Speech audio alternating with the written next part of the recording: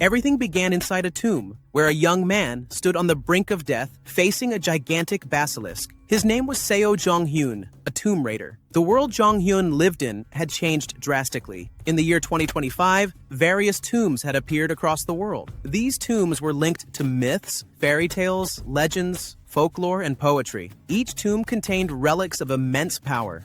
Many stories told of people whose lives changed drastically after obtaining a relic from these tombs. The great power of these relics drove everyone to become tomb explorers. Seo Jong-hyun was one of the luckiest. He had acquired a relic called the Archaist, which granted him an unparalleled ability to analyze tombs. This ability made him the greatest tomb excavator in the world. Unfortunately, he could no longer explore tombs alone. Governments and large corporations had begun to control them, seeking to monopolize the relics. Because of this, he joined TKBM, a highly renowned tomb excavation company. With the Archaist, Jong-hyun helped TKBM rise to the top of the industry, even though many mocked him as nothing more than TKBM's lapdog. But in return, TKBM treated him poorly. Their CEO, Kwon Tae-jun, saw Jong-hyun's team as a threat and deliberately trapped them inside a perilous tomb, leading them to a grim fate. Just before the basilisk devoured him, Jong-hyun heard a voice calling for help, but it was already too late. Half of his body had been crushed. However, just before he met his end, the relic that had accompanied him for so long suddenly revealed itself. A raven appeared before him, offering him a second chance to see if this time he could become a king. After the relic's intervention, Jong-hyun awoke in a panic, his body completely intact. He quickly realized he was inside a police station. In his confusion, he gradually understood the situation. He had returned 15 years into the past. He was now reliving the moment when he had been blackmailed by a mother and son. Now, knowing that he had returned to a time before the tombs had appeared, Jong-hyun made a firm decision. In this second chance, he would claim every relic and never be deceived again. Lost in his thoughts, Jong-hyun suddenly realized that he was back in an annoying moment. He was once again faced with the mother and son who were extorting him. But this time, things were different. Jong-hyun could now properly defend himself, even if it meant ending up in prison. In fact, Jong-hyun had deliberately gotten himself imprisoned because he knew that once the tombs started appearing, no prison could hold anyone. While in his cell, Jong-hyun also realized that he could see system notifications, just like in a game. At first, he was irritated by the system, but he soon came to understand that it could actually support him in his adventure inside the tombs. Shortly after, a police officer came to take Jong-hyun out of his cell. It was Detective Kim Jeon-woo, the man who had become his adoptive older brother since he became an orphan. On the way home, Jong-hyun asked about the supernatural phenomenon, but Detective Kim had no knowledge of it. As they parted ways, Jong-hyun unexpectedly ran into 4 thugs he knew. At that moment, he realized that his financial troubles were finally about to be solved. These 4 thugs were black market workers. Jong-hyun had once worked for them as a porter, which was why he knew very well that they were criminals. Without mercy, Jong-hyun beat them all up. To his surprise, he hit the jackpot. He discovered that the daggers the thugs were holding were actually relics. Without hesitation, he seized the relics and used them against them. The relics had the ability to reveal the weak points of all of Jong-hyun's opponents, making it even easier for him to take them down. After dealing with them, Jong-hyun took the wages they had withheld and a mysterious object they had been guarding. Meanwhile, the boss of the 4 thugs was furious. He couldn't believe that Jong-hyun was this strong. Jong-hyun then went to a thrift store nearby, only to find out that the Buddha statue he was holding had no value at all. However, he soon received a notification that the real treasure was hidden inside the statue. Without hesitation, Jong-hyun smashed it open, revealing a stash of illegal drugs inside. Realizing the gravity of the situation, Jong-hyun immediately contacted Detective Kim and reported his findings. Thanks to his tip, the gang leader was arrested,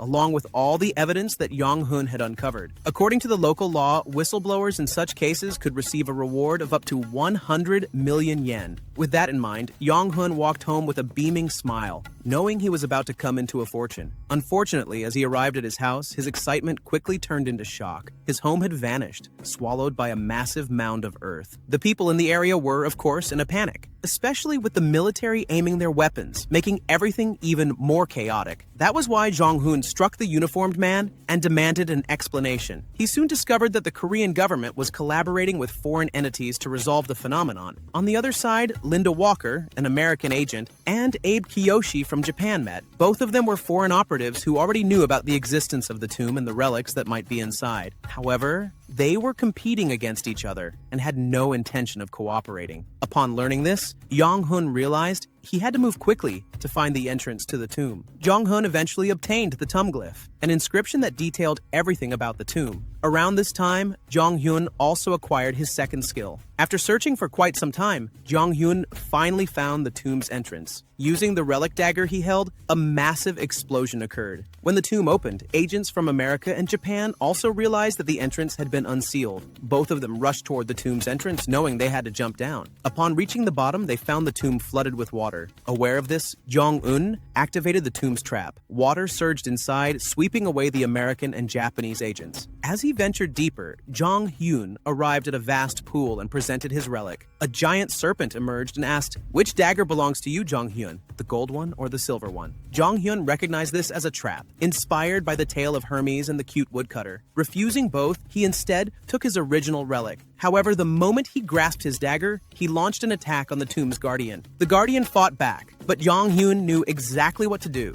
He activated his domination skill. To master a relic within a tomb, there are at least 3 skills that can be used. The first is affinity, where the relic submits peacefully. The second is domination, where the relic is forced into submission by the user's strength. The third is fit force, an anomaly where the relic and its user are naturally created for each other. Jong-hyun knew that he could only use domination on the relic in the current tomb. After a prolonged struggle, he finally managed to subdue it, revealing itself as a golden axe. This success unlocked Jong-hyun's third skill, Tomb Digger. Shortly after obtaining the relic, American and Japanese agents arrived inside the tomb, only to be met with disappointment. Since Jong-hyun had completed the tomb, he had the right to close it. Thus, at his command, the tomb began to collapse. Upon leaving the tomb, Jong-hyun realized that his house had returned to normal. At this point, he had officially begun his main mission, gathering information about the CEO of TKBM, the man who had betrayed him in his previous life. The next day, Jong-hyun began to sense the presence of the TKBM CEO. That's why he contacted the 4 thugs from earlier and sent them to Midas, a prestigious auction house in Vegas. Jong-hyun wasn't asking for a favor for free. He promised to pay them handsomely if they could find a man named Black Cayman, the alias of Kwon Tae-jun. After involving the thugs, Jong-hyun quickly set off to carry out his plan for the day, hunting relics. During his journey, he unexpectedly crossed paths with Abe Kiyoshi from Japan. Jong-hyun knew about Abe's presence because Japan had seers capable of predicting the location of ancient tombs. Wanting to uncover Abe's relic, Jong-hyun intentionally spilled beer, but he refrained from taking further action to avoid unnecessary trouble.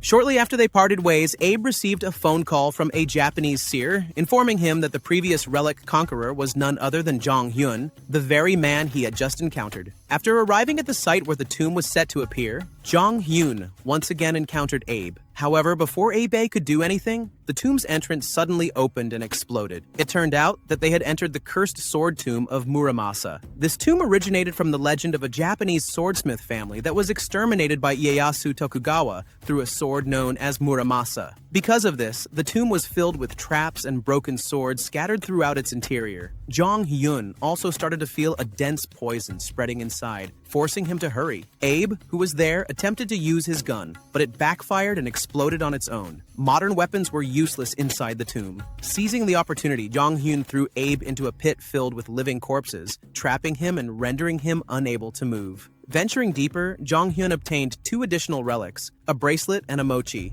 These relics were inspired by classic Japanese folklore. The mochi requested by a tiger and a rope that descended from the sky to save the mochi's owner. Upon acquiring these relics, Jong-hyun unlocked a new skill, completing the 4 fundamental skills he needed. It was only after that moment that he realized the tomb was filled with trapped civilians. Upon closer inspection, there was already a girl rampaging under the influence of a relic. Jong-hyun immediately restrained her using the rope relic he had obtained. When he held the relic the girl had been using, he realized it was useless. After that, Jong-hyun proceeded to free everyone from the trap. Meanwhile, the Japanese agent was furious for still not obtaining Muramasa. Before he could get his hands on the relic, he was beaten up by everyone for being the reason they were all trapped in the first place. Amidst the chaos, Jong-hyun used the golden axe to summon Muramasa. When it appeared, he held it and demanded 10 lives, sending everyone into a panic. Of course, Jong-hyun had no intention of doing such a thing. Instead, he dominated Muramasa. At last, Muramasa submitted and reached its perfect form. Now, Jong-hyun only needed to seal the tomb. The Japanese agent Abe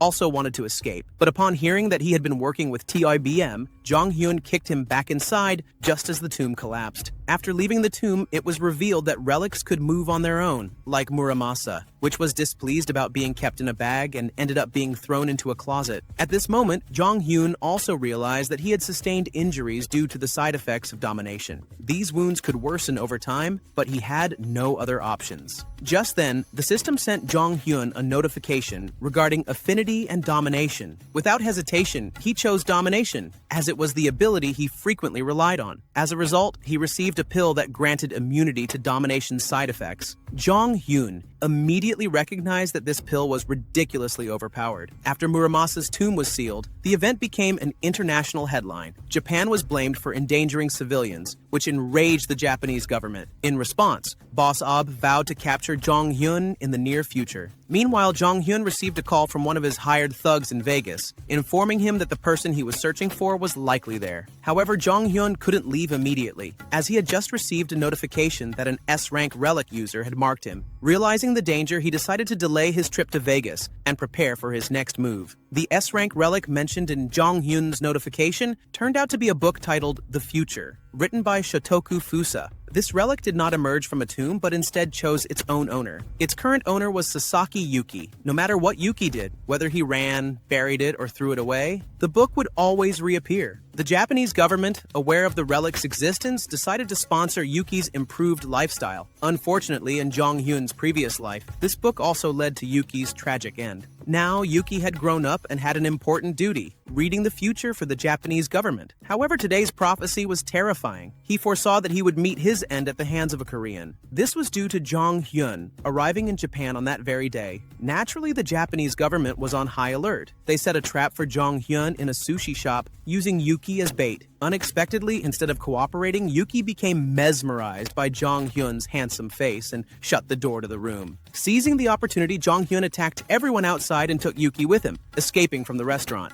Jong Hyun unexpectedly took Yuki away, escaping from the dull grip of the Japanese government. As a naive girl, Yuki agreed without hesitation. However, when they arrived at a cafe, her hands were suddenly tied, and she was forced to transcribe as much of the future book's contents as possible to spare her life. Moments later, the Japanese authorities arrived, abruptly halting Yuki's writing. Instead of ending Yuki's life, Jong Hyun did something unexpected. He destroyed the future relic right in front of her eyes. The Japanese forces stormed in, only to witness their most revered relic crumbling into ruins. Furious, the Japanese military immediately ordered an attack on Jong Hyun. After being attacked, Jong Hyun threw a mochi relic. This relic had the ability to sow discord among anyone nearby, causing the entire army there to turn on each other. Jong Hyun then arrived at the airport, and while on the plane, he began reading the prophecy written by Yuki. Jong Hyun knew that in his past life, the CEO of TKBM had met Yuki to obtain the world's greatest relic. As he read the prophecy, he realized that the place where the TKBM CEO acquired the best relic was Midas, Las Vegas. On the American agent's side, they had also heard about the destruction of the future relic.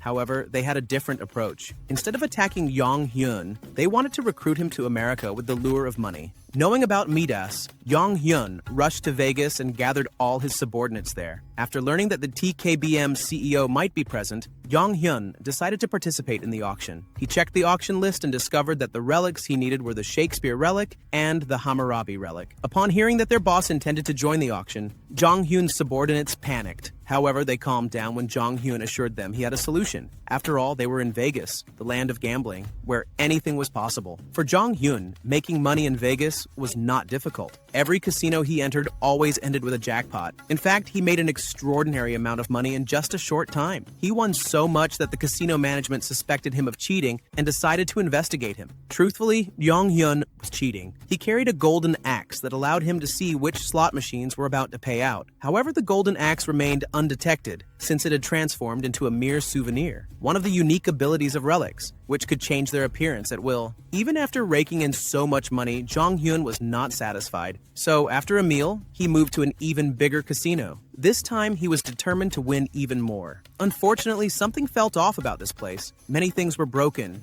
and the atmosphere was strange. Jong Hyun quickly realized that there was a relic nearby. That relic turned out to be a silver sword. While the golden axe revealed luck, the silver sword had the ability to expose misfortune. It wasn't long before Jong Hyun noticed a beautiful girl named Irene Horton. In Jong Hyun's previous life, Irene was known as one of the kings due to her body's resemblance to a relic. She was infamous as the king of bankruptcy. Anyone or anything near her would be struck by misfortune. Realizing this, Jong Hyun wanted to leave the casino as fast as possible. But something unexpected happened. Irene suddenly reached for his hand, her face lighting up with happiness. When he held her, the system notified Jong Hyun that his strength was drastically declining. That's why he brushed off Irene's hand and tried to escape. However, Jong Hyun's subordinates refused to let Irene be left behind. Unfortunately for them, they were the ones who ended up unlucky. Jong Hyun then warned everyone to stay away from Irene. Jong Hyun headed to the auction house. There, he hit the jackpot after encountering Yoon Si-woo, the son-in-law of TKBM's CEO.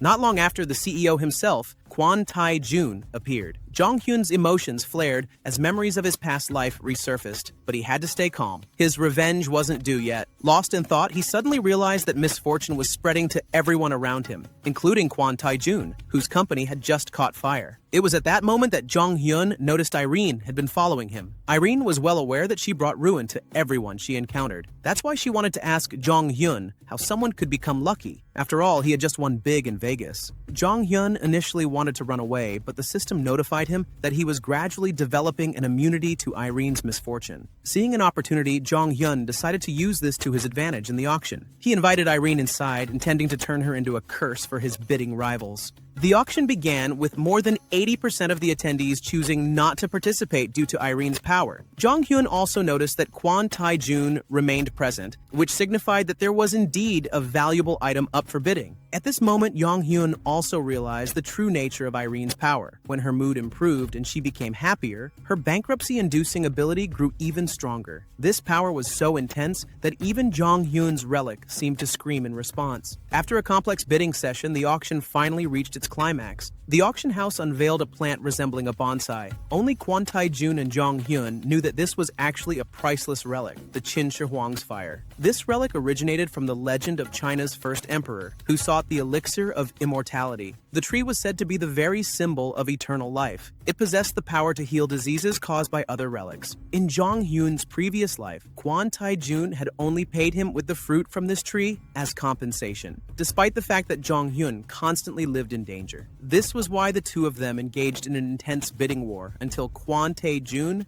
finally offered $10 million.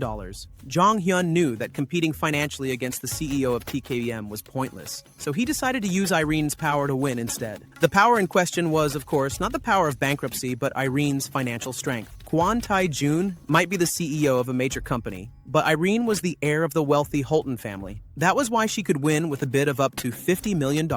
After winning, Irene sat down with Jong Hyun, and the two of them looked for a way to eliminate Irene's bankruptcy power. At first, Jong Hyun thought that Irene possessed a relic, but that wasn't the case. It turned out that Irene, like Yuki, had a tattoo because she was highly compatible with a certain relic. However, Irene's tattoo was vastly different. It was a parasite that couldn't be cured, as the power of the relic had embedded itself within her. At least for now, Jong Hyun was still figuring out how to lift Irene's curse. That's why they exchanged contacts, and Irene gave Jong Hyun the Qin Shi Huang fire relic. Jong Hyun could only claim all the items he had won once the auction house received his payment. Unfortunately, his money was stolen by his own subordinates. In the end, Jong Hyun tracked them down with the help of the golden axe. But he wasn't just there to take back his money. He also wanted to test his new relic, Hammurabi. This relic originated from the Babylonian story of its laws, which dictated that punishment must be equal to the crime. An eye for an eye, a tooth for a tooth, and betrayal for betrayal. With the Hammurabi relic, Jong Hyun sealed the three people in front of him. To them, nothing felt different.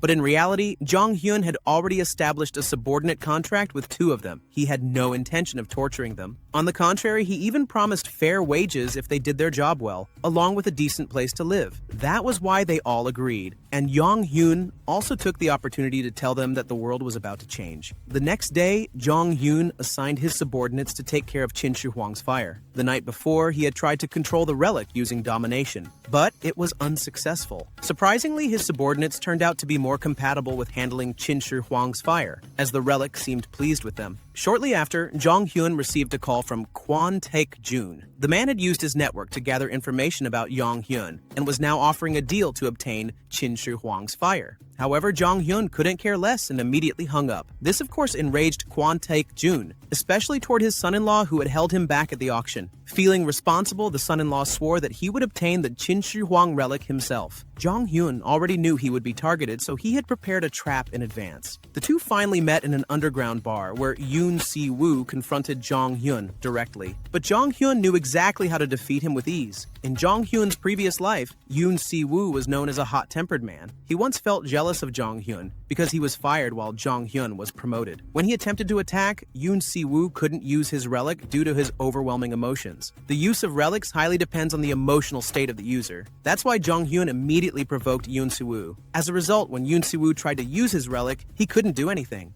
Zhang Hyun then seized the relic, which turned out to be called Voodoo Priest Zombie Powder. As its name suggests, anyone who comes into contact with the liquid from this relic will turn into a zombie. That's why Kwon Taek-jun was frustrated to see his trusted subordinate behaving like a zombie. Kwon Taek-jun became even more determined to target Zhang Hyun and decided to send a lawyer after him. At Las Vegas airport, Zhang Hyun was ready to return home. He was satisfied with all the relics he had obtained in such a short time. However, just before he departed for Korea, a woman appeared. She was a lawyer from TKBM, the company owned by Kwon Taek-jun. The lawyer from TKBM unexpectedly came to recruit Zhang Hyun. He made a tempting offer, an advance payment of $100 million and a guarantee of high wages for every completed grave. Naturally, Zhang Hyun refused, stating that he would never be a part of TKBM. The TKBM lawyer did not anticipate such a rejection. He then threatened Zhang Hyun, warning that if the CEO of TKBM became angry, he could make Zhang Hyun disappear. However, rather than intimidating him, the threat only fueled Zhang Hyun's anger. Without hesitation, he splashed the zombie relic onto the woman. She had only one way out, resisting the activation of the zombie relic and using her own relic, which could summon waves of water. Unfortunately for her, the relic proved useless as Zhang Hyun countered with Hammurabi. Not far from the scene, CEO Kwok realized that his subordinate had been defeated. Now victorious, Zhang Hyun examined the relic he had acquired. However, before he could process everything, a familiar voice suddenly echoed. It was the crow responsible for his reincarnation. The crow warned Zhang Hyun that a great danger was approaching. Before he had time to react, CEO Kwok had already arrived at the scene. He knew that this moment had been foretold, a time when the existence of relics would be revealed to the entire world. The air grew tense as the two faced each other. Zhang Hyun made the first move, threatening Kwok, but the CEO of TKBM remained unfazed. Instead, he activated his relic's power, only to find that it had no effect on Zhang Hyun. In a swift motion, Zhang Hyun snatched a relic from CEO Kwok's suit, making the CEO even more furious. Kwok Taek-jun, who had lost his relic, did not appear too panicked. He was confident that he could overpower Zhang Hyun with his own relic. Zhang Hyun also knew that Kwok Taek-jun was not using just one relic. As the battle began, Kwok Taek-jun was shocked by how long Zhang Hyun could endure. Just as he was about to increase his power, a crow relic suddenly appeared between them. Kwok Taek-jun was mesmerized and attempted to dominate the relic. However, his power triggered an unforeseen event, something beyond anyone's expectations. The system warned Zhang Hyun that the Tomb of the Eternal Relics was about to appear. Zhang Hyun immediately realized that this so-called Tomb of the Eternal Relics referred to the Tomb of the Egyptian gods, which in his past life had marked the beginning of relics emerging all over the world. Knowing that they would soon be trapped in a tomb filled with powerful relics, Zhang Hyun ordered his team to pack up and leave. However, Kwok Taek-jun, still present, was unwilling to let that happen and used his relic once more to suppress Zhang Hyun. But before he could finish his move, another relic appeared in their midst. This time, it was an Egyptian god relic, Seth, a white dog symbolizing destruction and evil. Alongside him was a black dog, Anubis, the god of death and funerals. Anubis wore a golden necklace adorned with a green gemstone, the relic of Osiris, the Egyptian god of abundance and eternal life.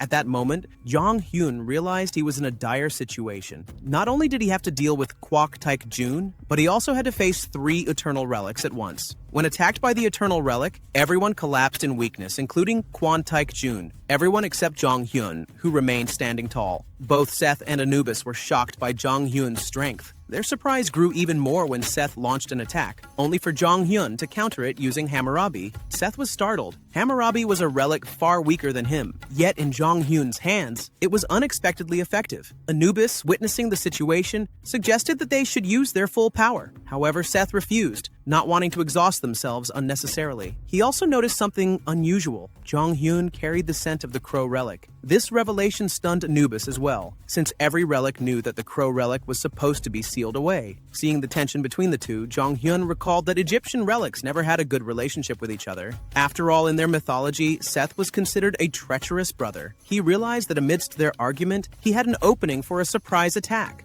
However, Anubis quickly caught on to his intentions and trapped Jong Hyun within the trial of Anubis's relic, a test conducted on a giant scale. In his previous life, the wielder of the Anubis relic had been a mere child who claimed the trial was ridiculously easy. Unfortunately for adults, the trial was nearly impossible to pass, as Anubis would pose questions that were inherently damning to grown-ups. For example, have you ever hurt someone? Have you ever destroyed someone else's belongings? Of course, Jong Hyun couldn't smoothly pass this trial. Declared guilty, he was cast into the pit of judgment, where vengeful spirits attacked him, ensuring he would never return to the surface again. Amidst his misfortune, Jong Hyun once again heard the voice of the crow relic. During Anubis's trial, the raven relic suddenly appeared and aided Jong Hyun. As the relic glowed, Seth, who was outside the trial chamber, was shocked when Anubis's trial room collapsed. Furious that the raven relic had sided with a human, Seth lashed out at it. However, the relic still wished to help Jong Hyun, but he insisted that he could handle everything on his own. Amidst the chaos, Osiris commanded Seth to use his full power. Without hesitation, Seth summoned and controlled all the wandering spirits he could. In response, Jong Hyun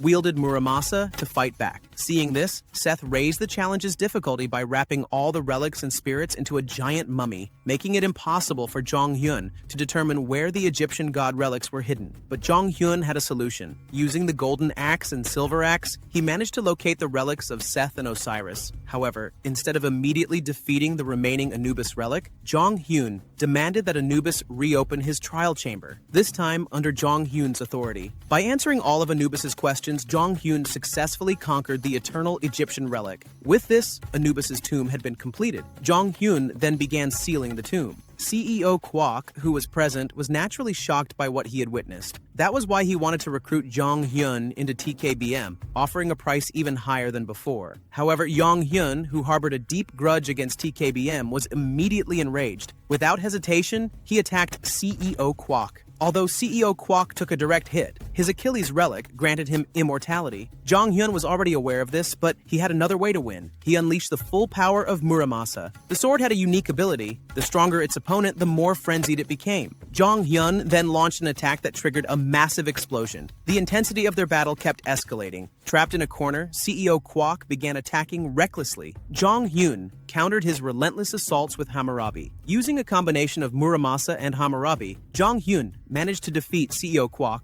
but at the cost of his two precious relics being destroyed. Though CEO Kwok had been defeated due to the Achilles relic, this was clearly not the end for the TKBM CEO. Jong Hyun knew that his revenge was far from over. With that in mind, he left the scene along with all his subordinates. The next day, news about tombs and relics flooded media outlets worldwide. Jong Hyun explained to his subordinates that from now on, the world would undergo a drastic change due to the existence of relics. He also informed them that his own relics had been severely damaged from his battle against Kwok Taek Joon. Although the damaged relics could still be used, they now came with certain limitations. After giving his explanations, Jong Hyun made a phone call to Irene Holton. He told her that he might have a solution for her curse, but he first needed to find someone. Jong Hyun was searching for a Korean man named Yoo Jae-ha, one of the best relic restorers he knew. Jae-ha had once been a key figure under Jae-hoon at TKBM in the past. Unfortunately, finding him was not easy, especially since Jae-ha had gained an infamous nickname, the King of Conmen. After speaking with Irene, the two agreed to meet. Irene arrived at Jong Hyun's location in a private helicopter, clear evidence of her immense wealth. During their meeting, Irene was shown a picture of Yoo Jae-ha. To Jong Hyun's surprise, Irene revealed that she had met Jae-ha before. Just last month, the so-called King of Con Men had swindled her older brother out of a staggering $20 million, an unshakable trait of the man who bore that infamous title. According to Irene's story, her family had attempted to chase Yoo Jae-ha down. However, during the pursuit, Jae-ha's car veered off a cliff. Jong Hyun was left puzzled. Jae-ha was not supposed to meet such a fate. If the information was true, then the man he was searching for might already be dead. Since his reincarnation, many things had changed. Jong Hyun also realized that it was not the Egyptian relics that should have been unearthed first, but the relics from India. Despite his growing unease, he still firmly believed that Yu Jae-ha, the so-called King of Thieves, was alive. Jong Hyun's search for his old crew had begun. After an intense battle between Jong Hyun and Kwon Taek-ju, Kwon Taek-ju ended up in the hospital. He wasn't just complaining about his defeat, but also about the fact that the existence of relics had now been exposed to the world. He had originally planned to dominate all the relics before they became public knowledge. Still consumed by anger, Kwon Taek-ju was eager to hunt down Jong Hyun. In the midst of his frustration, Kwon Taek-ju was visited by an important figure from TKBM, Edward. The two had a long conversation about many things, including the fact that the relic Kwon Taek-ju had used in battle was severely damaged after fighting Jong Hyun. Edward had a solution. He could have the relic restored through one of his trusted connections. Their conversation eventually ended, and Edward left, instructing his assistant to gather information on Jong Hyun, the man who had just defeated the CEO of TKBM. Meanwhile, Yu Jae-ha, the most sought-after person at the moment, received a call from Edward. Jae-ha was the relic restorer Edward had in mind. Though Jae-ha wasn't particularly thrilled about restoring relics, since it was an exhausting process, he quickly changed his mind when he heard that the client was TKBM, a company with an enormous budget. The prospect of making a fortune was too tempting to refuse. Sometime later, Jong Hyun, who was also searching for Jae-ha, arrived at a hotel. Unfortunately, the receptionist informed him that Jae-ha was not there. In response, Jong Hyun set a trap by displaying 10 relics in his possession. The receptionist then excused herself, saying she needed to step away for a moment. Jong Hyun, however, knew exactly what was happening. This receptionist, Yoon Min-hee, was actually Yu Jae-ha's older sister. The two of them were a pair of skilled con artists. In a back room, Min-hee informed Jae-ha about the relics that had arrived for restoration. At first, Jae-ha refused, but when he learned that the client was easily deceived, he quickly agreed, because he had the ability to duplicate relics for scams. Once Jae-ha made up his mind, Min-hee relayed the message to Jong Hyun, telling him that his relics could be restored but needed to be left in their care. However, instead of being fooled,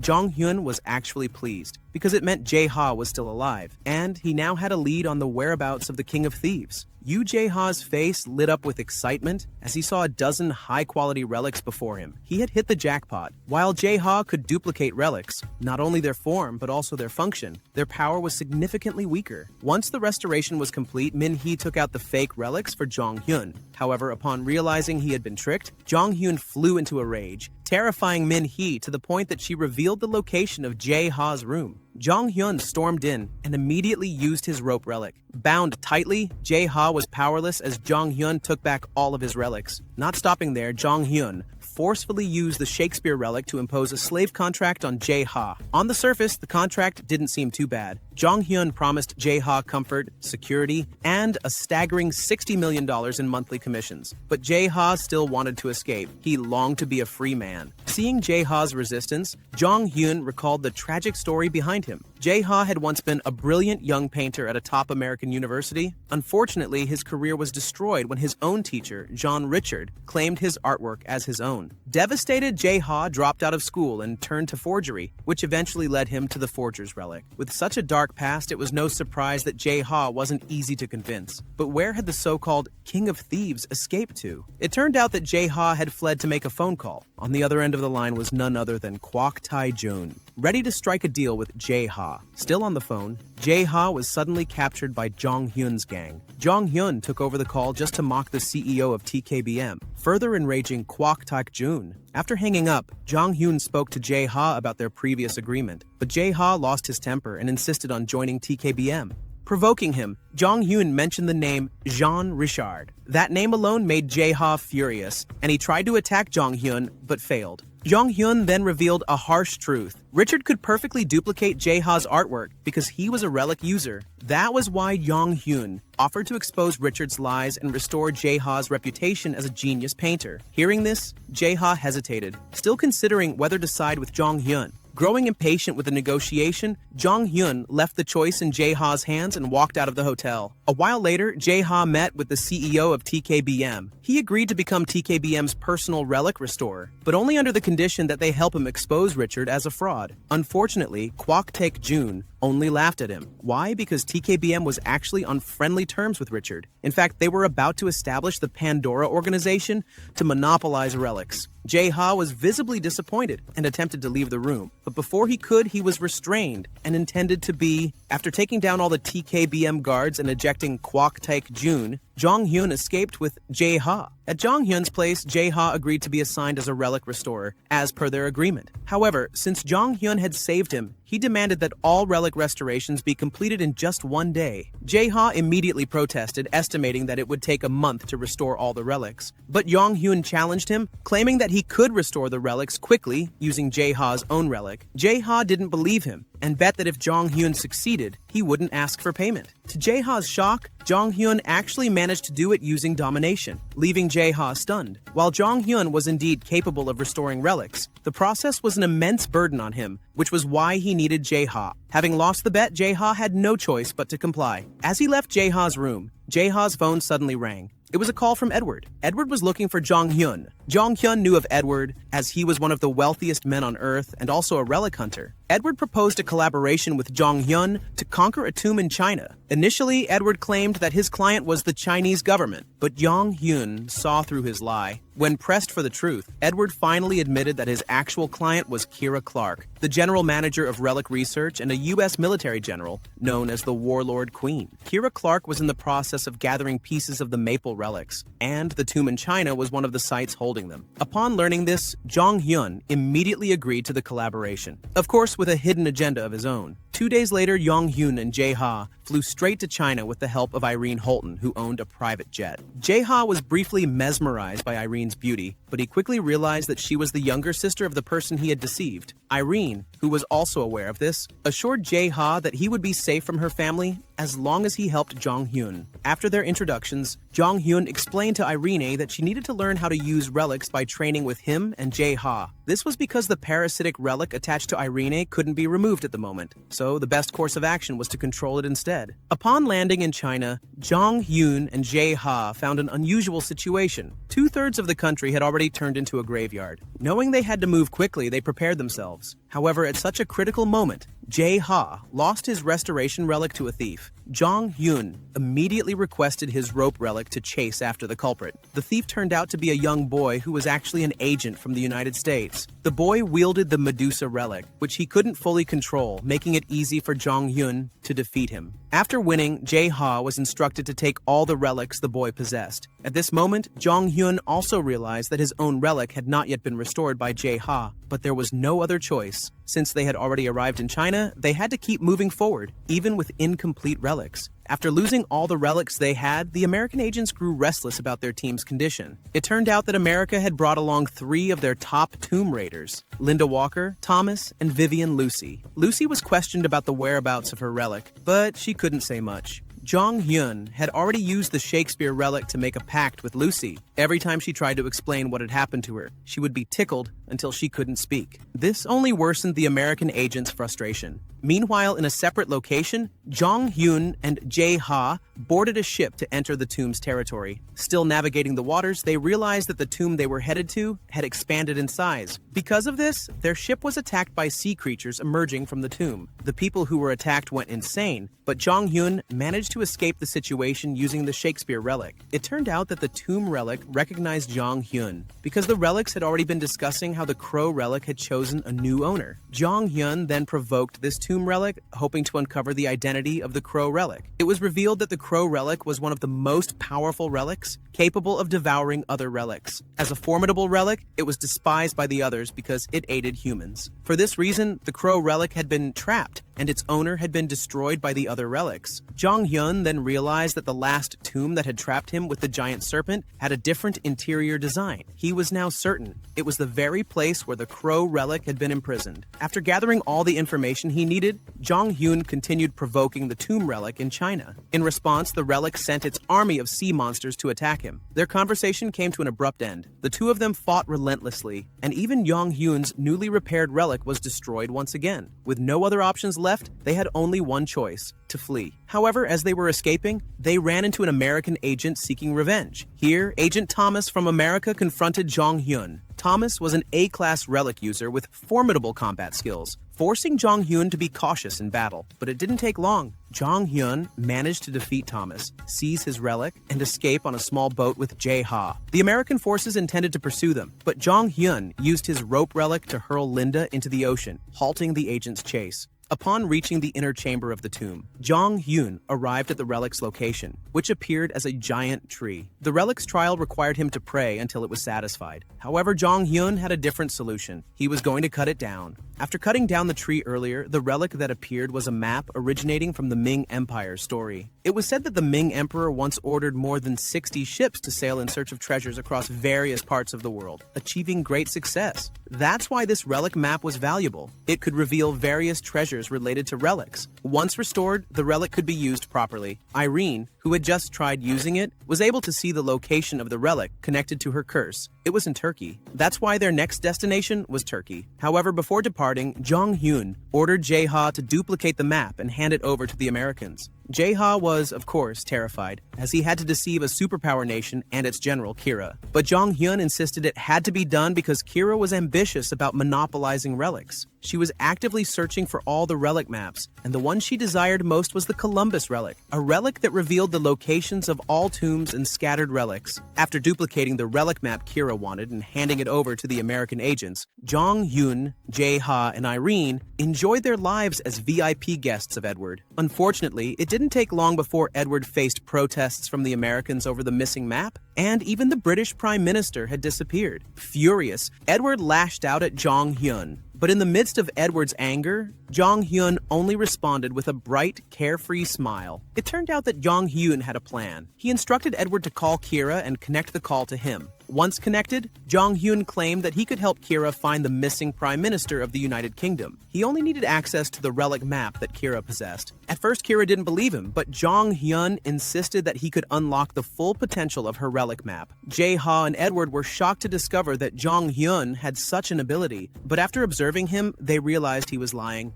Kira, deceived by Jong Hyun's words, eventually agreed, but on one condition. Jong Hyun was not allowed to take any relics. He accepted the terms and they reached an agreement. They met at a hotel where Jong Hyun brought Jae-ha along. Upon arrival, they were greeted by a receptionist and two of Kira's subordinates. Jong Hyun then met Kira and began executing his plan. Jong Hyun wrote relic scripts on Kira's map, claiming that it could reveal the location of the missing prime minister. Of course, this was pure deception. Jong Hyun had already discovered the prime minister's whereabouts using a relic he had obtained earlier. That was how he could write down the exact coordinates so accurately. Unfortunately for him, even after completing the task, Kira refused to let him and Jae-ha leave. She ordered Jong Hyun to stay until the prime minister was successfully evacuated, all while teaching her the language of the relics. Still, Jong Hyun remained calm. Sometime later, Kira received confirmation that the prime minister had been successfully evacuated. However, she still refused to let Jong Hyun go. She wanted him to work for her so she could monopolize all relics. But Jong Hyun had no intention of complying and had already prepared an escape plan. Suddenly, chaos erupted. An explosion occurred, and Kira's subordinates went berserk, destroying their boss's relics. As it turned out, Jong Hyun had brought the Shakespeare relic and had been manipulating the people in the hotel. The receptionist had caused the explosion, while Kira's subordinates had unknowingly destroyed her relics. Taking advantage of the confusion, Jong Hyun and Jae-ha escaped using one of Jong Hyun's relics. After the dust settled, Kira contacted Jean Richard to find a relic restorer. She also informed him that Jong Hyun was responsible for destroying her relics, meaning that she now had a common enemy with Jean Richard and TKBM. Amid Kira's frustration, Jean Richard attempted to calm the American general by stating that Pandora would soon be formed, and ordinary people would no longer be able to use relics. After the chaos with Kira, Jong Hyun and his group had arrived in Turkey. Irene was delighted because she could finally interact with other people, even if only for a brief moment. Sometime later, Jong Hyun, Irene, and Jae-ha reached a tomb, the birthplace of Irene's parasitic relic. The tomb was already in ruins as the relic was no longer there, but it hadn't been sealed off yet. Because of this, the three of them decided to enter despite the heavy surveillance by the American military. Jong Hyun devised a unique way to infiltrate the tomb. He detonated a relic to create an underground tunnel. With that, the three of them successfully made their way inside. Inside, Yong-hyun discovered inscriptions about the relic of the tomb. It turned out to be the Hand of Midas. The legend told the story of King Midas, who was granted a wish by the gods. Everything he touched would turn to gold. At first, Midas was pleased, but he soon realized the curse when his food and drink turned to gold as well, condemning him to a life of misfortune. This was exactly what Irene was experiencing. King Midas was only able to break the golden curse after bathing in the Pactolus River. Because of this, Yong-hyun decided to search for the river within the tomb, believing it could counteract Irene's relic's power. However, before they could begin their search, the three of them were ambushed by American soldiers. Jong-hyun immediately ordered his group to escape while he stayed behind to fight them all. On the other hand, Kira had also heard that her subordinates in Turkey were asking for help. When she learned that they were being attacked by two men wielding relics, she immediately realized that one of them was Jong-hyun. Meanwhile, Yong-hyun, who was still fighting against the American agents, found a shortcut to victory. He escaped to activate the glowing tomb trap, swiftly dealing with the American soldiers. Jong-hyun, Jae-ha, and Irene then continued their exploration inside the tomb. Eventually, they discovered a spring. Yong-hyun was certain that this could be the solution to Irene's relic curse, so he instructed the beautiful woman to soak in the water. As Irene bathed, the tomb's relics suddenly went berserk. There was still a relic hidden there. This relic caused Irene's body to turn into gold, forcing Yong-hyun to intervene. Upon entering, he realized that the Midas relic was actually divided into two separate relics, the Golden Hand and the Hand of Ruin, each trying to destroy the other. That was why the Midas relic sought to eliminate Irene. However, Jong-hyun refused to let that happen. He commanded Irene to use her domination ability to fully control the Midas relic. The relic's agonized screams echoed throughout the entire tomb as Irene and Jong-hyun exerted their combined power.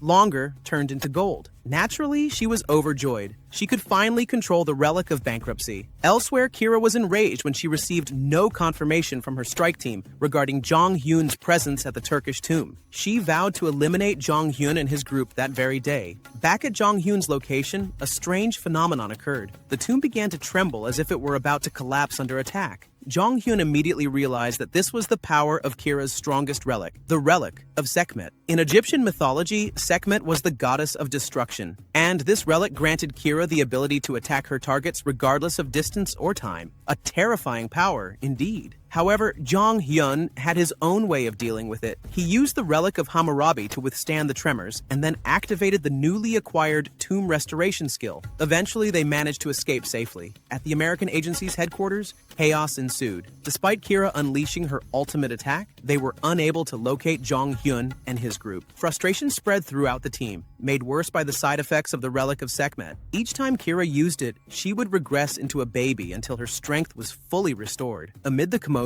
Jean Richard contacted Kira with important news. Pandora had finally been established. This organization, supposedly created to protect society from relics, was in reality just a means for the global elite to dominate tombs and relics accessible only to them. A classic power move by an overreaching government. On the other hand, Jong-hyun and his group had already left Turkey. They were heading to America after being invited by Irene's family for a dinner gathering. The family was, of course, overjoyed that their daughter had been freed from the curse of the Midas relic. Just before landing, Jong-hyun sensed the presence of numerous relics at the airport they were arriving at. Inside the airport, a search operation was already underway, conducted by Pandora's forces. They aimed to seize all relics owned by civilians, causing chaos. However, the common people were powerless against the elite troops. One of the Pandora soldiers then reported to their colonel that a wealth-related relic had been detected and was about to land. It was clear that the relic in question was Irene, who was with Jong-hyun. The Pandora colonel, blocking their path, rudely demanded the relic. Jong-hyun remained calm, knowing that with Irene's power, he could turn the situation around. Irene then attempted to use the Midas relic, and in an instant, the Pandora troops were struck by misfortune. Their weapons exploded. It didn't stop there. When they tried to use their own relics, all of them broke, showcasing just how powerful Irene's Midas relic was. Jong-hyun then taught the Pandora colonel a lesson, warning him not to overstep his bounds, let alone attempt to monopolize someone else's relic. Right after that, a massive explosion occurred. Jong-hyun and his group continued their journey. Along the way, he asked Irene how she felt after using the Midas relic for the first time. He was puzzled. She seemed perfectly fine, even though a relic as powerful as Midas should have had some side effects. As Jong Hyun and Irene were searching for answers about the relic's side effects, they were suddenly shocked by a strange phenomenon occurring in Irene's body. Irene was experiencing side effects from the Midas relic. Jong Hyun wanted to help her using domination, but Irene suddenly lost consciousness. When she woke up, she simply approached and hugged Jong Hyun. The crow's system, which only Jong Hyun could see, explained that the side effect of the Midas relic was that its user would go insane and must obtain whatever they desired. Right now, Irene wanted to smell Jong Hyun's sweat, a dream scenario for all the lonely souls out there. Irene quickly came to her senses and, of course, felt embarrassed about hugging Jong Hyun. Upon arriving at Irene's house, Jae-ha refused to get out of the car because he had just deceived Irene's older brother. However, Irene assured Jae-ha that he would be safe. The moment he stepped out, his bad luck was confirmed. Standing there was George Holton, Irene's brother, the very person Jae-ha had tricked.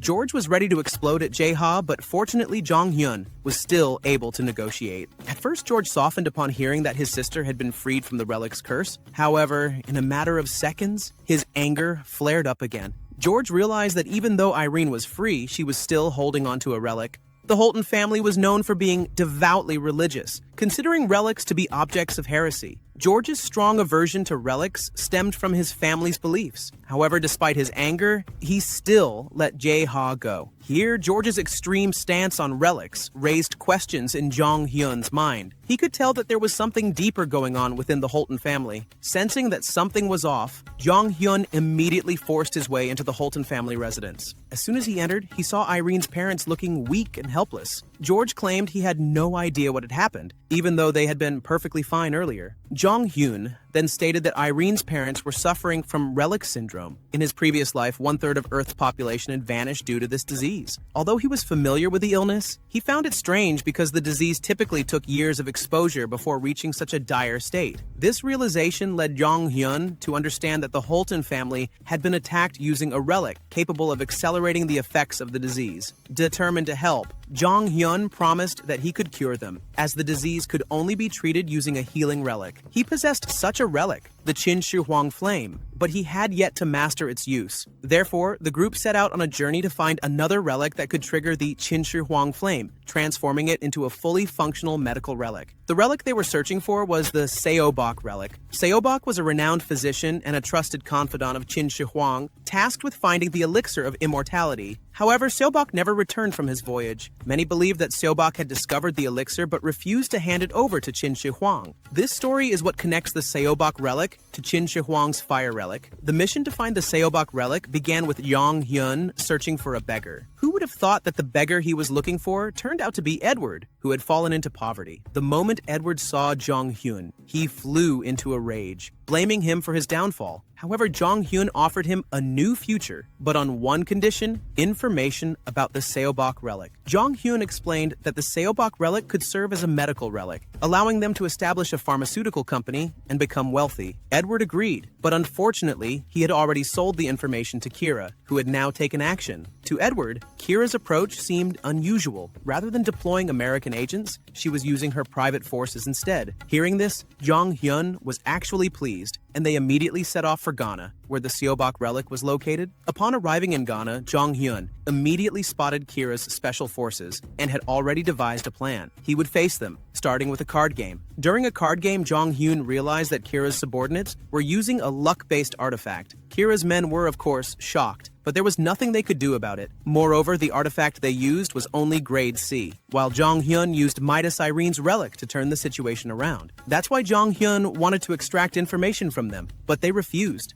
At this moment, however, Midas Irene's relic lost control, causing Kira's subordinates to suffer immense pain and spill everything. It was revealed that the Seobach relic had been buried in a northern grave under Kira's orders. Without wasting time, Jong Hyun rushed there. Just as he was about to depart, a new problem arose. Jong Hyun lost control of Irene due to the side effects of Midas's relic. Fortunately, he managed to find Irene in a short time, though he once again felt something strange about the situation. On Kira's side, having suffered multiple defeats at the hands of Jong Hyun, She had already learned that the man she was searching for had arrived in Ghana. However, she was confused. Why was Jong Hyun there when the relic in Ghana wasn't meant for battle? Meanwhile, Jong Hyun had already started breaking into the tomb. Explosions echoed as he used them as shortcuts. Upon entering, they were shocked to find a tea plantation and underage workers. Jong Hyun's Raven system explained that these children were under the influence of the Shinan relic. Shinan comes from Chinese mythology, known as the first person to create agricultural tools and teach farming techniques. There's also a story that says Shinan's agricultural leaves were poisoned by toxic weeds, forcing people to chew the leaves to neutralize the poison. Seeing the Shinan artifact in this place,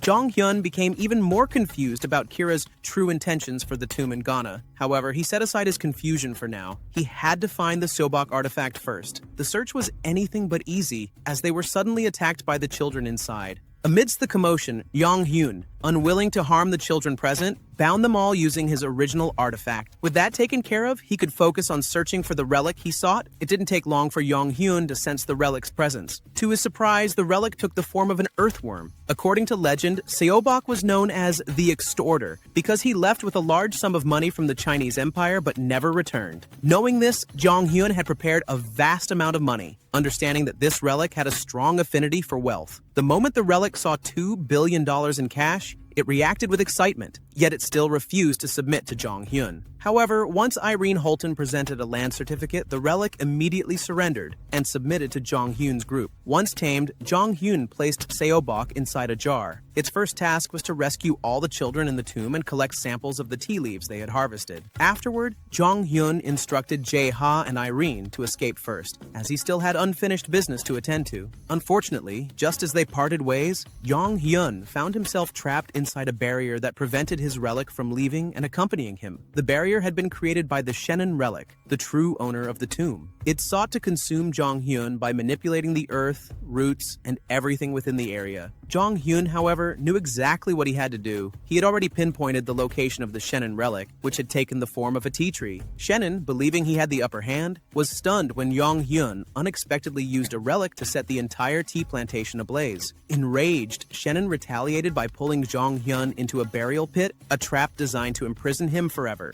But did Shinan win? Absolutely not. Jong Hyun was even more reckless. He set the pit on fire, triggering a massive explosion inside the tomb. Moments later, Jong Hyun emerged from the ruins, having successfully obtained the Shinan relic and sealing the tomb shut. Now, all that was left was to hand over the relics to Jae-ha for restoration. With this, the expedition at the Ghanaian tomb was officially completed. Meanwhile, in Los Angeles, Jong Hyun's subordinates were guarding the flames of Qin Shi Huang. They acted as attendants to the relic, though at the end of the day, a job was still a job. One of them soon received a call from Jong Hyun, ordering them to relocate from Los Angeles to New York. Jong Hyun, Jae-ha, and Irene arrived in New York first, but many strange things started happening. Irene was unable to contact her family, who were supposed to pick them up, and Jong Hyun's subordinates were also unreachable. After landing, things became even stranger. Jong Hyun's men, who had arrived earlier in New York, had been taken by American agents to seize Qin Shi Huang's relic. This was something that couldn't be ignored, but unfortunately, Jong Hyun was stuck in traffic. In this situation, Irene, who was desperate to save her parents, started to panic. Without realizing it, she activated the Midas relic, making the situation even more chaotic. Luckily, Jong Hyun was there to calm her down, allowing her to suppress Midas's power. After analyzing the situation clearly, Jong Hyun decided to rescue his subordinates first. He used a relic he had obtained from the CEO of TKBM during their first meeting. This relic had an extraordinary teleportation ability. Not only did it instantly transport Jong Hyun to his subordinates, but it also sent all the American agents to Mongolia. This relic was called the God's Invitation, inspired by the ancient Japanese kamikaze concept, where people believed that gods could make them disappear and transport them elsewhere. After successfully saving all his subordinates, the Qin Shi Huang's fire relic was finally in Jong Hyun's hands. Jong Hyun then took possession of the relic and fused it with the Seobach relic. As soon as the two artifacts made contact, Jong Hyun immediately performed domination. His strategy worked, and the two relics merged perfectly. Qin Shi Huang's fire finally transformed into a complete medical relic. Now the next step was to go to the Holton family's house to heal the hosts. At Irene's home, the scene was shocking. The family's guards had already been defeated. Inside the house, George Holton was gravely injured after being attacked. He revealed that Irene's parents had been kidnapped discovered by American agents using a painting, this revelation pushed Irene further into panic, almost triggering the Midas relic once again. However, Jong Hyun was there to calm the situation. It turned out that Jong Hyun had already swapped Irene's parents with a duplicate using Jae Ha's relic, which had the ability to replicate anything. This meant that the American agents had only kidnapped copies of Irene's parents. This revelation brought a great sense of relief, but it wasn't the end of Jong Hyun's plans. He intended to use this situation to set a trap for Kira, the leader of the American agents responsible for the abduction. After finishing at Irene's house, Jong Hyun, Jae Ha, Irene, and George headed into the heart of New York City. They began listening to the news on the radio. A shocking report surfaced, mentioning Kira's name in connection to child slavery in Ghana. It was Jong Hyun who had exposed her by recording the activities of the children there and sending the footage to Edward. With his expertise in media, Edward successfully cornered Kira. Even the president of Ghana publicly announced that the country was withdrawing from Pandora. This, of course, enraged Kira, but it brought satisfaction to Jong Hyun. It didn't take long for Kira's fury to reach Jong Hyun. They were suddenly attacked by the relic painting that George had previously mentioned. The American agents escorting Kira were by her side. Arrogantly, Kira ordered Jong Hyun and his group to hand over their medical relics. She claimed that Irene's parents were trapped inside the painting, leaving them with no choice. However, Jong Hyun boldly challenged Kira's threat. The American general panicked when he realized that the painting contained nothing and no one. Amid her growing anxiety, Kira launched an attack on Jong Hyun, but he remained composed. Meanwhile, Irene had already lost her temper, fully prepared to fight Kira, who had attempted to take her family hostage. Jong Hyun urged George to flee, knowing this battle was about to become extremely dangerous. A clash between America King of War, Kira Clark, and the King of Bankruptcy, Irene Holton.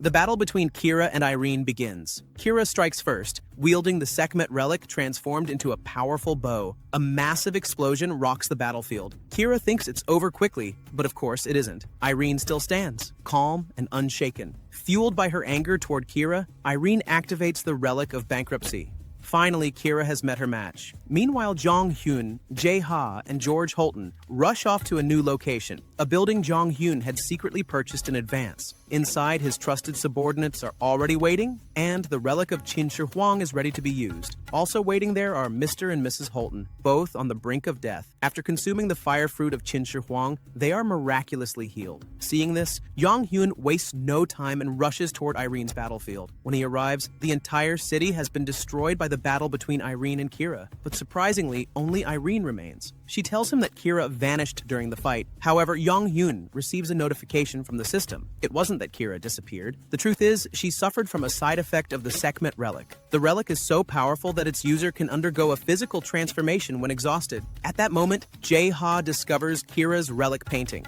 Jong Hyun uses a torn piece of the relic to track her down, and to his shock, he finds that the War King, Kira Clark, has turned into a silkworm. After securing Kira as a hostage, Jong Hyun informs Irene about her parents' recovery. The two part ways for the time being. Jong Hyun and Jae Ha head to a luxurious mansion prepared for them. Jae Ha is immediately tasked with repairing the Van Gogh relic, a relic capable of entrapping people. Meanwhile, Jong Hyun attempts to communicate with Kira, who keeps raging uncontrollably. Annoyed by her endless yapping, he traps her inside a bottle filled with alcohol. According to legend, Sekhmet is weak to alcohol, so the same tactic works well on Kira. A while later, Jae Ha reports that the Van Gogh relic is ready. Suddenly, they both sense they are surrounded. Kira's subordinates have tracked them down, searching for their missing leader. Jong Hyun tosses the bottle containing Kira, and she quickly returns to her original form, only to be immediately trapped inside the completed Van Gogh relic. Jong Hyun intends to interrogate her, but the War King refuses to calm down. Kira orders her subordinates to find a way out, but thanks to Jae Ha's modifications, there is no escape. Worse yet, Jae Ha can draw monsters into the relic world to keep them under pressure. Realizing he can't get any useful information, and that Kira poses a future threat, Jong Hyun makes a cold decision. He burns the Van Gogh relic, erasing both Kira and her subordinates for good. The next day, Jong Hyun and Jae Ha are aboard the Holton family's private cruise ship, celebrating the recovery of the family patriarch. During the celebration, Jong Hyun is granted full sponsorship from the Holton family, not just for tomb expeditions, but also for launching a medical relic company of his own. While speaking with Mr. Holton, a crow-shaped relic suddenly appears. Its presence causes all other relics, including Irene's Midas, to vibrate violently. Jong Hyun immediately orders everyone to clear out, leaving only him and the crow relic behind. The crow delivers a warning. Jong Hyun is now being targeted by multiple S-rank relics, including the Golden Dragon Liu Chao relic, one of the very relics that once sealed the Crow relic itself. Despite the warning, Jong Hyun remains calm and composed, which slightly relieves the Crow. Impressed by Jong Hyun's unwavering demeanor, the Crow rewards him with an S-rank relic, Hoonbu and Nolbu. Since its abilities are unknown, Jong Hyun decides not to use it recklessly and instead seals it within the Van Gogh relic for safekeeping. The next day, Jong Hyun's relic company is officially established, with Edward appointed as its lead operator. After wrapping up initial affairs, Jong Hyun receives word from Irene. They've been invited to a summit hosted by Pandora, gathering all major Tomb Raiders. Jong Hyun initially refuses the invitation, especially since it's issued by the CEO of TKBM, someone he despises. But when he sees the name Julian Miller on the list, he changes his mind. In his previous life, Julian was a formidable Tomb Raider and one of Jong Hyun's bitter rivals. Now, Jong Hyun is determined to meet him again.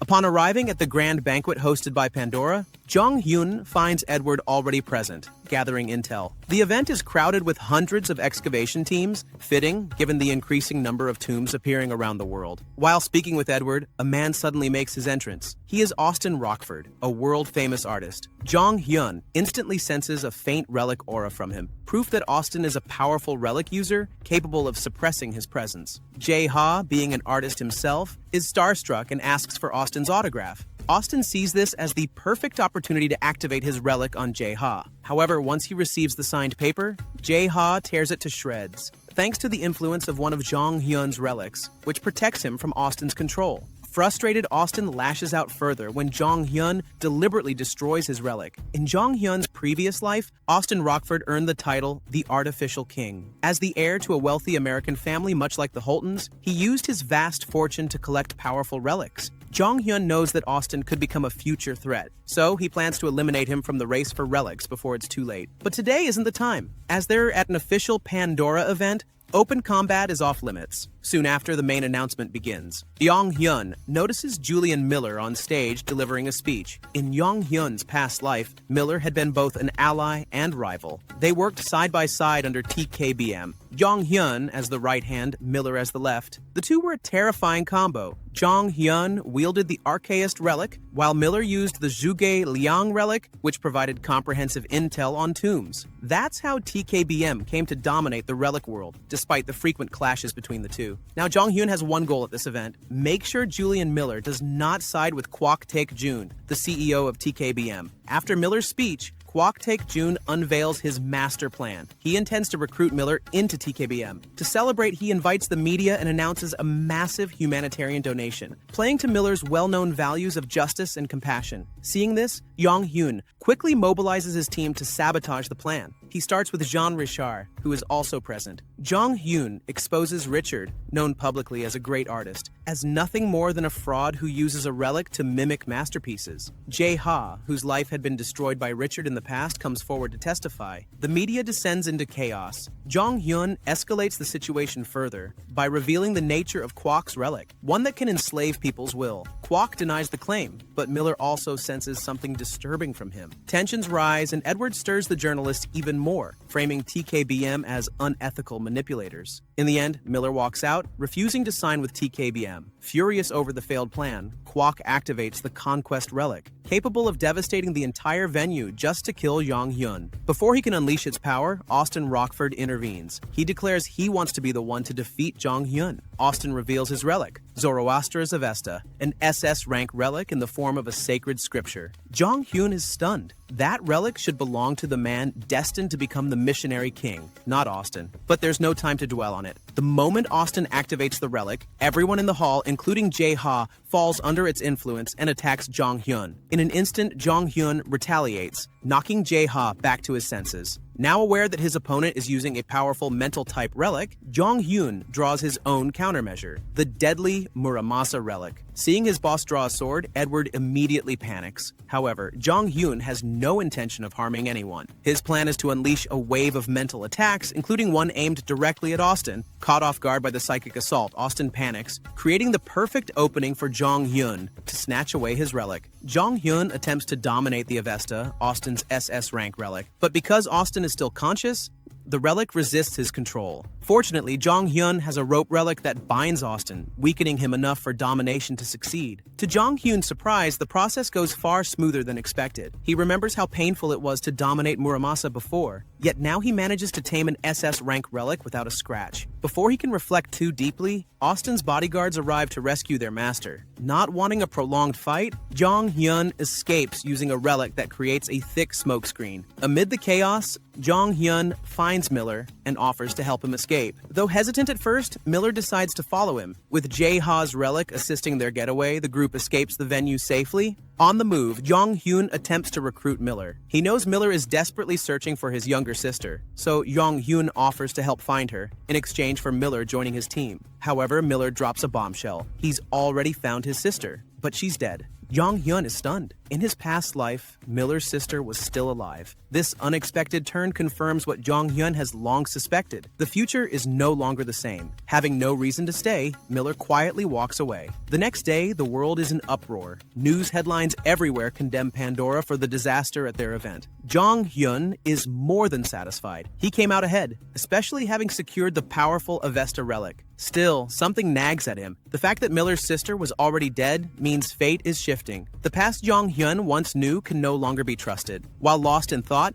Jae-ha bursts in to complain about the rope relic. According to him, the relic refuses to be restored. It simply wants to stay near Jong Hyun. Confused, Jong Hyun tries to investigate, only for something miraculous to happen. The rope relic, Rope, evolves into a rare rank B relic. Even as a seasoned tomb raider, Jong Hyun has never seen such a phenomenon. Then, a system notification appears. He has earned the title Relic Trainer, which grants him the ability to level up relics. Realizing the implications, Jong Hyun finally sees the path before him. This power could allow him to dominate the relic world entirely. Elsewhere, Pandora, still reeling from the PR disaster, holds an emergency meeting. But the agenda isn't just about the backlash. Pandora has detected 7 tombs set to emerge around the world, each housing relics capable of changing the fate of humanity. To seize control of these tombs, Pandora begins selecting the world's top relic users. Their shortlist includes Kwok Taek-jun, Austin Rockford, Jean Richard, Julian Miller, Irene Holton, and Yu Jae-ha. But the most shocking name of all is Seo Jong Hyun, holder of 50 relics and now referred to as the Tomb Raider King. Pandora is shaken. Jong Hyun, a rogue actor who refuses to ally with them, has become their biggest threat. To stop him, Pandora resolves to monopolize all information regarding the 7 upcoming tombs, ensuring Jong Hyun is left in the dark. Back to Jong Hyun.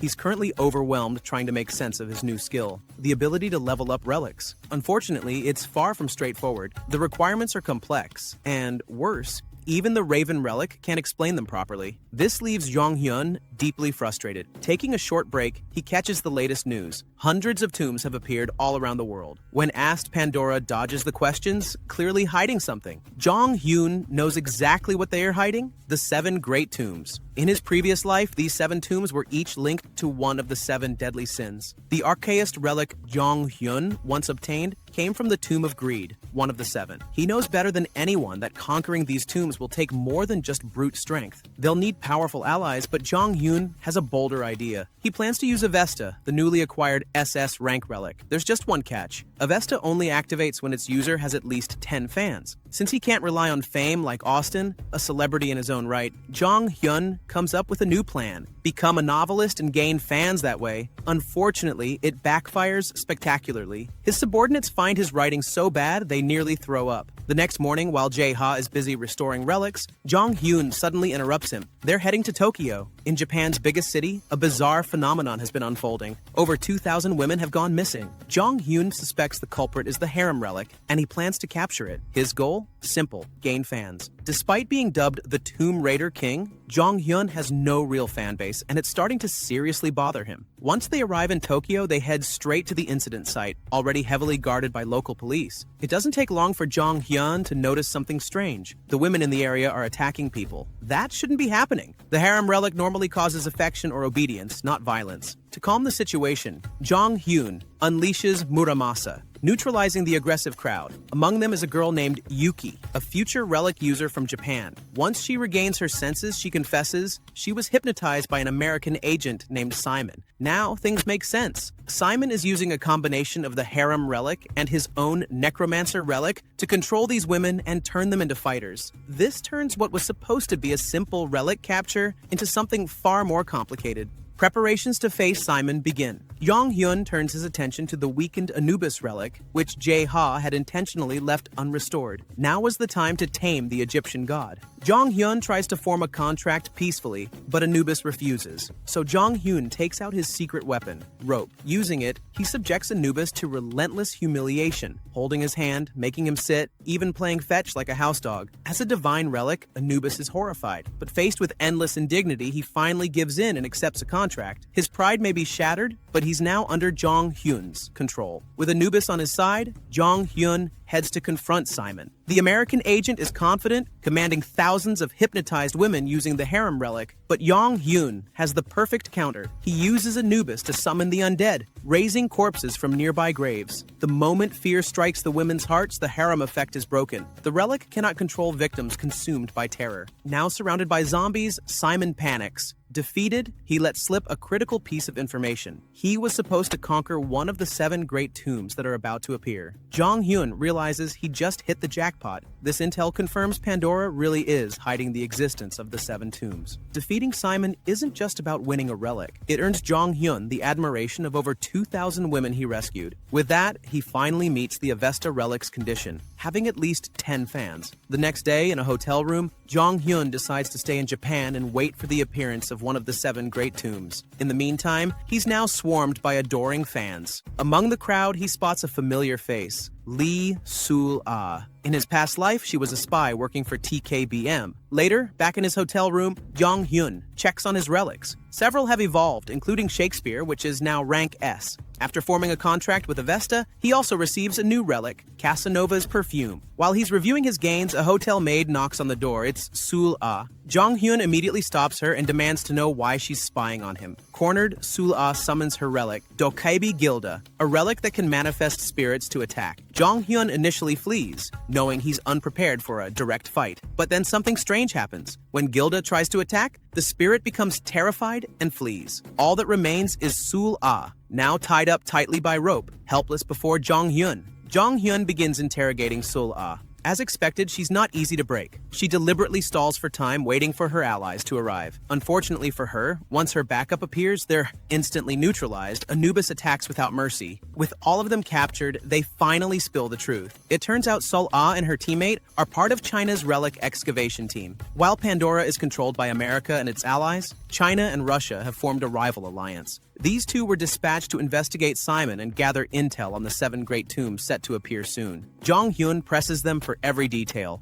digging deep until he's satisfied. Surprisingly, after the interrogation, he lets them go. His reasoning? In the future, he plans to recruit Sul-ah for his own team. A few days later, Jong Hyun sets out for Kyoto, where a massive tomb has just appeared. The city lies in ruins, and the tomb itself resembles a giant Roman Colosseum. At first, the area seems abandoned, until Yoon Si-wo from TKBM arrives. As Jong Hyun is about to provoke Yoon Si-wo again, a man suddenly steps forward, shocking Jong Hyun. The man introduces himself as Chen, a relic excavator working with TKBM. He offers to cooperate with Jong Hyun, but Jong Hyun flatly refuses. In his past life, Chen had been part of Jong Hyun's excavation team, but he was a traitor. When Kwok Taek-jun began to see Jong Hyun's team as a threat, Chen conspired with TKBM's CEO to trap Jong Hyun inside a tomb, leading to his near-death encounter with a basilisk and his eventual bond with the Crow Relic. There's no way Jong Hyun would ever trust him again. He turns away, leaving the TKBM team behind without a second thought.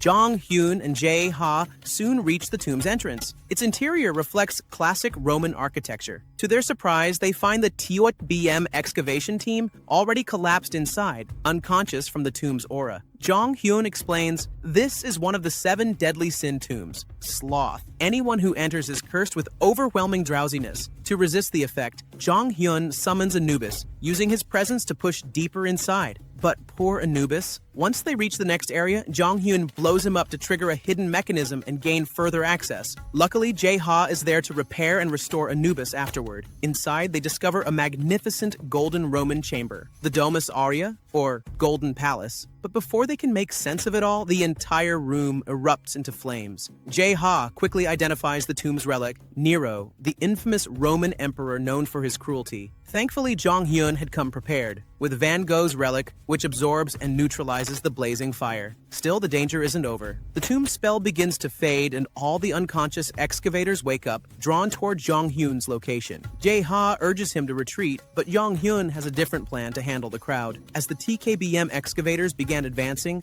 Jong Hyun revealed his new skill, tomb destruction. With it, he obliterated the entire tomb structure, using the collapse as a trap to delay the others. Once the destruction was complete, he and Jae-ha escaped deeper inside, heading for the innermost chamber of the tomb. The inner sanctum resembled an ancient Roman theater. Fittingly so, Nero, the infamous Roman emperor, was well known for his obsession with the arts. Although he tried his hand at creating art and life, he was utterly talentless. Once they entered, the doors slammed shut and flames erupted throughout the space. Nero's relic demanded worship, declaring himself a god. Jong Hyun tried a clever strategy. He used the Homer glasses, a relic inspired by the legendary Greek poet, hoping Nero would respect the literary symbolism and submit. But that backfired spectacularly. Nero, furious, struck Jong Hyun with flames and seized both the Homer glasses and Van Gogh's relic, absorbing their artistic powers for himself. He then launched an all-out assault on Jong Hyun and Jae-ha, but then, unexpectedly, Nero stopped attacking. He recognized Jong Hyun, not as an enemy of the Crow relic, but as the author of the failed novel that even Jae-ha had mocked. In a bizarre twist, Nero was a fan of Jong Hyun's awful literary work. Enthusiastic, Nero proposed a contest, not a battle of strength, but a duel in literary creation to determine who could craft the superior piece of writing. Jong Hyun was left utterly dumbfounded. After all, both he and Nero were notoriously terrible writers. Naturally, Jong Hyun refused. He knew his limits and thought the entire challenge was ridiculous. However, he was also cornered. The tombs tied to the 7 deadly sins were crucial, and they needed the relics within. Backing out wasn't an option. Amid his internal conflict, Jong Hyun received a system notification. Someone with the maneuver relic, a tool that reveals the weaknesses of tombs and relics, was approaching. Jong Hyun instantly knew who it was: Julian Miller. If Julian found Nero first, there was a real chance he'd conquer the tomb. So Jong Hyun made a counteroffer to Nero. If they were going to have a literary duel, Jong Hyun would choose the stage.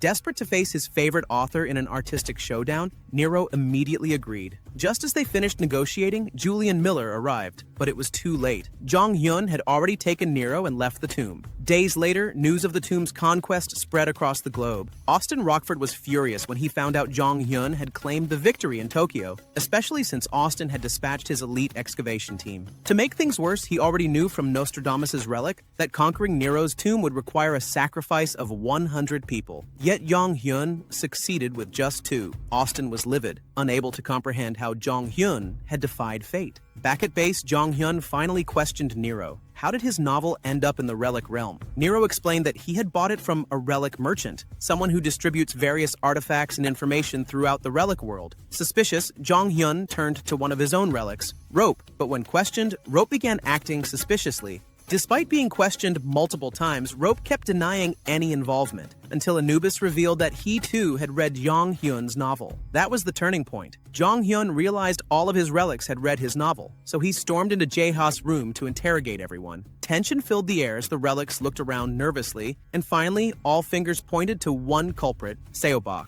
This relic was infamous for being money-hungry and business-savvy. He shamelessly admitted to selling Jong Hyun's novel to the other relics, claiming it was fair since Jong Hyun hadn't been paying him lately. Furious, Jong Hyun demanded all the profit Seobach had earned from the sales. To everyone's shock, Jae-ha's room instantly flooded with money and valuables, a mountain of wealth, proving that the novel was wildly popular among relics. Among the treasure, one item caught Jong Hyun's eye. Seobach explained it was a relic core, a mysterious object that contains the very soul of a relic, something that can never be separated from them. It was a new discovery, and Jong Hyun knew he needed to study it further. The next day, Jong Hyun and Jae-ha prepared to return to New York. Kyoto was in chaos, the streets buzzing with chatter after news spread that Jong Hyun had conquered the tomb. Jong Hyun concluded that Julian Miller must have been the one who rescued everyone, unintentionally exposing Jong Hyun's identity. Amid the confusion, Jae Ha came up with a brilliant idea. He proposed using the Relic core to enhance his duplication ability, a massive breakthrough.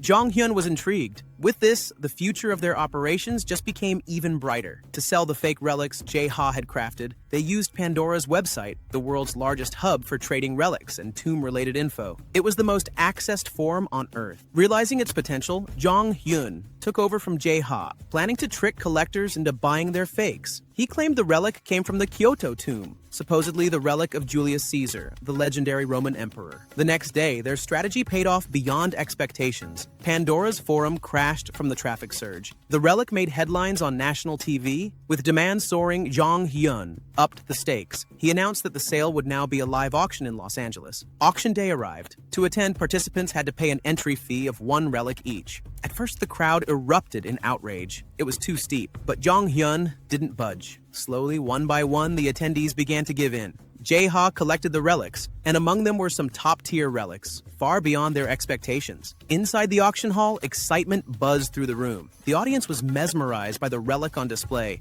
Jong Hyun was confident. Everything was going perfectly, but he was wrong. Julian Miller had figured it out. He confronted Jae Ha, demanding to know the meaning behind selling a counterfeit relic. Jae Ha had no excuse. He knew Miller possessed a relic capable of detecting forgeries. As a man devoted to justice, Julian Miller stepped in, ready to expose Jong Hyun's entire operation. Julian Miller forced his way back into the auction hall. Without hesitation, he activated a relic that amplified his voice, ready to reveal the truth to everyone. But Jong Hyun was quicker. He ordered rope to bind Miller, accusing him of attempting to sabotage the auction to win by cheating. The room erupted in tension as the atmosphere grew more heated. Amidst the chaos, Princess Sophia of the Sophia Kingdom stepped forward with an intriguing proposal. Instead of bidding with money, why not allow participants to pay using relics? Jong Hyun, recognizing the genius behind the idea, agreed. After a lengthy back and forth between bidders, Princess Sophia emerged victorious, her expression full of joy as she secured the coveted relic. After the auction ended, Jong Hyun confronted the restrained Miller in private. Miller demanded that Jong Hyun confess to the fraud, but Jong Hyun refused, admitting it would ruin everything. But then, a relic suddenly fled the scene.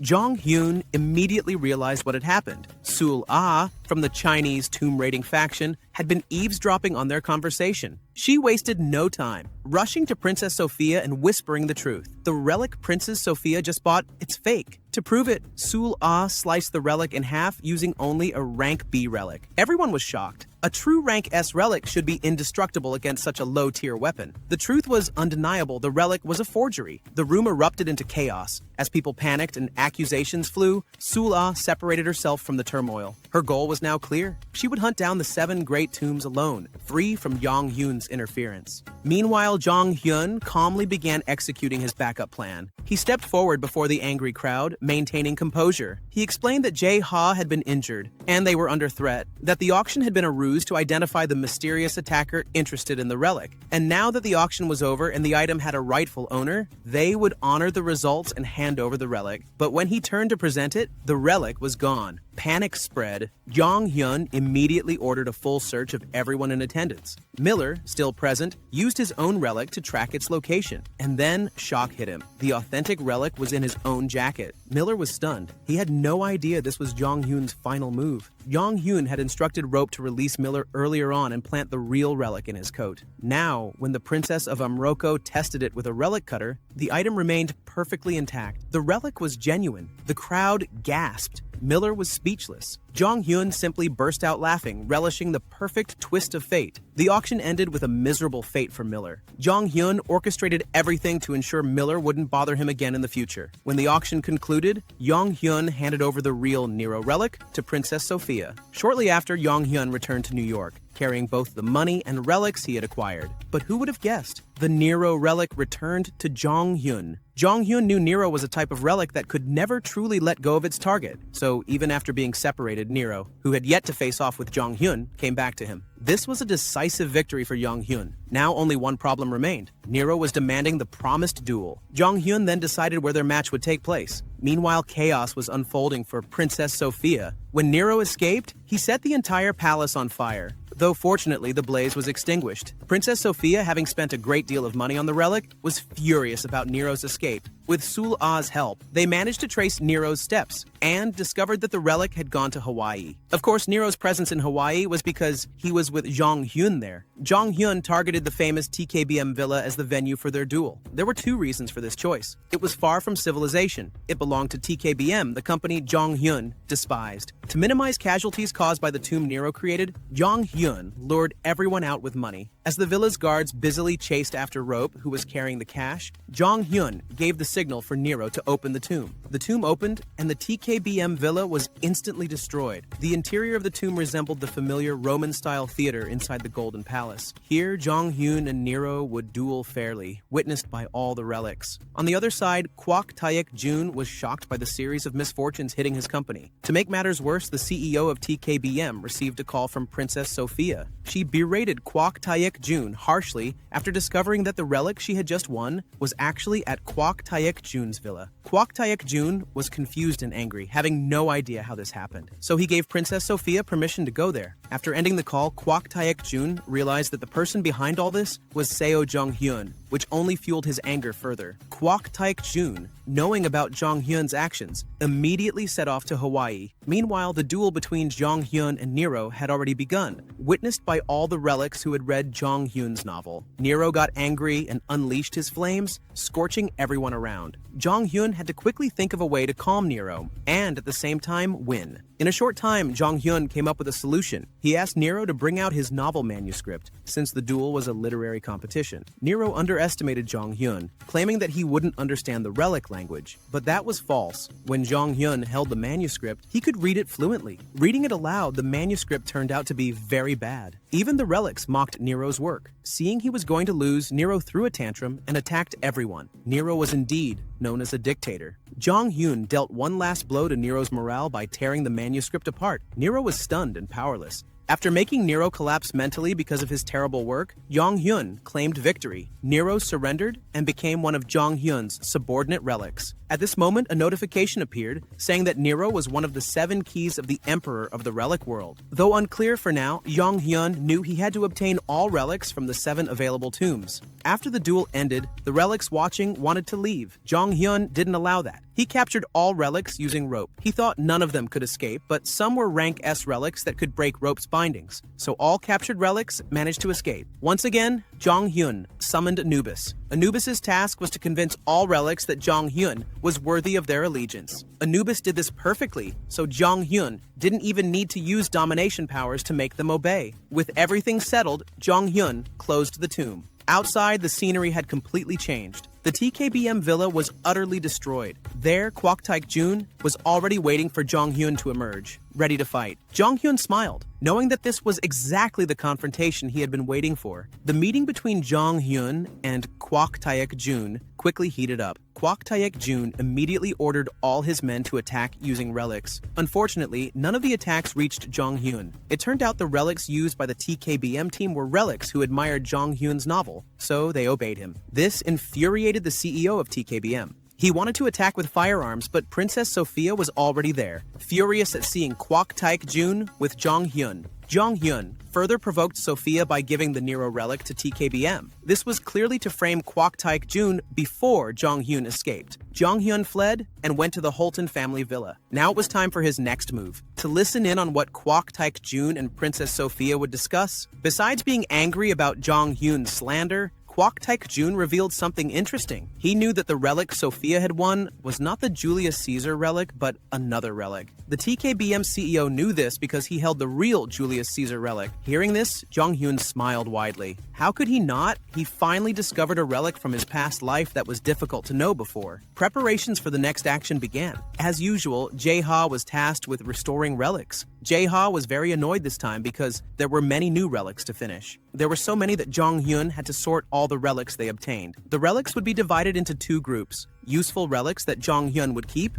and useless relics that would be sent to their base. After sorting, Jong Hyun became interested in one relic, Non Hyungrang. This relic came from the Three Kingdoms story, where a general's child could communicate with a ghost named Gildal. This relic was what stopped Gildal from attacking Jong Hyun during his encounter with Sula. Realizing this, Jong Hyun ordered Jae-ha to repair that relic. After sorting, Jong Hyun met Irene. In the news, Korea had lost many people, including important figures. Hearing this, Jong Hyun realized the second tomb of the 7 major tombs would open, and that tomb was Cleopatra's. Of course, the sin sealed there was lust, which made Jae-ha very happy to hear. In another news report, not only government officials but also civilians were disappearing. This confused Jong Hyun, and he prepared to depart for Korea. Irene and Jae-ha wanted to come along, but Jong Hyun knew Cleopatra's relic was too strong for the two of them. Upon arriving in Korea, Jong Hyun noticed the traffic was strange that day. Everyone seemed to be lining up to enter a certain place. These people were heading to a mountain. When they all gathered, the tomb began to open. Here, Jong Hyun realized that the tomb he was about to face was not Cleopatra's. As the tomb opens, Jong Hyun is unaware that he has become the most coveted target inside the tomb, especially by all the women. Not only that, but he's also chased by jealous men who envy this attention. While running for his life, Jong Hyun tries to guess what relic might be hidden within this tomb. The only story that comes to his mind is Ilo and Noon, a vulgar Korean tale that fits perfectly with the sin of lust sealed inside this tomb. Cornered, Jong Hyun attempts to escape by swinging through the air with his rope, but the tomb's power forbids it. He falls to the ground, almost overwhelmed by the swarm of women. Fortunately, rope is there to fend them off, giving Jong Hyun a chance to flee deeper into the tomb. Meanwhile, Irene hides her worry. She uses a relic of the Maya god, entrusted to her by Jong Hyun, to detect what danger awaits him. The result shocks her deeply. What about you, Jae-ha? Jong Hyun's subordinate defied orders and came to Korea. He ends up entering the tomb of lust that he has long desired. But before stepping into the tomb's domain, he faces a new relic. This relic causes him, instead of being chased by women, to be chased by men. Truly, bad luck seems to follow this guy wherever he goes.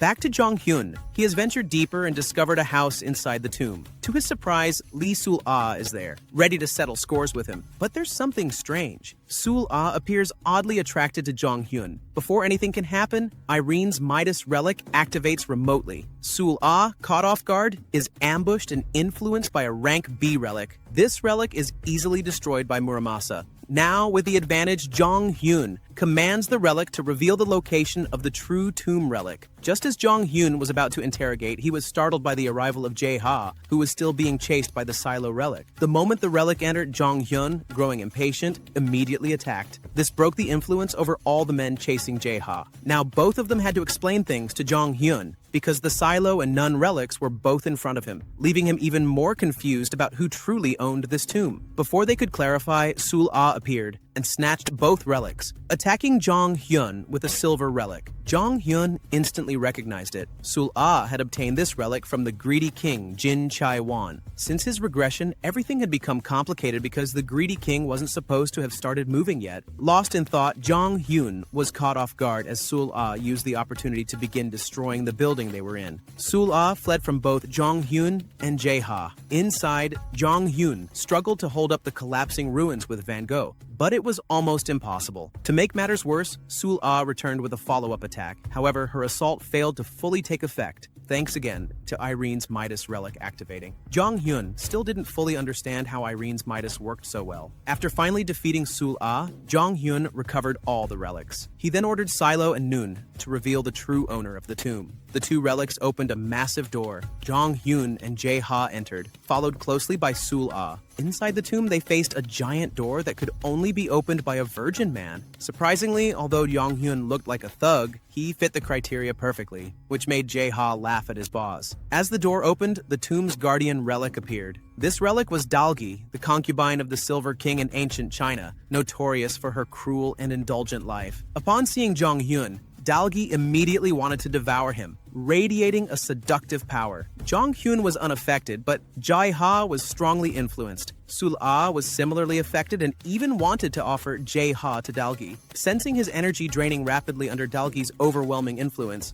Jong Hyun decided to attack with Muramasa. Unfortunately, his attack failed because Dalgi harbored a secret power, the nine-tailed fox spirit. Dalgi was ready to consume Jong Hyun, but suddenly Irene's Midas relic activated again. Midas proved far stronger than Dalgi, causing a massive explosion. When the dust settled, Yong Hyun was shocked to see Irene there. Irene was confused too, as she had just been in Hawaii. But that was unimportant now. It was time to conquer Dalgi. When Irene unleashed her power again, Dalgi unexpectedly transformed into a small fox. Jong Hyun knew Dalgi was running out of energy, so it was time to hunt down the relic. Dalgi's fate was sealed. The Tomb of Lust was finally conquered. Meanwhile, at Pandora's headquarters, tensions rose sharply with the arrival of Eve Rockford, Austin Rockford's older sister. Eve had been sent to replace Austin, who was deemed incompetent. Austin was immediately escorted out by Pandora's agents. Eve cut straight to the chase, asking about Jong Hyun. Pandora's staff explained that Jong Hyun would soon be dealt with by John Richard, and Eve should focus on conquering the 7 great tombs. This was crucial because Jong Hyun was now in Korea, the location of the second tomb. Back to Jong Hyun, he had exited the tomb area, no longer alone. Jae-ha, Irene, and Sul-ah, now a hostage, were with him at his home. As usual, Jong Hyun inspected the relics he had collected. There were Silo and Nun, relics that often tested his patience, and of course Dalgi. When Dalgi appeared surprisingly, Anubis recognized her scent and became furious. It seemed that even relics had quarrels like humans. Exhausted by the antics of Anubis and Dalgi, Jong Hyun ordered Rope to calm them both down. Now they could finally rest. At that moment, Jong Hyun's longtime friend appeared, greeting him after his long stay abroad. His friend brought urgent news. Detective Kim Hyun-woo, Jong Hyun's foster brother, was in trouble.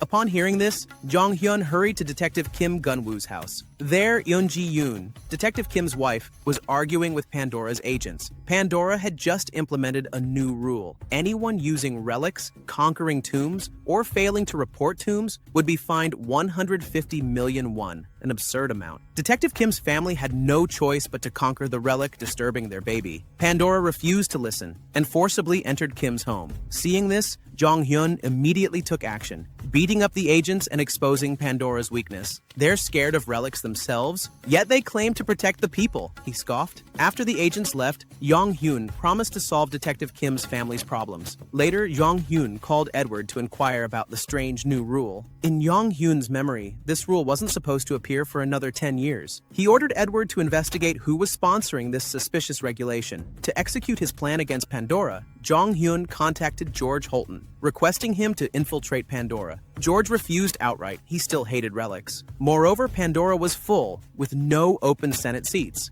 Jong Hyun calmly replied, "That seat will be vacant soon enough," and ended the call. Returning home, Jong Hyun found his roommate had been attacked by Sul-ah, who had escaped. Though worrying, they had a bigger plan against Pandora, so Sul-ah could be put aside for now. Jong Hyun then ordered Jae-ha to restore Nero. Nero wasn't broken, but was suffering from depression, rendering him unusable. Jong Hyun insisted Jae-ha fix Nero, as he was a crucial asset against Pandora. His grand strategy involved 2 relics. Nero would expose the corrupt Pandora senators, while Irene's Midas relic would be used to strike. Jong Hyun disliked relying on Irene's unpredictable power, but had no other choice. The next day, the plan was set in motion. Pandora's Korea branch erupted into chaos as everyone there suffered heavy losses. It was clear Jong Hyun and Irene had begun their attack. The attack using Irene's Midas relic was just the beginning. In no time, Nero had created a golden palace. But Nero's golden palace didn't just trap people from Pandora's Korea branch, it captured victims from other regions as well. Jean Richard even appeared amid the chaos. Once everyone realized Jong Hyun was behind this, fury erupted. But there was nothing they could do. Jong Hyun then made things worse for the trapped by commanding Nero to build a labyrinth as his masterpiece.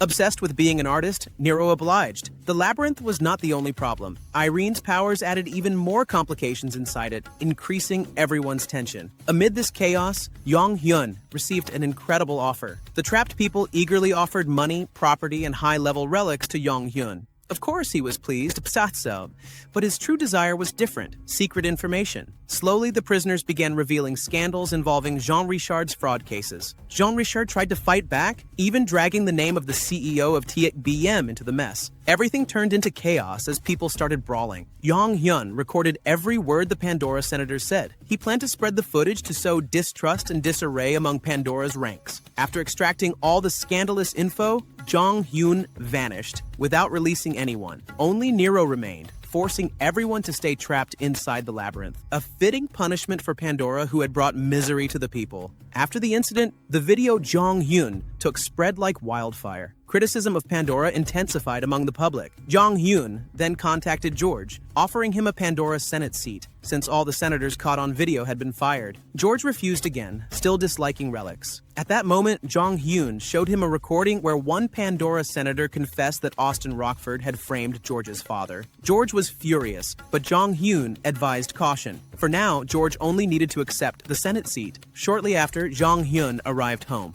Jae-ha was struggling to calm Irene due to the risks her relic power posed. Suddenly, Irene ambushed Jong Hyun, leaving Jae-ha stunned. Once Irene calmed down, Jong Hyun and Jae-ha left the house. Jae-ha remarked that Irene seemed to like Jong Hyun. Her relic's effects only settled when near him. This realization made Jong Hyun think Irene might actually have feelings for him. But that thought had to wait, because now it was time to resolve Detective Kim's family issues. Jong Hyun brought out the relics he had gathered. He was touched to learn the Kim family hadn't spent any of his money yet. They wanted to save it for his wedding someday. But Jong Hyun insisted the Kim family should live comfortably. He sent them an extra 100,000 won as support. After everything settled, Jong Hyun returned home to rest. When he got to his bed, he was surprised to find someone there. It was Irene. Irene, still under the influence of relics, was a serious problem, and Jong Hyun found himself unable to escape her grasp. At first, he felt something was off. Irene was being controlled by the Silo and Noon relics, so Jong Hyun decided to discard those relics. But even without them, Irene wouldn't return to normal, cornering Jong Hyun into a tough spot. With no other choice, Jong Hyun braced himself to handle the risks of the Midas relic. When morning came, Jong Hyun woke up to find his room filled with gold, and Irene was still there. Apparently, after last night's incident, Irene had awakened another power of the Midas relic, the wealth power. This power turned everything in Jong Hyun's room into solid gold. Inspired by Irene's rising strength, Jong Hyun devised a new plan. In a large park, he took out the Hyungbu Nolbu relic, a gourd relic once given to him by the crow.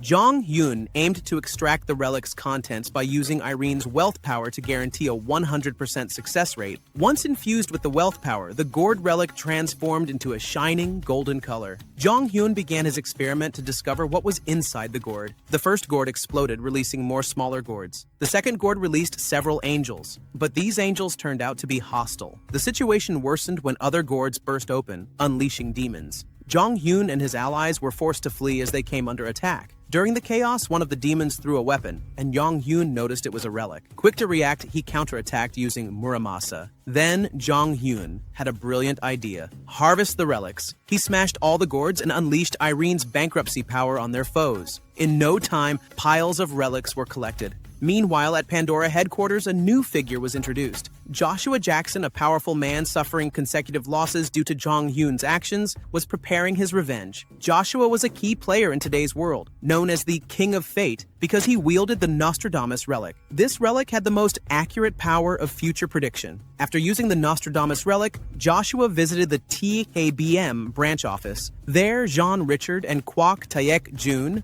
were arguing heatedly because John Richard's scandalous recording had been leaked to the public. The video revealed Jeon admitting that Kwok Taek Jun was involved in corruption within Pandora. The tense atmosphere suddenly eased when Joshua appeared. Joshua came to TKBM with a plan to form a team to defeat Jong Hyun. His strategy was simple: capture Jong Hyun's team members one by one to weaken him. Kwok Taek Jun was confused since Joshua usually preferred directly targeting the main enemy. Joshua confessed that he wanted to do that as well, but whenever he tried to read anything about Jong Hyun, he couldn't get any information. That was why he had to target Jong Hyun's subordinates for now. Meanwhile, back at Jong Hyun's place, they had finished harvesting the relics. At Jong Hyun's house, they began sorting the relics they collected. Some relics caught Jong Hyun's interest, especially defensive relics, since they hadn't had any of those before, which left them often forced to flee. Another relic that intrigued him was Odin's raven Munen's tear. According to the story, Munen was one of Odin's ravens symbolizing memory, so perhaps this relic would be useful in the future. With so many relics gathered, Jong Hyun found it overwhelming to sort them all. In the middle of this busy time, a new tomb suddenly opened in Syria. Pandora announced that this was the third tomb among the 7 great sin tombs, the Tomb of Envy. Jae-ha and Irene immediately wanted to head to the tomb's location.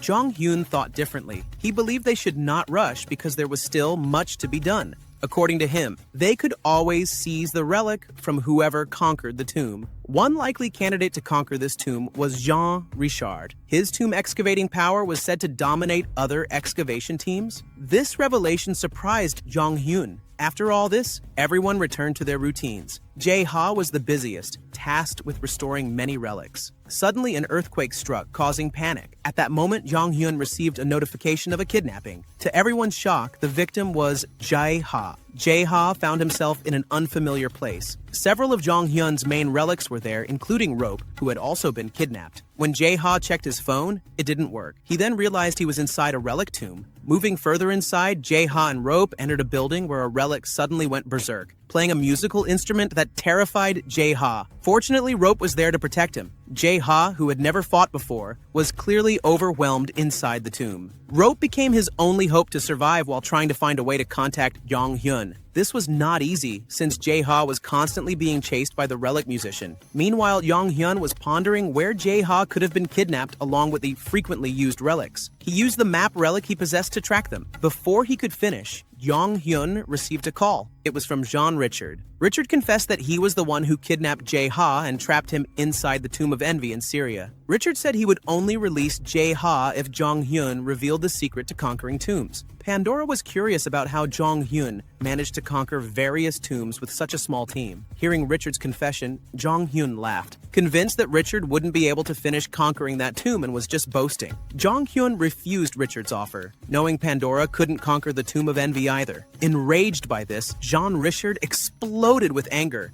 But Jong-hyun hung up the phone. Shortly after, Nero appeared holding a scroll. Nero thought it was a draft for Jong-hyun's new novel, but upon reading it, Jong-hyun was shocked. It was a message from Jae-ha asking for help. After receiving Jae-ha's message, Jong-hyun quickly arrived at the tomb location in Syria. Unfortunately, they couldn't venture far inside because Jong-hyun detected Jin Chai-won, the Greed King, guarding the area. So Jong-hyun had to find a way to enter the tomb without confronting Jin Chai-won. While searching for another route, Jong-hyun unexpectedly entered a firing zone controlled by the China-Russia alliance stationed there. Seol-ah ordered her troops to shoot at Jong-hyun. Fortunately, Jong-hyun reacted quickly and used his defense relic to protect himself in an instant. He then counterattacked using the Nero relic and appeared right in front of Seol-ah. No one could stand against Jong-hyun and Nero. It came down to just Jong-hyun and Seol-ah. During their confrontation, Jong-hyun revealed something unexpected. He knew about Seol-ah's family situation. Seol-ah had become a tomb excavation agent because her family forced her to work for the China-Russia alliance. Jong-hyun offered Seol-ah freedom through a cooperation deal, but Seol-ah flatly refused and was ready to fight Jong-hyun. Jong-hyun, prepared to win once again, was suddenly surprised when the Moonin relic started glowing. It had found a suitable target. The battle between the two began. Jong-hyun struggled against Seol-ah's attacks, but he managed to use the Moonin relic. When the Moonin's tear struck Seol-ah, she immediately collapsed unconscious.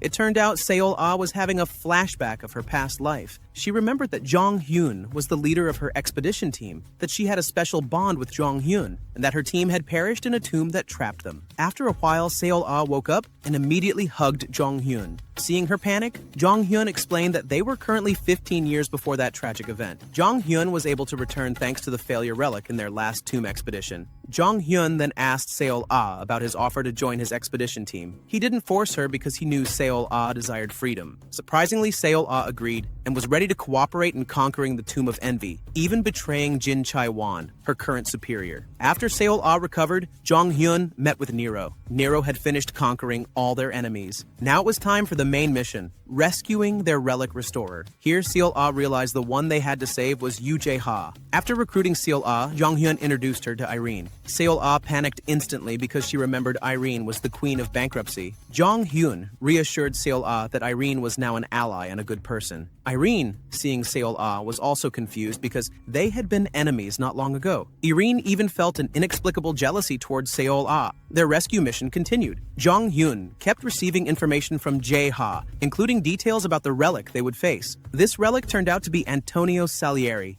a talented Italian musician who mentored Beethoven but was also full of jealousy towards Mozart. Salieri was truly fitting for the Tomb of Envy. Inside the tomb, Jae-ha constantly faced many dangers. Not only Salieri, but there was also another relic he had to avoid. Rope was there, saving Jae-ha from various threats. But when they were surrounded, Jae-ha and Rope could do little. Thankfully, at this critical moment, Jong-hyun appeared to rescue Jae-ha. Facing Salieri, Jong-hyun used the fire relic and launched an attack together with Seol-ah. Spotting an opening, Seol-ah immediately saved Jae-ha. Seeing Jae-ha afraid of Seol-ah, she realized his memories hadn't returned yet. Fortunately, Jae-ha was still a coward and, with a little threat, agreed to follow Seol-ah to escape. Once Jae-ha was safe, Seol-ah appeared with the relic Jong-hyun needed. Using Muramasa, Jong-hyun was ready to fight all the relics inside the Tomb of Envy. The battle between Jong-hyun and the Salieri relic began. Empowered, Salieri went on a rampage, commanding all his minions to play music. Jong-hyun immediately activated his defense relic and then summoned the Hammurabi relic, which smashed all the enemies away. Jong-hyun noticed a similarity between Salieri and Nero.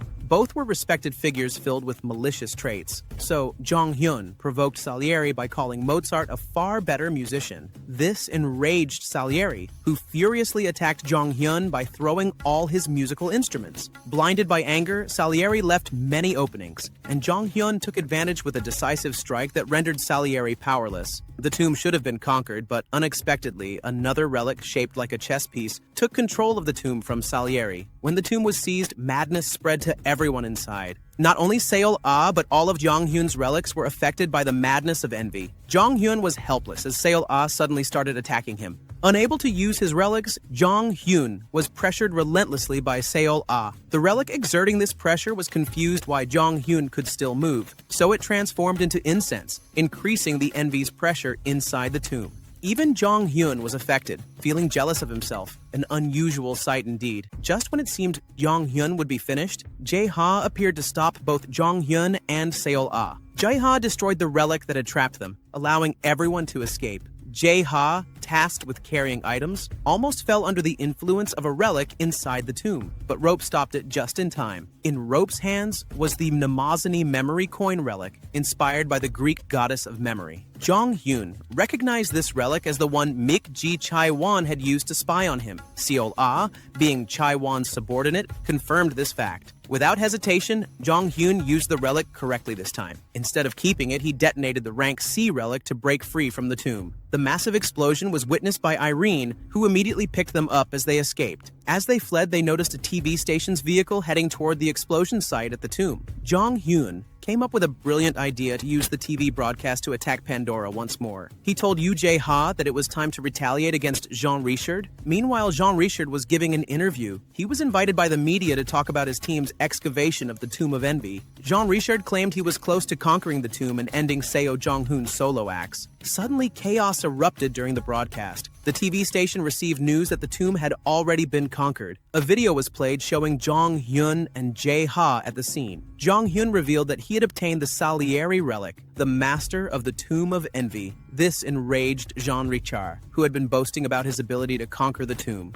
Jong-hyun struck another blow. Jae-ha admitted he was a victim of Jean Richard's crimes when the bald man was his teacher. Jae-ha confessed that Jean Richard couldn't paint and all his famous paintings were stolen from him. Jean Richard was left speechless, only able to stare as Jong-hyun dealt a heavy blow to his pride. Though speechless, Jean Richard, who was live on media, had no choice but to give an explanation to save his face and protect Pandora. He claimed they might have lost this time, but would win next time, the classic excuse. He also accused Yu Jae-ha of plagiarism. Meanwhile, in Jong-hyun's group, Yu Jae-ha was forced to use various defensive relics because he would be the one most frequently kidnapped. Attacking a relic restorer is expected to become a common tactic in the future. Before they could finish discussing this, Yu Jae-ha was kidnapped again. Fortunately, Jong-hyun was there and ready to follow him. At the kidnapper's location, Jean Richard was waiting with a firearm. Luckily, Jong-hyun managed to handle the situation with his defense relic. This was the first time Yu Jae-ha used an offensive relic, even an S-rank relic, Salieri.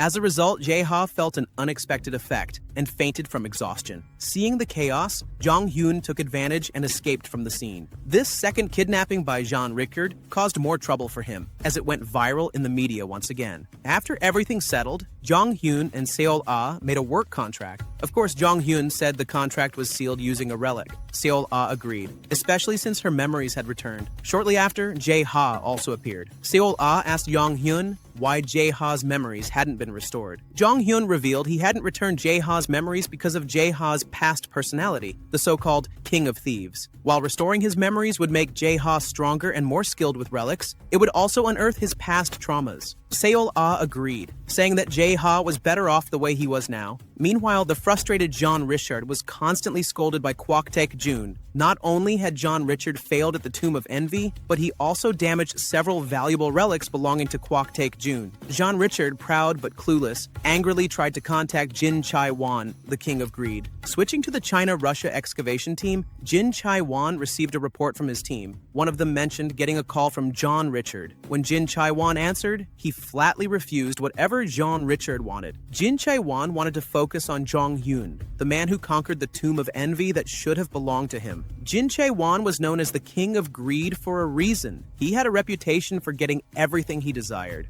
The next day, Jong Hun and Jae-ha attended various media outlets to expose John Richard's plagiarism. They revealed the relic used by the bald man, the Conan Doyle mirror mask, named after the author of the famous Sherlock Holmes series. This relic allowed Jean Richard to transform into anyone, so when he painted in Jae-ha's style, he actually transformed into Jae-ha. That's why Jean Richard never painted directly. In truth, he couldn't paint at all. Strangely, despite all the media appearances, not a single news outlet reported anything about Jean Richard. Instead, the opposite happened. Jean Richard kept appearing in the media, issuing clarifications, even after Yong Yoon used a relic on Jean Richard through Seobach.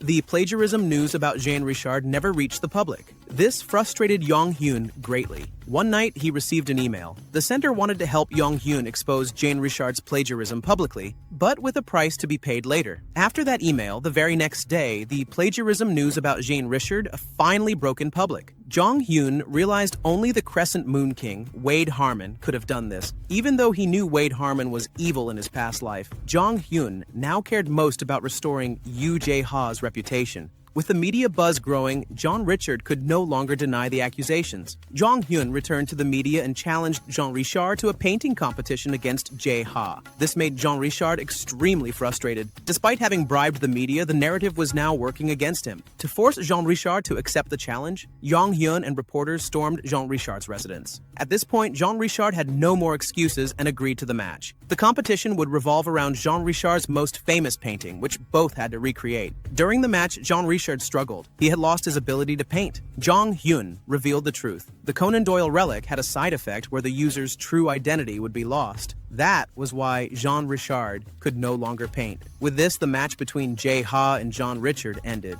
After his defeat by Jae-ha, Jean Richard refused to accept it and flew into a rage upon realizing all the reporters had seen through his lies. Jean Richard attempted to escape using a glowing relic, but Yong Hyun immediately ordered rope to seal all the rooms. As a result, Jean Richard was caught red-handed, disguised as a statue. News of Jean Richard's capture quickly spread. Joshua, Jean Richard's sponsor, was furious that Jong Hyun had once again won. In his rage, Joshua beated everyone until George Holton suddenly appeared and stopped him. George was now a Pandora senator and intimidated Joshua by revealing he knew Joshua had collaborated with Austin to poison his own parents. Back with Jong Hyun's group, Jae-ha, despite his victory, still felt insecure. This worried everyone because Jae-ha's confidence was crucial for restoring relics. So, Jong Hyun organized a solo exhibition for Jae-ha to boost his morale. Although Jae-ha still had bad luck since Jong Hyun would take 90% of the exhibition's profits. The next day, Jong Hyun received news that Pandora had created a global ranking for relic users. It was time to see what rank Jong Hyun's team had earned. Jong Hyun was listed as one of the kings, nicknamed the King of Robbers. This caused everyone, including Jae-ha and George Holton, to mock him. Frustrated, Jong Hyun could only keep looking at the rankings. Surprisingly, every member of Jong Hyun's group was recognized as one of the best relic users worldwide. This made them even more cautious about future threats. During their discussion, Jong Hyun's phone rang. The caller was Wade Harmon, the so-called West Wind King, who controlled the media. Wade Harmon was the one who had helped Jong Hyun publicize the news about Jean Richard. He proposed a partnership to Jong Hyun for tomb conquests.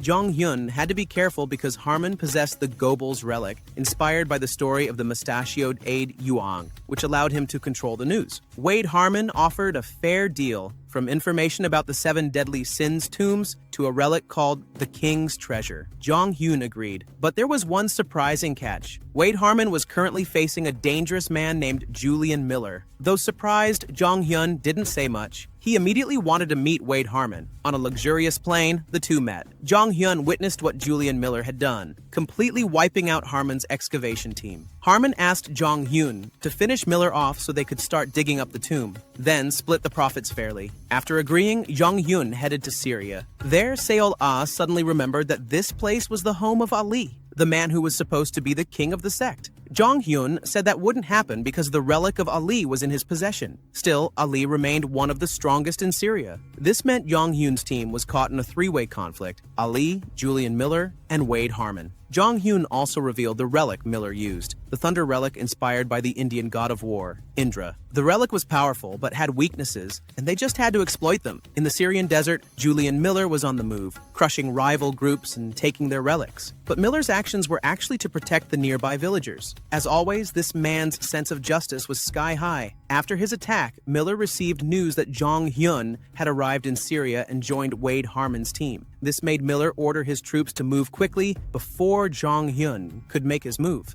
At Jong Hyun's base, Wade Harmon's crew was busy. They were in a tough spot. Jong Hyun offered an absurd profit split, 9 to himself, 1 to them. But they couldn't refuse since Jong Hyun was the only one capable of stopping Miller. After everyone agreed, Jong Hyun set out for Miller's location. It didn't take long for Jong Hyun to find Miller. They clashed immediately with Miller wielding the Indra relic. Jong Hyun activated his defense relic. His home relic had always been his safe haven, and he easily provoked Miller. What Miller didn't realize was that Jong Hyun had prepared something unexpected. Jae-ha released all of Jong Hyun's female fans to swarm Miller's location. This caused a huge chaos. Miller was furious because Jong Hyun endangered innocent civilians. Once all the women arrived, Jong Hyun finally emerged from his relic. Suddenly, Miller's relic went berserk. The relic apparently loved women and became unstable. Overjoyed, the relic attacked Miller for allowing women to be in the middle of the desert. Eventually, Miller was defeated by his own relic. Falling down, Miller was swarmed by Jong Hyun's fans, who remembered his promise to date anyone who could get him back up. Miller couldn't withstand this and used his power to put all the women unconscious, allowing him to continue fighting Jong Hyun. Jong Hyun activated his defense relic again. Miller was confused as Jong Hyun didn't attack. It turned out Jong Hyun activated a low-level relic to mock the Indra relic. Indra retaliated, but the attacks hit Miller instead. After being hit twice by the godly relic, Miller was knocked out.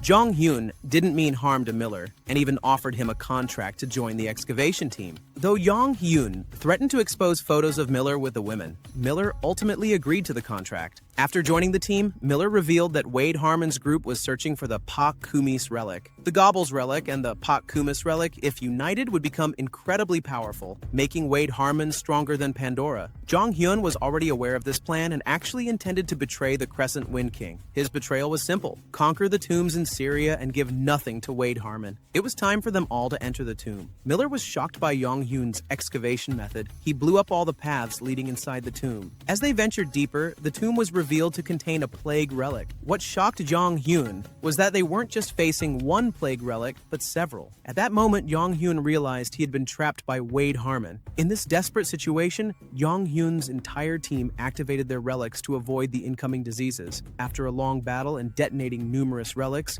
Jong Hyun's team finally managed to defeat the plague relics. They even found several useful relics, including a bag belonging to the god of plague. Miller wanted to keep this bag, not trusting Jong Hyun to not misuse the relic. Amidst their debate, Seol-ah and Jae-ha were struck by effects from another plague relic. Jong Hyun ordered everyone to enter his pig house relic while he fought alone. He did something simple but effective, detonating dozens of relics simultaneously while shielding himself with the Medusa shield relic. Jong Hyun won and managed to obtain the legendary plague relic, Hippocrates. After defeating the relic, Jong Hyun's group left the tomb and took their medical relics. Jong Hyun also took the plague god's bag relic from Miller in exchange for the medical relics. Then, Jong Hyun did something crazy. He drank the contents of the Hippocrates relic, causing everyone to panic. Jong Hyun drank Hippocrates with one goal: to meet the plague god Nergal from Mesopotamian legend. The ritual worked. Nergal appeared, and they formed a contract because Nergal admired Jong Hyun's resistance to poison. With this relic secured, Julian Miller was angry, believing the relic could be dangerous to humans. Jong Hyun assured him he would only use it once. Elsewhere, Wade Harmon and his crew were hit by a wave of dirty water, trapping them. This was caused by Jong Hyun using Nergal's power. After being washed by the water, Harmon's entire crew was infected with a disease that was difficult to cure. Back with Jong Hyun's group, peace returned. Miller admitted Jong Hyun was a good person for not abusing the Nergal relic, especially after Jong Hyun destroyed Nergal right before his eyes. Suddenly, the tomb collapsed as the main relic was conquered. Outside the tomb, Jong Hyun and Miller agreed to cooperate because Miller believed Jong Hyun was trustworthy. However, once Miller left, Jong Hyun gathered the shards of the Nergal relic to restore it. There was no way Jong Hyun would simply discard such a powerful relic like Nergal. After all the chaos that had happened, a few days later, a commotion broke out. Wade Harmon was furious, demanding to meet a woman named Jin Chae-won. Jin Chae-won was known as the Greed King, possessing various powerful relics. Wade Harmon wanted to use Jin Chae-won's medical relic, but she ended his life with her power instead. Now, Jin Chae-won began to see Jong Hyun as a serious threat and wanted to meet him immediately. Meanwhile, Jong Hyun and his team were holding a relic auction. One of the items up for sale was the plague god relic, Nergal. This angered Miller, who felt deceived, but Jong Hyun assured him everything was under control. How could it not be? The buyer of this relic was Irene Holton, a woman obsessed with Jong Hyun. Learning about Irene and Jong Hyun's connection, Seol-ah suddenly felt conflicted. This was because Seol-ah had been Jong Hyun's lover in a previous life, so she was deeply troubled by her lingering feelings. In the midst of her confusion, Seol-ah took a day off and encountered a suspicious servant. The servant turned out to be Jin Chae-won in disguise, using a camouflage relic. This put Seol-ah in danger since she was one of the people who had betrayed Jin Chae-won by siding with Jong Hyun. Meanwhile, Jong Hyun was busy hearing news that the excavation he was conducting in Syria had become a major problem. Pandora was monopolizing tomb excavations by selling permits. The buyers of Syrian tomb permits were furious at Pandora, but for Jong Hyun, this was irrelevant since he had not broken any rules. Pandora's regulation stated that excavation teams with fewer than 10 members didn't need to buy permits. With his small team, Jong Hyun was clearly benefiting from this rule. Unfortunately for Seol-ah, she was kidnapped and trapped inside a fake tomb created by Jin Chae-won. Jin Chae-won only wanted to imitate Seol-ah's appearance to easily get close to Jong Hyun. It didn't take long before Jin Chae-won reached Jong Hyun's apartment, but unexpectedly, Jong Hyun mocked Jin Chae-won right in front of her disguised men. He called her old and shameless on purpose because he knew that the Seol-ah before him was actually Jin Chae-won in disguise. This was easy for Jong Hyun to figure out thanks to notifications from his crow relic. After the disguise was exposed, a battle between them began. Jin Chae-won was too powerful. She could open tombs anywhere. This not only caused Jong Hyun's apartment to change shape, but also inflicted plague attacks on him and made all his relics scream in pain. This was extremely dangerous, so Jong Hyun chose to retreat. Unfortunately, as Jong Hyun tried to escape, Jin Chae-won had already transformed the place into a tomb, trapping him inside with no way out. Even after detonating relics as he usually did, Jong Hyun could do nothing because the tomb kept regenerating itself. To make matters worse, all of Jong Hyun's relics became fearful, rendering him powerless to fight back. Jin Chae-won laughed wickedly as Jong Hyun was betrayed by his own frightened relics. But Jong Hyun wasn't out of ideas. He launched a barehanded attack, landing a solid hit on Jin Chae-won. This angered her relic, which sensed the power of the crow relic. Her relic then took control, transforming into a terrifying giant spider. The relic revealed it was involved in imprisoning the crow relic long ago. The power of Jin Chae-won's relic was so overwhelming that none of Jong Hyun's relics dared to stand against it, except for his loyal follower, Rope. Then a miracle happened. Rope evolved once again into an S-rank relic. This shocked all relics present, including Jin Chae-won's spider relic, which panicked because historically, relics shouldn't evolve to avoid disrupting the relic rankings. Rope's upgrade allowed it to hold Jin Chae-won's relic back for a short moment. Jong Hyun seized this opportunity to escape from the giant spider. At this crucial moment, Jong Hyun summoned all his relics and gave them a choice: fight or flee. He also realized to his anger that his 3 Egyptian god relics had run away. Before he could find answers, new danger arrived. the spider relic reached Jong Hyun's location and unleashed several high-level relics to join the battle. Usually calm, Jong Hyun now began to panic. The battle was inevitable. Jong Hyun started using Hammurabi. Fortunately, there was still a powerful relic named Nero on his side. Seeing Nero, the spider relic became furious, feeling betrayed. Nero was also angry because the spider relic had never been chosen as leader of the relics. This made Jong Hyun curious about the relic world's deeper mysteries, but explanations could wait. Right now, he needed to escape. Nero, a high-level relic, managed to hold off the spider's forces and unleashed its signature power, the Golden Palace. Inside the Golden Palace, Jong Hyun began sorting through his relics. Some had fled, but some were ready to fight. He divided his forces into two groups, one to assist his attack and another to defend with Nero. Jong Hyun then launched his strategy, not by attacking the spider directly, but by targeting Jin Chai-wan, who was unconscious. No matter how powerful her relics were, if their user was KO, they were useless. The spider relic immediately sensed Jong Hyun's plan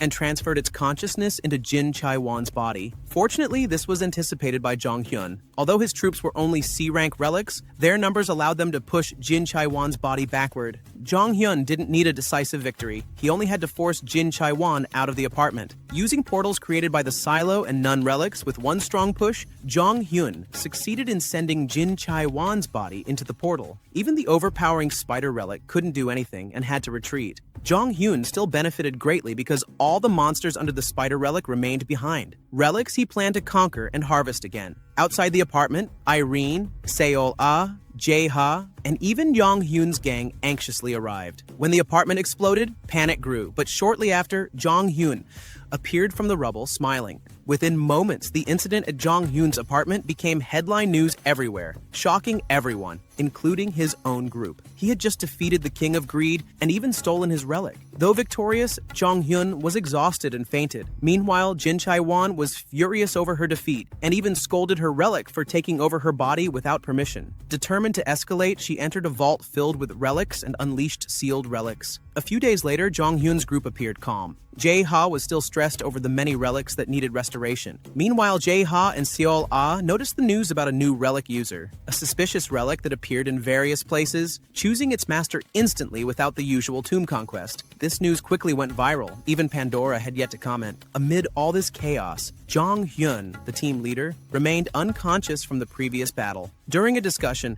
George Holton called Irene with shocking news. 15 king seats for relic users had already been filled. This was due to the newly appeared unique relic. This situation jeopardized Jong Hyun's plan to dominate the king seats. Unfortunately, Jong Hyun was still asleep. After hearing the news about the 15 king relics being chosen, Jong Hyun finally woke up. Seeing the serious expressions of everyone, he immediately knew something big had happened. He was also shocked by the existence of the new relic because the circumstances were highly unusual. Although the situation was dire, there was little Jong Hyun could do now except stay within their strategy. More bad news followed. Jae-ha discovered many rumors about Jong Hyun, ranging from not paying taxes, selling relics illegally, to the most ridiculous. Rumors that Jong Hyun had a 9-year-old child. These rumors infuriated both Irene and Seol-ah. Luckily, Jong Hyun still had a childhood photo of himself. Blonde hair and fair skin, very different from his current appearance, making it clear the rumors about his child were nonsense. These rumors were complicated to debunk because Wade Harmon wasn't behind them, since Jong Hyun had destroyed Harmon's Gobble's relic. After sorting out the rumors, Jong Hyun turned his attention to the relics he had just acquired from Jin Chai-wan. He began sorting through which relics he could use. Among them were the Pygmalion relic, inspired by the Greek sculptor who fell in love with his own statue, and the fire relic of Hephaestus, the Greek god of blacksmiths. These relics were clearly useful for Yu Jae-ha. The next day, Jong Hyun's group prepared to move again, heading back to Asia for another tomb excavation. Miller was already famous there for battling many excavation teams. An interesting thing caught Jong Hyun's attention. A photo of a boy who looked like him. This made Jong Hyun angry and determined to confront the boy, who was likely a relic user imitating him. The scene shifts to Kazakhstan, where a commotion erupts in front of a tomb. The TKBM team is furious because they cannot easily excavate the tomb. They must pass through Julian Miller. Besides TKBM, there are other excavation teams present, including one with a boy who looks remarkably like Jong Hyun. None of them can enter the tomb because Miller only allows one person inside, due to the notorious reputation of the teams in front for sacrificing their own members. Amid the heated debate, an expected figure appears, Seo Jong Hyun himself. In an innocent tone, Jong Hyun claims that Miller is now his subordinate, which explains why Miller is holding everyone back. Miller, one of the strongest people in the world, takes offense to this and immediately fights Jong Hyun. Seeing this opportunity, all the groups unite to fight Jong Hyun, who has become a barrier to their excavation efforts. Elsewhere inside the tomb, Jong Hyun and his team are already deep within. What's happening outside is merely a ruse. He uses a relic to create a clone of himself there. Now it's time to begin excavating the Kazakhstan tomb. Inside, rows of statues shaped like ancient Chinese royal guards are neatly arranged. Jong Hyun quickly realizes the tomb's relic owner wants to play a game of chess. About to start the chess game, Jong Hyun discovers it's an ancient version of chess. He provokes the tomb's relic owner to change the basic rules of the game, arguing it's unfair since Jong Hyun doesn't know the original rules. The relic agrees. Jong Hyun knew it would because the tomb's relic is The Art of War, written by the great Chinese general Sun Tzu, legendary for his military treatises. Jong Hyun pushes the relic further away from a simple chess game because he knows he will never win by the rules. With no agreed rules left, Jong Hyun provokes a direct battle, which the Art of War relic accepts. Now, Jong Hyun and his team must fight stone statues. But things don't go smoothly. Jong Hyun's clone outside has already been defeated, forcing the team to split up. Jae-ha and Seol-ah will hold off the other excavation teams outside, while Jong Hyun focuses on fighting inside. Outside the tomb, everyone, including Miller, is shocked when Jong Hyun suddenly disappears before their eyes. Only Miller realizes they were fighting Jong Hyun's clone all along. Then, the crowd rushes into the tomb, only to be taunted by a statue of Jong Hyun. Unbeknownst to them, this statue was prepared by Jae-ha to lure all the groups into a trap room. It didn't take long for Yoo Jae-ha's brilliant strategy to trap everyone inside the trap room. Julian Miller also arrived at the scene. Miller was not pleased with what Jae-ha had done. Unfortunately for Miller, he didn't realize that Jae-ha had already prepared a relic for him, a relic that trapped Miller inside an illusion of the Three Kingdoms era war. Worse yet, Miller's Zhuge Liang relic was very fragile against the Three Kingdoms era, which was another of Miller's weaknesses. This made Yoo Jae-ha laugh at Miller, who, despite being considered a very powerful entity, had many vulnerabilities. Meanwhile, some excavators had reached the edge of the trap room. They came out searching for Jong Hyun, but before long, Jong Hyun appeared right in front of them. In front of everyone, Jong Hyun announced that he had finished conquering the tomb and was just about to seal it. Everyone was shocked that Jong Hyun had managed to conquer the tomb all by himself. Here, Jong Hyun also encountered the boy he was after, Louis Martin, the boy pretending to be his son. Louis held a grudge against Jong Hyun because Jong Hyun had ended the career of General Kira. Jong Hyun realized that Kira had recruited many talented kids like Louis. Fueled by anger, Louis activated the Gobble's relic to influence everyone. Jong Hyun was confused because he had destroyed that relic before. The Crow system explained that this was a fake relic, but it worked 100%. This led Jong Hyun to one of the most OP relics, the Leonardo da Vinci relic. This relic belonged to Jae-ha in his past life, the relic that made Jae-ha the king of trickery. Despite being attacked, Jong Hyun was happy because he didn't expect to encounter the Leonardo da Vinci relic so quickly. The battle continued with Louis turning the entire room into a museum with his relic. All the artworks tried to fight Jong Hyun, but none were effective against him using Hephaestus's fire to counterattack. The immense power of this relic caused a massive explosion that also hit Yoo Jae-ha. At this point, Jong Hyun had decisively won and bound Louis with rope. Jong Hyun immediately wanted to take the Da Vinci relic, but it wasn't in Louis' possession. Jong Hyun did not detect any lies, so he believed Louis and now had to find out who was controlling Louis and enabling him to use the Da Vinci relic. After dealing with the boy using rope, Jong Hyun was finally informed that the Da Vinci relic was in the United States. This relic was very important, so it was kept at the Pentagon, the US headquarters. Now, Jong Hyun just needed a solid strategy to get in there. While thinking, Jong Hyun ended up having to argue with Miller. This hero refused to interrogate, let alone kidnap a child, so he demanded Jong Hyun release Louis. The two inevitably clashed in battle. Amidst all the chaos, Rope got distracted and accidentally let Louis escape. In the end, the boy holding the key to the Da Vinci relic ran away. But don't worry, Jong Hyun managed to secure a piece of Louis' torn clothing, making it easier to track him down. Back at their base, Jong Hyun's group returned to their tasks. Jae-ha remained busy restoring relics. Seol-ah gathered information, and Yong-hyun searched for Louis's whereabouts. It turned out that information about Louis was tightly guarded for several reasons. The boy was not just an American agent, but was also soon to become one of the Relic Kings, known as the King of Trickery. Because of this, they had to move quickly, and Yong-hyun decided to restrict Louis's movements. One of the actions he took was contacting George Holton. Yong-hyun forced George to create a new rule in Pandora. Minors were forbidden from becoming relic users. The next day, news broke that Pandora limited relic use for children under 12 years old. If a child wanted to use a relic, they had to store it with their parents. This regulation worked to Jong-hyun's advantage. He planned to use the hoax about Louis being his son. Although Yong-hyun would go viral for claiming to have a child, he thought it was worth it if it meant getting the Da Vinci relic. Besides, the fake fatherhood story was only a backup plan if the kidnapping mission failed. On the other hand, Louis was furious when he heard about the rule because it would further restrict his movements. Louis' complaints became a jackpot for TKBM. They tried to recruit Louis by promising that Kwok Taek-jun, CEO of TKBM, would become his guardian. Louis was naturally happy, especially since TKBM was famous as a highly successful tomb excavation company. Back to Jong-hyun, who was busy planning Louis' kidnapping when Edward called. Edward was in charge of forging the DNA test between Yong-hyun and Louis. But there was something strange. Yong-hyun's submitted DNA sample was identical to Louis. Jong-hyun was shocked and panicked, but became even more confused when he found out the sample given to Edward wasn't his, but Yu Jae-ha's. Technically, Louis was now Jae-ha's child. Even worse, their DNA was more like that of identical twins rather than a parent and child. This stressed Jae-ha out even more.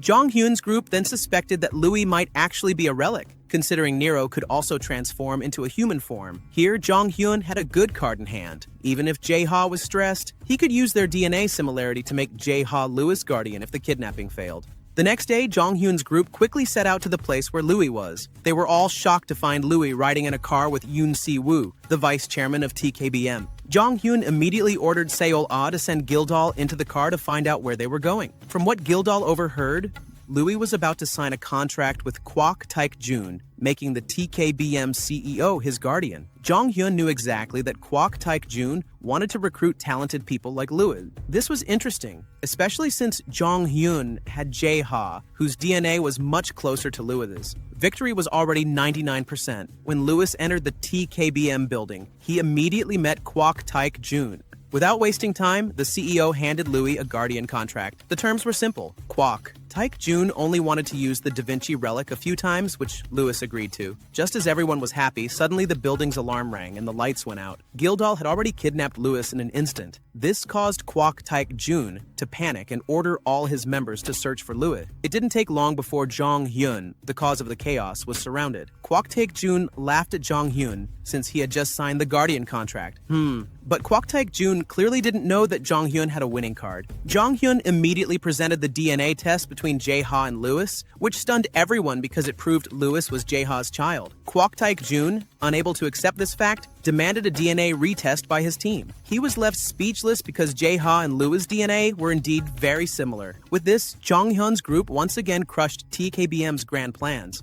After securing Louis, Jong-hyun didn't waste time. He immediately took Louis to the Pentagon. Although Louis was furious and Jae-ha was mentally shaken, Jong-hyun didn't care because securing the Da Vinci relic was far more important. During the journey, the train they were using suddenly crashed due to the appearance of a tomb. Jong-hyun received a notification from the Crow relic that the tomb's appearance was caused by another relic, so Jong-hyun was sure they were under attack. Quickly, Jong-hyun ordered Seol-ah to use Gildal to evacuate everyone inside. Outside the train, Joshua, one of the relic users at the king level, was already there. He was the attacker and wanted to take Louis because Louis was a very valuable asset. Joshua easily succeeded by using his relic to capture Louis. Now, Joshua had only one goal left: to eliminate Jong-hyun, who was also there. Now that Joshua had Louis in his hands, he immediately tried to finish off Jong-hyun, who was still hiding inside the train. Joshua wasn't holding back. He went straight for the nuclear bomb relic, born from humanity's fear of all-out nuclear war. As the massive attack hit, Jong-hyun relied on the Hammurabi relic and Aegis for protection, though Aegis was trembling with fear the entire time. When the dust settled, Joshua was all smiles. But not for long. To his surprise, the train carrying Jong-hyun was completely intact. Even more shocking, Jong-hyun himself emerged unscathed. Jong-hyun then counterattacked using Hammurabi, leveling everything. Except for Louis, of course. He made sure not to harm the kid. Despite taking heavy damage, Joshua stayed on his feet, transferring his wounds to one of his subordinates. Realizing how dangerous things could get, Jong-hyun once again tied Louis up with the rope relic to keep him from escaping. Now, all that was left was a one-on-one with Joshua. Joshua wasn't called the King of Fate for no reason. His relics were broken-level powerful. He had two main relics, Temple of Delphi, which showed him glimpses of the future when he slept inside it. Unfortunately, it wasn't combat usable, and Century of Nostradamus, based on the French scholar famous for his war and disaster prophecies. This relic was his real weapon. Anything Joshua said would come true within seconds. That meant Jong-hyun couldn't let him speak, so he launched relentless attacks, trying to keep Joshua on the defensive and unable to utter a single word. But things got complicated. Joshua could teleport with ease, slipping past Jong-hyun's strikes. Worse, he could now use the Nostradamus relic freely. After dodging Jong-hyun's attacks, Joshua finally got the chance to speak. He declared that Jong-hyun would die here. But nothing happened. Jong-hyun wasn't affected at all. Instead, he landed hit after hit on Joshua with no resistance. Why? Because Jong-hyun had blocked his hearing using a noisy, seemingly useless relic. The weakness of the Nostradamus relic? If the target doesn't hear the prophecy, it doesn't work. Once again, Jong-hyun had countered an OP relic with a completely trash one. Joshua was helpless, beaten down so hard that he even thought about surrendering. But Jong-hyun knew better. He knew Joshua would never give up that easily, so he kept going, relentlessly pounding Joshua until he was knocked out cold. Then, something strange happened. Joshua's body changed. It wasn't even his real body. Turned out he had used a relic that let him switch bodies with someone else. Jong-hyun had guessed this might happen, so he didn't hold back. Even if Joshua was miles away, he'd still feel the pain of that beating. Back at Joshua's real location, his body was writhing in pain. Furious, he reviewed the mission files on eliminating Jong-hyun, submitted by various parties. One in particular caught his attention, a file from John Smith, a mysterious figure who somehow knew about the Crow relic. Joshua planned to use that info against Jong-hyun. Meanwhile, back with Jong-hyun's group, the fight with Joshua was over. But another problem remained. The tomb that had appeared still needed to be cleared. Since someone had to guard Louis to keep him from escaping again, Jong-hyun decided to go into the tomb with only Jae-ha. This relic tomb had taken the form of Wolji Lake. Upon arrival, Jong-hyun and Jae-ha were immediately invited aboard a boat. The boat carried them across the water to a luxurious pavilion where, to their surprise, a feast had already been prepared. Seeing this, Jong-hyun immediately guessed the relic in this tomb was connected to Wolji Lake, a famous man-made lake once used for royal celebrations during the Silla dynasty. Turns out there were many relics within the lake, but the host of this tomb was the 14-sided dice, also known as Juryeongu. This relic originated from an old Korean drinking game, where the dice determined your punishment, whether it was dancing, reciting poetry, or even hopping like a bunny. As part of the challenge, Jong-hyun and Jae-ha were invited to sit down and play the game with the relic. If they won, they would conquer the tomb. As with most relic tomb keepers, Juryeongu was extremely confident in his strategy. Unfortunately for him, he had no idea who he was dealing with. Jong-hyun already had a master plan in mind. A few hours passed. The next thing they knew, both Jong-hyun and Jae-ha were lying unconscious on the lake's edge, but they'd won. The tomb had been conquered. With the challenge complete, the tomb dissolved and everyone inside it safely reappeared outside. Now, all they had to do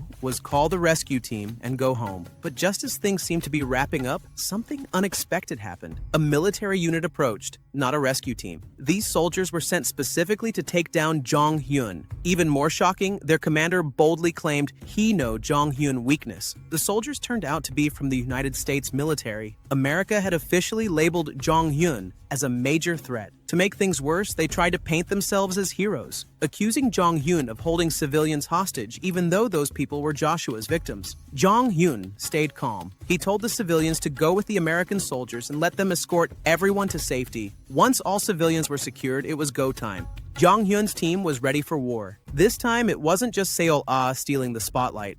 Even Jae-ha, usually the scaredy cat, stepped up. Using the Salieri relic properly for the first time, Jae-ha took down multiple opponents on his own. As for Jong-hyun, as always, even when surrounded and attacked from all sides, he dominated. The Hammurabi and Muramasa relic combo made short work of their enemies. Then, the American commander made his move. He summoned a mysterious female relic, claiming she was Jong-hyun's greatest weakness.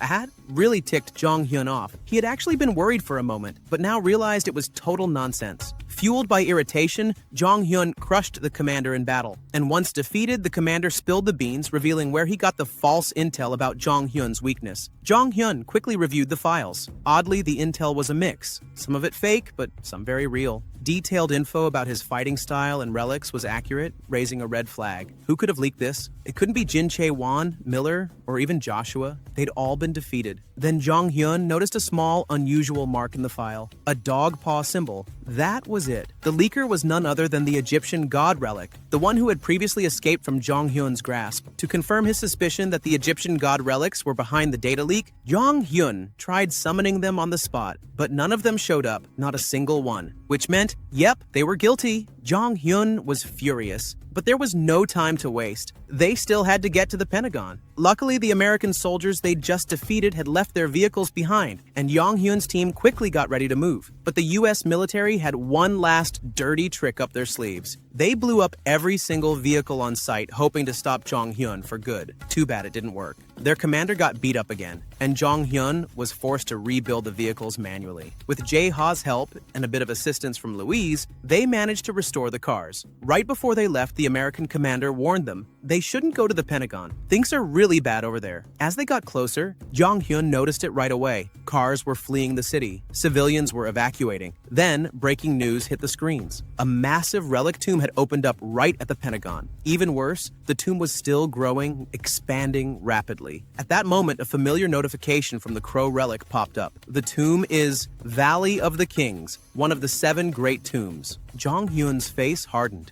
An Egyptian-themed tomb? If that's the case, then the escaped Egyptian god relics are almost definitely involved. Once they reached the Pentagon border, their car was stopped by US soldiers. Since they were driving American military vehicles, the soldiers assumed they were enemies and tried to arrest them. Luckily, someone stepped in, Matthew Tyler, a military officer who knew Jong Hyun personally and was willing to talk. Elsewhere, inside the massive tomb, Jong Hyun's prediction was dead on. The Egyptian god relics were already gathered: Osiris, Seth, and of course, Anubis. Out of the 3, Anubis was the most eager for a fight. He'd been waiting for Jong Hyun to show up, convinced that the human was worn out and finally beatable. Osiris and Seth, however, weren't as interested. Turns out, they'd started enjoying life outside of combat. They liked watching TV, eating fried chicken, and basically vibing with the modern world. The only one who truly hated Jong Hyun was Osiris. He still held a grudge for the way he was treated. Meanwhile, back with Jong Hyun's group, Matthew Tyler formally apologized for the previous military attack. He then revealed the real reason for their meeting. The President, PF America, wants to meet Jong Hyun. We need your help to conquer this giant tomb. Jong Hyun agreed and was escorted toward the Pentagon. But just to be safe, he placed Louise inside the Van Gogh relic, a safe, sealed space, so she wouldn't cause trouble again. On the way, a group of men stopped them, claiming to be the president's official guards. They insisted on taking over the escort duty. Jong Hyun played along, but his instincts stayed sharp. Without warning, he suddenly landed a powerful punch on the supposed head bodyguard, shocking everyone around him. But Jong Hyun wasn't guessing. He knew. The man in front of him wasn't human. It was Anubis in disguise. Jong Hyun, now fired up, told Anubis to surrender. But of course, Anubis wasn't having any of that. Furious, he launched his attack, summoning wave after wave of skeletons like he always does. Too bad Jong Hyun wasn't impressed. They got wiped out instantly. Then, Anubis pulled out his ace card. With a sudden surge of power, he forcibly yanked Louise out of the Van Gogh relic. He glared at him and shouted, "I gave you a cursed relic to sever Jong Hyun's connection to the crow, and you still failed?" That's right, Anubis had planted a cursed relic on Louise, one designed to cut off Jong Hyun's link to the crow relic. But now that Louise had failed, Anubis decided to take matters into his own hands. He seized control of the cursed relic himself, and suddenly, the relic transformed into a giant panda monster. This wasn't just for show. Jong Hyun knew that if even one of the panda's attacks landed, he could be in serious trouble. So, without hesitation, Jong Hyun summoned Hephaestus's fire, a blazing divine flame. The fire clashed with the panda and held it back, giving Jong Hyun the upper hand. At the same time, Seol Ah joined the fight. She had recently powered up, and this was her moment to shine. Together, they overpowered the panda and shattered it into pieces. Anubis realized the battle was lost. If he got captured, he knew he wouldn't be sealed. He'd probably be turned into kebab. Panicking, he tried to flee, but Jong Hyun gave the order to rope to get Anubis cue the chase scene. Anubis ran for his life, literally crawling along the ceilings, trying to escape like a horror movie villain. But it didn't matter. Rope caught him. Dragged in front of Jong Hyun, Anubis already knew his fate was sealed. He tried to plead his case. I didn't betray you out of malice. I just knew we couldn't win against Jin Chai-won's relic. I did what I had to. Jong Hyun didn't care. He was pissed, not just because of the betrayal, but because Anubis doubted him. So he turned Anubis into a lontong, yeah, that soft rice cake, and tossed him to Jae-ha for a relic restoration session. Not long after, Seth and Osiris showed up.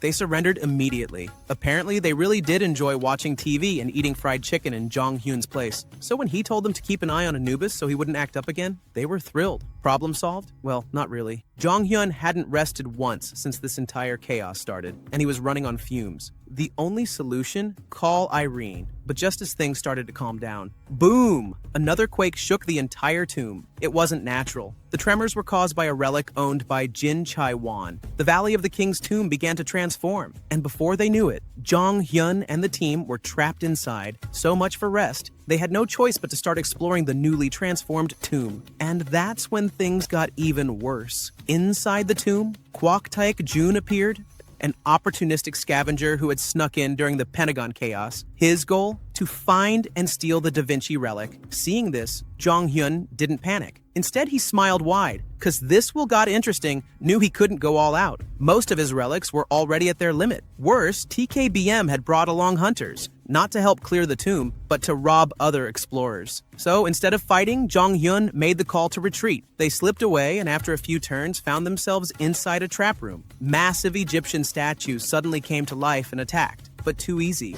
The team wiped them out without breaking a sweat. After that, just one more turn, and there she was, Irene. Their backup had arrived. With her support, they resumed excavation more smoothly. Jong Hyun immediately started reading the ancient relic script carved into the walls. Unfortunately, the only thing he could gather was that several high-tier relics were sealed inside the tomb. But as for the actual owner of the tomb, blank. No information. Nada. So they had no choice but to keep going deeper. Then came trouble. American soldiers appeared, blocking their path. They had strict orders. Jong Hyun is not allowed to go any deeper. Jong Hyun didn't hesitate. He gave the signal to Irene using Midas curse. Irene summoned her relic, the curse of Midas, and attacked. But that's when things got weird. Her power went out of control. Suddenly, the entire tomb began to shake. A system notification popped up. The tomb responds to Irene's power. Defense mechanism activated. And boom! Just like that, curses rained down on the team. Jae-ha turned into an old man. Irene and Seol-ah shrank into little kids. Only Jong Hyun remained normal, protected by the crow relic.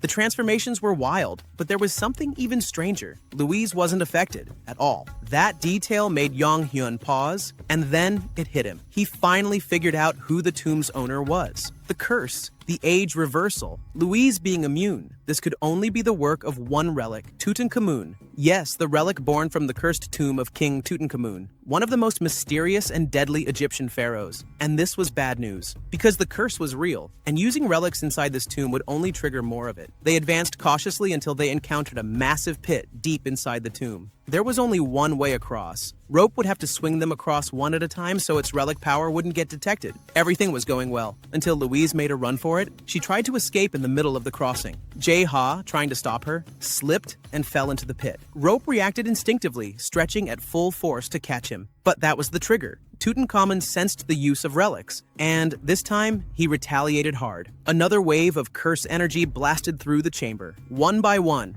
members of Jong Hyun's team were hit. This time, the effect was even worse. They didn't shrink or grow old. They turned to ash. Jong Hyun stood frozen, watching the aftermath, and somewhere in the tomb's depths, Tutankhamun smiled. When Jong Hyun came to, he found himself in a tight, claustrophobic space. He screamed. His voice echoed through the narrow confines. He was trapped inside a coffin. No relics, no allies, just darkness and the faint scent of ancient decay. Thankfully, Rope was nearby and heard his cries, but every relic had been separated from Jong Hyun, including Rope, who could only cling helplessly to the outside of the coffin. Meanwhile, Jong Hyun's team had been scattered across the tomb. Irene and Seol-ah found themselves in a twisting corridor corridor that seemed to go on forever. Confused but determined, Seol-ah took action. She summoned her relic, Gildal, and gave her one job to find Jong-hyun. But don't use too much power. They can't let Tutankhamun notice them. With that, they waited. The unluckiest member of the group, Yu Jae-ha. He had literally fallen straight into the middle of the TKBM excavation crew.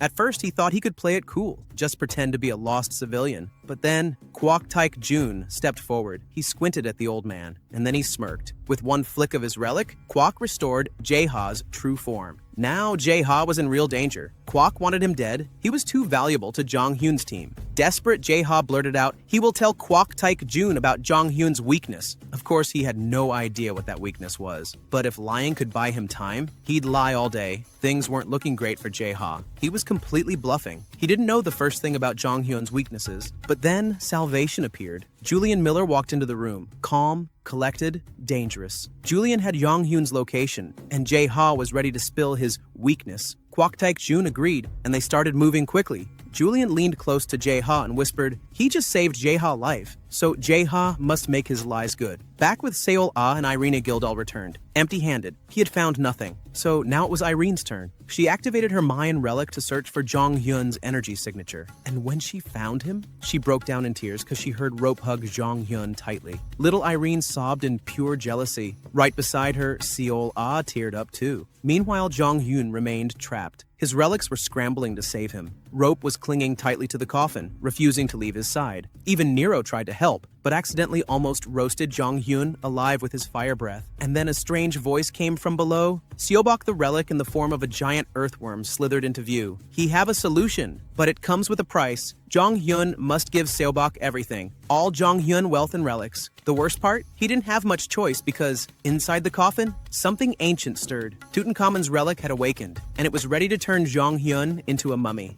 Just as things were looking grim, help arrived. Seol-ah and Irene burst into the chamber where Jong-hyun was trapped. Without hesitation, Seol-ah punched Seobach square in the face. The solution turned out to be surprisingly simple, just a chant. Once they spoke the ancient incantation, the coffin creaked open and Jong-hyun gasped as he emerged. Finally free. Relief washed over the group, especially Irene, whose emotions had been spiraling the entire time. Jong-hyun, though exhausted, was relieved that all his relics were still intact. Now there was only one thing left to do: find Yu Jae-ha. Once again, Gildal took on the mission. She returned with troubling news. Jae-ha was with Kwok Taek Jun, and even worse, Julian Miller was there too, discussing Jong-hyun's weaknesses. That part made Jong-hyun uneasy, not because he doubted Jae-ha, but because Julian Miller might actually know the truth. And if he mentioned the Raven relic, things could get ugly. Amidst this anxiety, Seol-ah spoke up. What if they restore Miller's memories? Jong-hyun hesitated. In their past life, he and Miller had never gotten along, but Seol-ah was firm. If Miller remembers who they really are, there's no way he'd work with TKBM. It was risky, but Jong-hyun agreed. They had a plan now. He marched straight toward the TKBM group, Julian, Kwok, and Jae-ha. No words, just a challenge to Miller. Kwok Taek Jun smirked. He stepped back, eager to watch the show. The battle between Jong-hyun and Julian Miller exploded into motion. Jong-hyun didn't hold back, not even when Miller said he to save Jae-ha. Instead of stopping, Jong-hyun grinned and struck with his memory relic. A pulse of light hit Julian, and he collapsed. Memories flooded in, images of their last tomb together. The betrayal by Kwok Taek Jun, and Jong-hyun sacrificing himself to save the team. It all came back. When Julian opened his eyes, he was furious. Julian roared and unleashed hell on every TKBM member in sight. While chaos erupted, Jae-ha slipped away, grabbing a few relics as souvenirs before making a clean escape. Jong-hyun saw the opportunity and smashed the tomb floor, causing Julian and Kwok to fall into a lower chamber to continue their fight somewhere else. He turned back. He had to regroup with Irene and Seol-ah, but then he paused. Jae-ha had left something behind, a relic. Not just any relic, a rank S, Liu Bei's sword. Jae-ha also passed along a crucial tip. Miller's super sensitive to any relics tied to the Three Kingdoms, especially Liu Bei. That sword,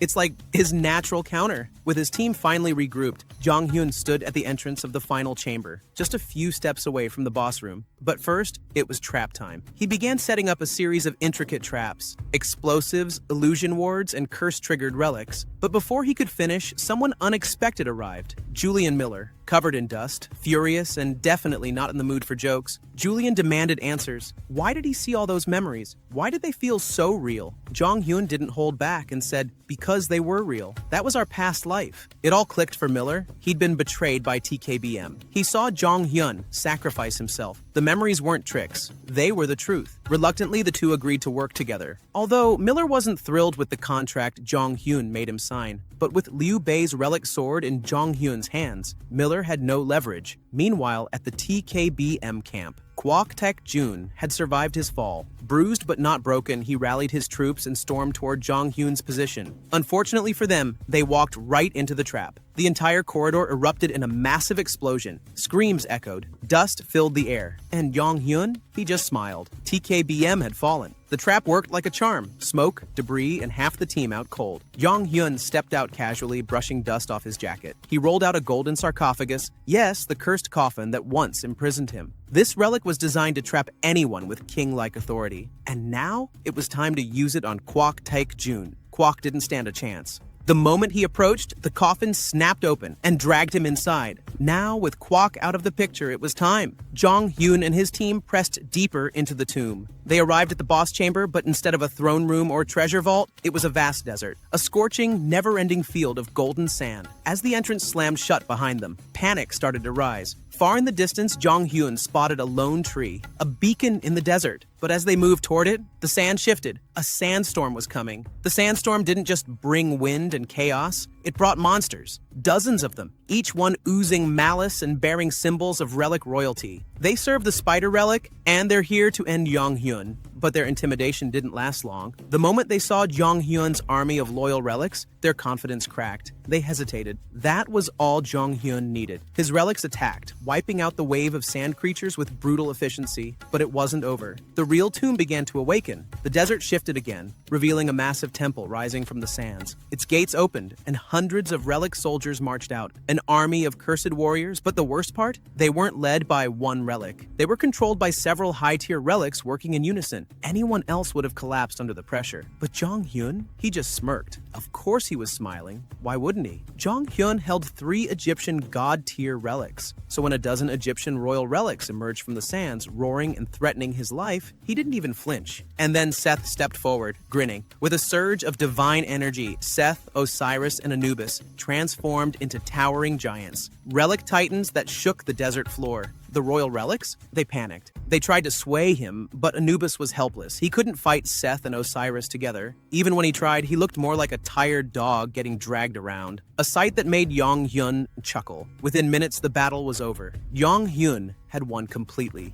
After the dust settled, he gathered the remaining Egyptian relics. He turned to the tomb's master, Tutankhamun, to bring out all the relics, every single one. Tutankhamun claimed they had already been collected, but Jong-hyun just smiled and looked up. A bird hovered overhead, glowing faintly. Without hesitation, Jong-hyun hurled Tutankhamun into the relic bird, revealing its true form. With that, the Valley of the Kings was conquered, and not a single relic remained to report back to Jin Chaiwan. With victory secured, Jong-hyun began sorting the spoils. The Egyptian relics were no joke, especially Tutankhamun's, which turned out to be one of the 7 royal relic keys, a cursed relic with the ability to temporarily boost the power of other relics. A perfect addition to Jong-hyun's growing arsenal. Then came the bird. It wasn't just any relic, it was Thoth, the Egyptian god of knowledge. When Thoth regained consciousness, Jong-hyun ordered him to reveal the secret relic storage hidden by Pentagon forces. Thoth refused, so Jong-hyun beat the answer out of him. Once at the storage site, the team quickly found Da Vinci's relic.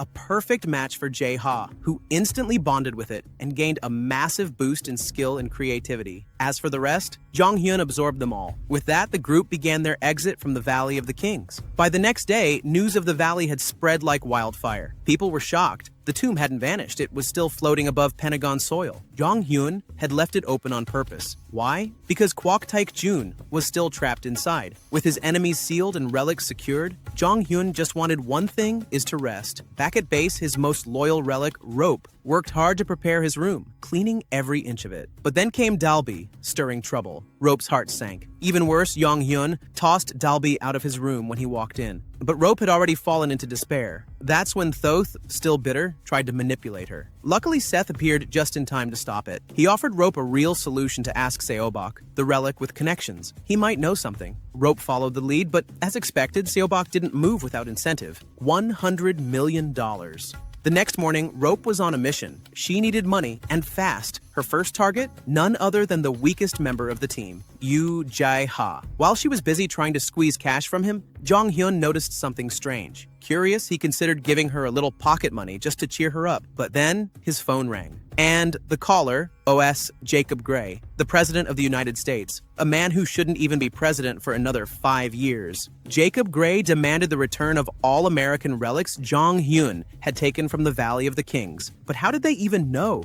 Well, blame Miller. The blonde genius had registered the relics through Pandora, unintentionally alerting U.S. intelligence. Jong-hyun was pissed, but he had no choice. Even Seol-ah was stunned. For the first time ever, Jong-hyun surrendered a relic, but it was all part of his plan. Behind the scenes, he hatched a bold idea. Let's give them Fake's relic. Everyone was shocked, but with Da Vinci's relic and the creative genius Jae-ha, it was actually possible to craft perfect duplicates. Jong-hyun personally trained Jae-ha with the relic, and the results? Jae-ha succeeded, barely. Exhausted, broken, but brilliant. The replicas were ready, and Jong-hyun added one final touch. He infused the fake relics with a plague, using the plague relic, turning them into ticking time bombs. Finally, the exchange day arrived. Jong-hyun, Seol-ah, Miller, and Jae-ha headed straight to the Pentagon. Along the way, they discussed Jacob Gray. He shouldn't be president yet. This future, it's already changed. Jong-hyun frowned. In his past life, Jacob Gray started World War III with General Kira. They can't let that happen again. They arrived at the drop site. Everything was ready. The fake relics, the curse hidden within, the smiles hiding daggers.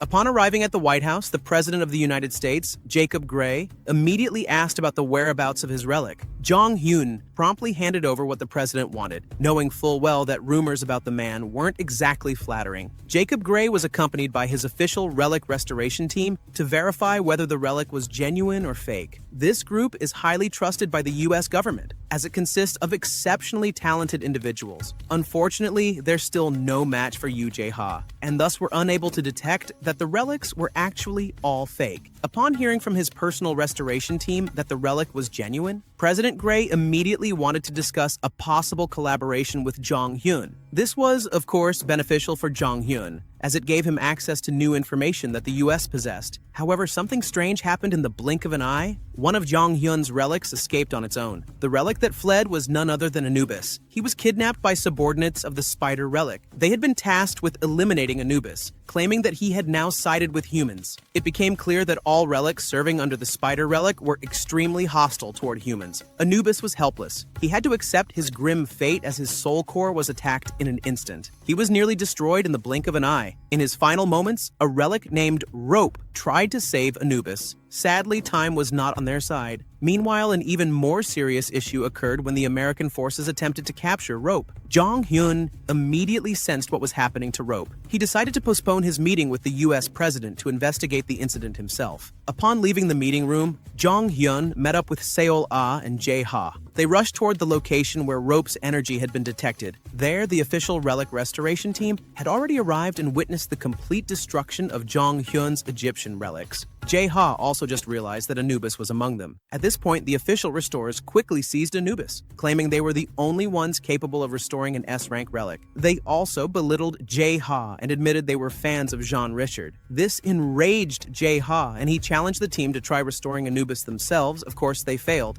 Jae-ha then took over the task and proved that he was the greatest relic restorer of all time. He successfully saved Anubis and humiliated the so-called official restorers. After the incidents with Anubis and Rope, Jong-hyun resumed his meeting with the U.S. president. They discussed many things, including President Kwok Taek-jun of TKBM, who was plotting to steal American military relics. Upon hearing this, President Gray was furious and promised to make things difficult for TKBM. After the meeting, Yong Hyun returned home and finally spoke with Anubis. Anubis expressed his gratitude and officially acknowledged Jong Hyun as his master. Jong Hyun felt relieved, but he still punished Anubis by ordering him to resolve all the issues he had caused, including the confidential documents he had previously leaked about Jong Hyun. After receiving his mission, Anubis moved swiftly. With the help of Rope and Tutankhamun, he eliminated everyone targeting Jong Hyun. This sudden purge didn't go unnoticed. Pandora, who had placed a bounty on Jong Hyun, quickly realized what was happening. Furious at their inability to stop Jong Hyun, chaos erupted among them. In the middle of this heated argument, Miller suddenly appeared and attacked them all. He was enraged because they had ignored his reports about the relic he had previously submitted. Elsewhere, Jong Hyun was driving through an undisclosed location. He had just reclaimed Louise, the woman who had once nearly brought about Jae-ha's downfall. Jong Hyun took Louise in, recognizing her talent and knowing that she mustn't fall into the wrong hands. During this time, Jong Hyun received a phone call from Miller. The bespectacled man had received intriguing information from Yoon Si-wo. Apparently, TKBM was on the brink of internal conflict. After the disappearance of Kwok Tak-jun, his 3 children were now preparing to fight for leadership of TKBM. Jong Hyun, foreseeing the coming turmoil, smiled, realizing the immense advantage he could gain from this power struggle. Tensions among Kwok Tak-jun's children escalated rapidly. Kwon Sung-woo, the eldest son, had an intense obsession with claiming all of his father's relics. He even ordered Chen, a loyal TKBM employee, to persuade Kwon Joo-hee, the daughter of Kwok Tak-jun, to side with them. Seung-woo needed Jo-hee because despite being the eldest, he lacked the ability to effectively wield relics. To open the relic vault left behind by their father, he needed her power. Acting on his orders, Chen went to Joo-hee's location and told her they were in danger because of Jong Hyun's actions. But instead of focusing on the warning Jo, he got distracted by how handsome Jong Hyun was. Still, despite the distraction, she did seem willing to support her oldest brother's side. Meanwhile, Jong Hyun was deep in thought, trying to figure out how to benefit from the internal feud among Kwok Tak-jun's children. This was a golden opportunity. He knew that no one else could open Kwok Tak-jun's relic vault except his children,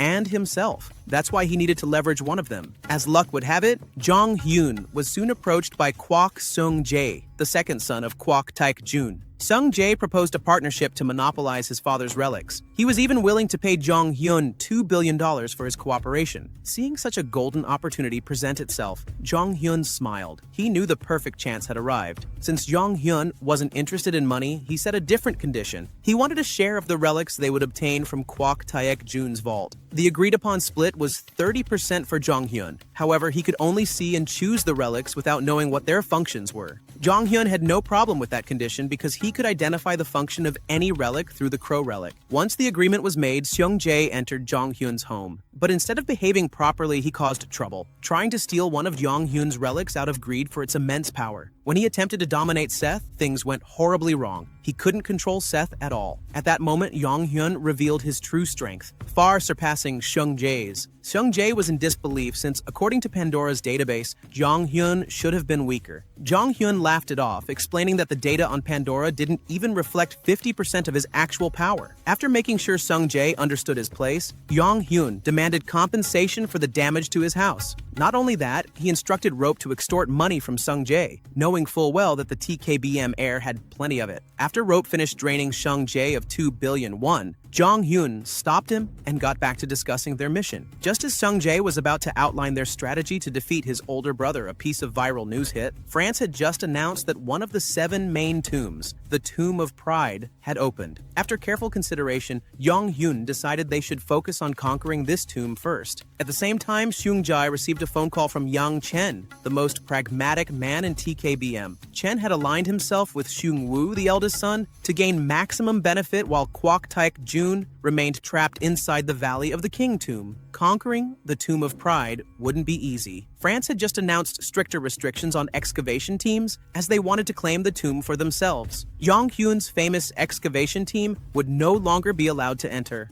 That's when Jong Hyun revealed his backup plan, using fake identities. With help from Yoo Jae-ha and Louise, both of whom were now on his side, they quickly forged new identities. The skills of these two were top-notch. making the process seamless. With preparations complete, it was time to depart for France. Jong Hyun's excavation team boarded a commercial flight to blend in with the crowd. Mid-flight, Jong Hyun suddenly realized that Yang Chen and Kwok Taek-jun's eldest son were also on the same plane, headed for France. It was a rare sight to see such wealthy men flying economy class, but it made sense. Money couldn't buy access to the Tomb of Pride, especially not under French government control. Realizing that his enemies were on board, Jong Hyun immediately warned his team. This flight could very well turn into a battlefield. To turn the airplane battle in their favor, Jong Hyun had already prepared a plan. He wrote an absurd contract designed to provoke Sung-woo emotionally. If Sung-woo were to tear the paper, the contract would activate thanks to the relic power Jong Hyun used. Rope effortlessly delivered the contract to Sung-woo. However, during delivery, Rope was caught by Yang Chen. Realizing Rope was Jong Hyun's relic, Chen ordered his men on board to attack. The TKBM troops quickly located Jong Hyun's position, and the battle broke out.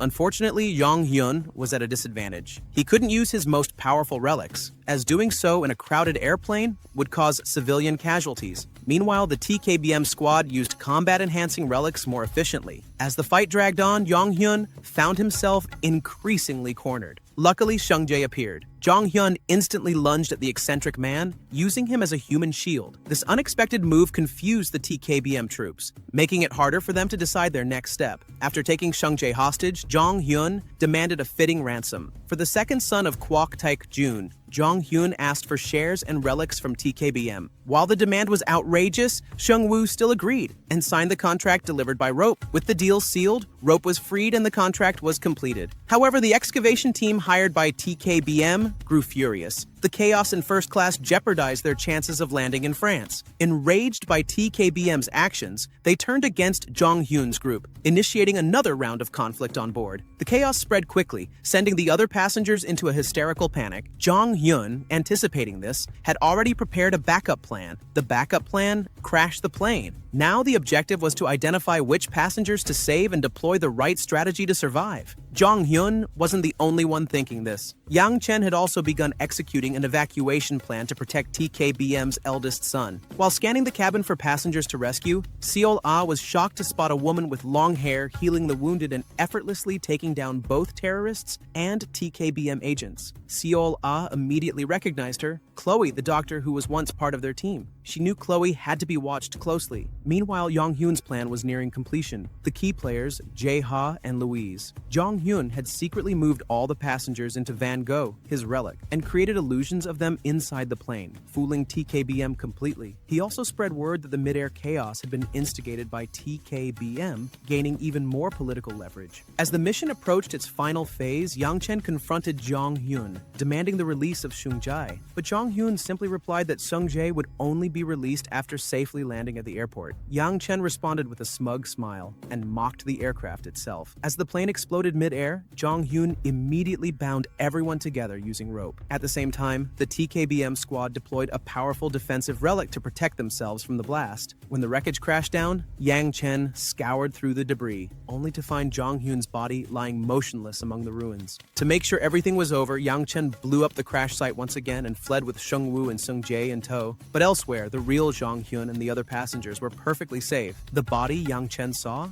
A fake. So was the Sung Jae who escaped with him. Jong Hyun had used the Invitation of God relic to pull off the entire deception. There was just one problem. The survivors had been flung all the way to the North Pole. Now, to survive the freezing wasteland, Jae-ha and Louise had to get creative. Their mission? Build a railway and train to reach the nearest habitable area? The next day, Kwok Seung-woo held a press conference. The TKBM heir expressed deep regret, saying he only managed to save 2 passengers and promised generous compensation for the victims' families. His display of compassion sent his company's stock soaring. Meanwhile, Irene and Miller watched the news coverage. According to the official report, Jong Hyun had died in the crash, but both of them weren't buying it. They knew better, and they were determined to find out where Jong Hyun really was.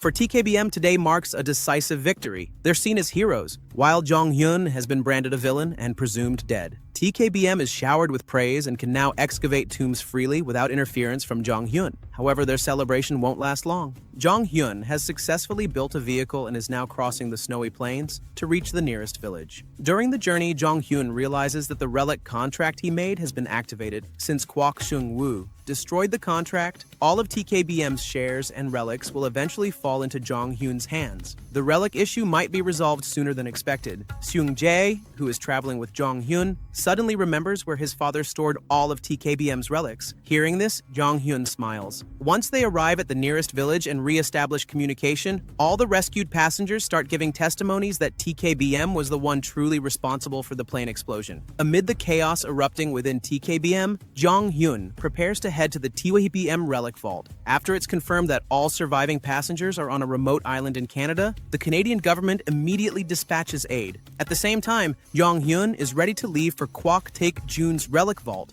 located not far from there. Seol-ah proposes to stay behind and watch over the passengers. She does this mainly to keep an eye on Chloe, something she hasn't yet had the chance to explain to Jong Hyun. When they arrive at Kwok Taek-jun's relic vault, it turns out to be a massive warehouse. Upon entering, Jong Hyun is allowed to choose the relics that will be handed over to him. But, as always, Jong Hyun has a few tricks up his sleeve. He knocks Seung-jae unconscious and escapes with all of TKBM's relics. Meanwhile, TKBM's shares begin to sell off rapidly, infuriating Seung-woo, who has no idea what's going on. All of this, of course, is the effect of the relics now possessed by Jong Hyun. Back in the village where Seol-ah is staying, things get even more intense. She catches Chloe secretly making a phone call but can't act on it, as Chloe quickly notices her presence. Not long after that, Jae-ha and Jong Hyun return to the village as well. After everything that happened, Jong Hyun completely crushed any hope TKBM had of recovering. He didn't just take their relics, he also acquired their stocks and even their buildings.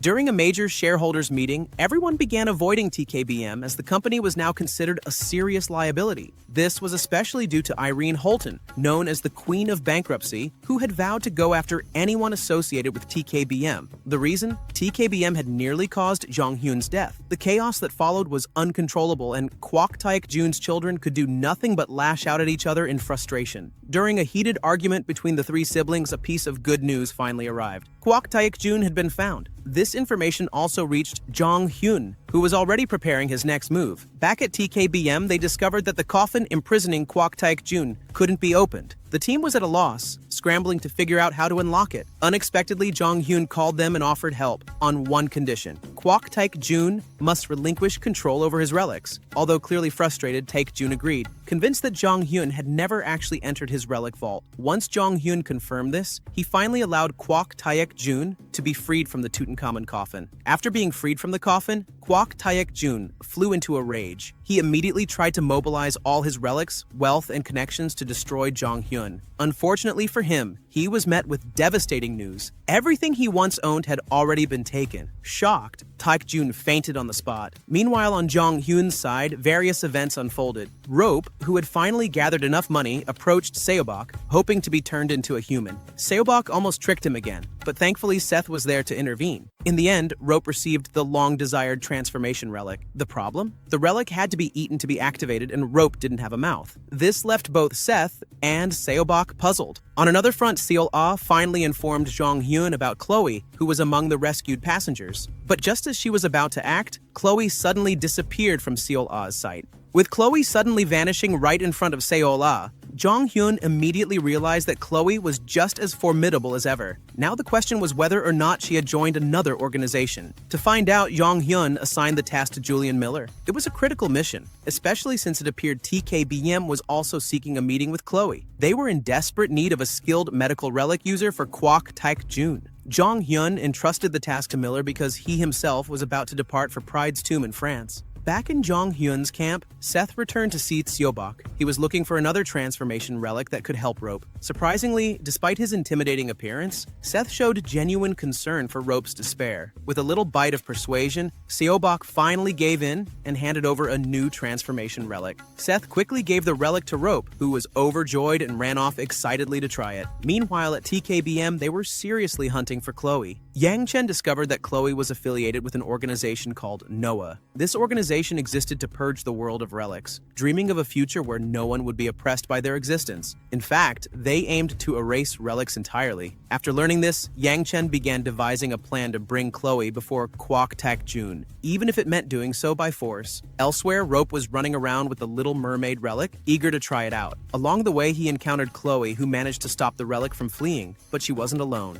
Other Noah members were with her. It turned out that not all Noah members hated relics. Some actually sought to dominate them. Luckily, before they could take control of him, Rope successfully activated the Little Mermaid relic and escaped after transforming into a human. He was thrilled with his transformation, but unfortunately, danger still loomed. The relic came with a side effect. If no one recognized Rope within 4 days, he would dissolve into bubbles and vanish. Naive and innocent, Rope didn't understand this. All he wanted was to find Jong Hyun as soon as possible. At Jong Hyun's location, Julian Miller had returned with intel on Chloe. They now knew about Noah and confirmed that TKBM was indeed targeting Chloe. With this knowledge, they had to do everything possible to prevent her from falling into TKBM's hands. Just then, in a sudden and unexpected moment, Jong Hyun was run into by a child, none other than Rope himself. Even though Rope finally reunited with Jong Hyun, he couldn't speak any human language, so no one could recognize him. Jong Hyun and the others panicked, especially since Rope's attempts at drawing to communicate were utterly incomprehensible. In the end, Jong Hyun decided to have Jae Ha take the boy to the police station and file a report for a missing child.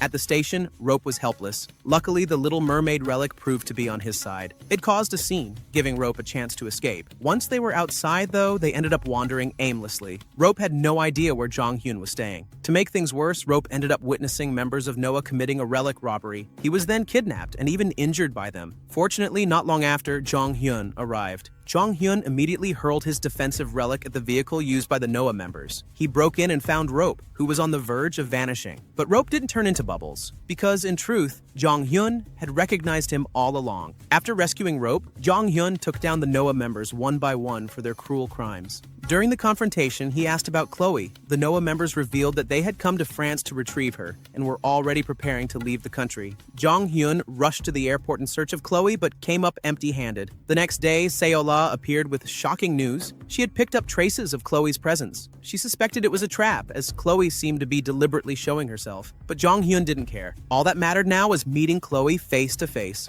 When they found Chloe, Jong Hyun and Rope quickly captured her. Jong Hyun used a memory relic on her, forcing her lost memories to return, and causing her intense pain. But then something strange happened. Chloe's memory relic was suddenly disrupted by one belonging to Jin Chae-won. This interference caused Chloe to go berserk and attack Jong Hyun, leaving him with no choice but to knock her unconscious. Realizing that Jin Chae-won seemed intent on preventing Chloe from meeting Kwok Tak Jun, Jong Hyun formed a theory. Perhaps Jin Chae-won wanted to worsen Tak Jun's condition. Wanting to understand Jin Chae-won's strategy, Jong Hyun came up with a crazy idea. He would send Yoo Jae-ha, disguised as Chloe, into the heart of TKBM, sending his weakest team member into the lion's den. Despite Yoo Jae-ha's tears and pleas, he had no choice. He had to agree and head straight to TKBM headquarters. Yoo Jae-ha, assigned to infiltrate TKBM, was incredibly nervous, especially since he was stuck with the most talkative relic in the world, Rope. Anything could happen. Meanwhile, Jong Hyun summoned Toth to check on Chloe's condition. As the god of knowledge, perhaps Toth knew what to do. Initially, Toth hesitated. Chloe had been cursed by none other than his superior, the relic Jin Chae-won. Enraged, Jong Hyun pressured him, and Toth finally revealed the existence of a brainwashing relic embedded in Chloe's mind. Jong Hyun removed the relic, and Chloe immediately regained consciousness. She panicked, stuck in memories from 15 years ago, remembering the moment Jong Hyun was gravely wounded. Thankfully, Seol-ah was there to calm her down. Once Chloe could speak clearly, she accepted a contract to officially join Jong Hyun's team as their medical specialist.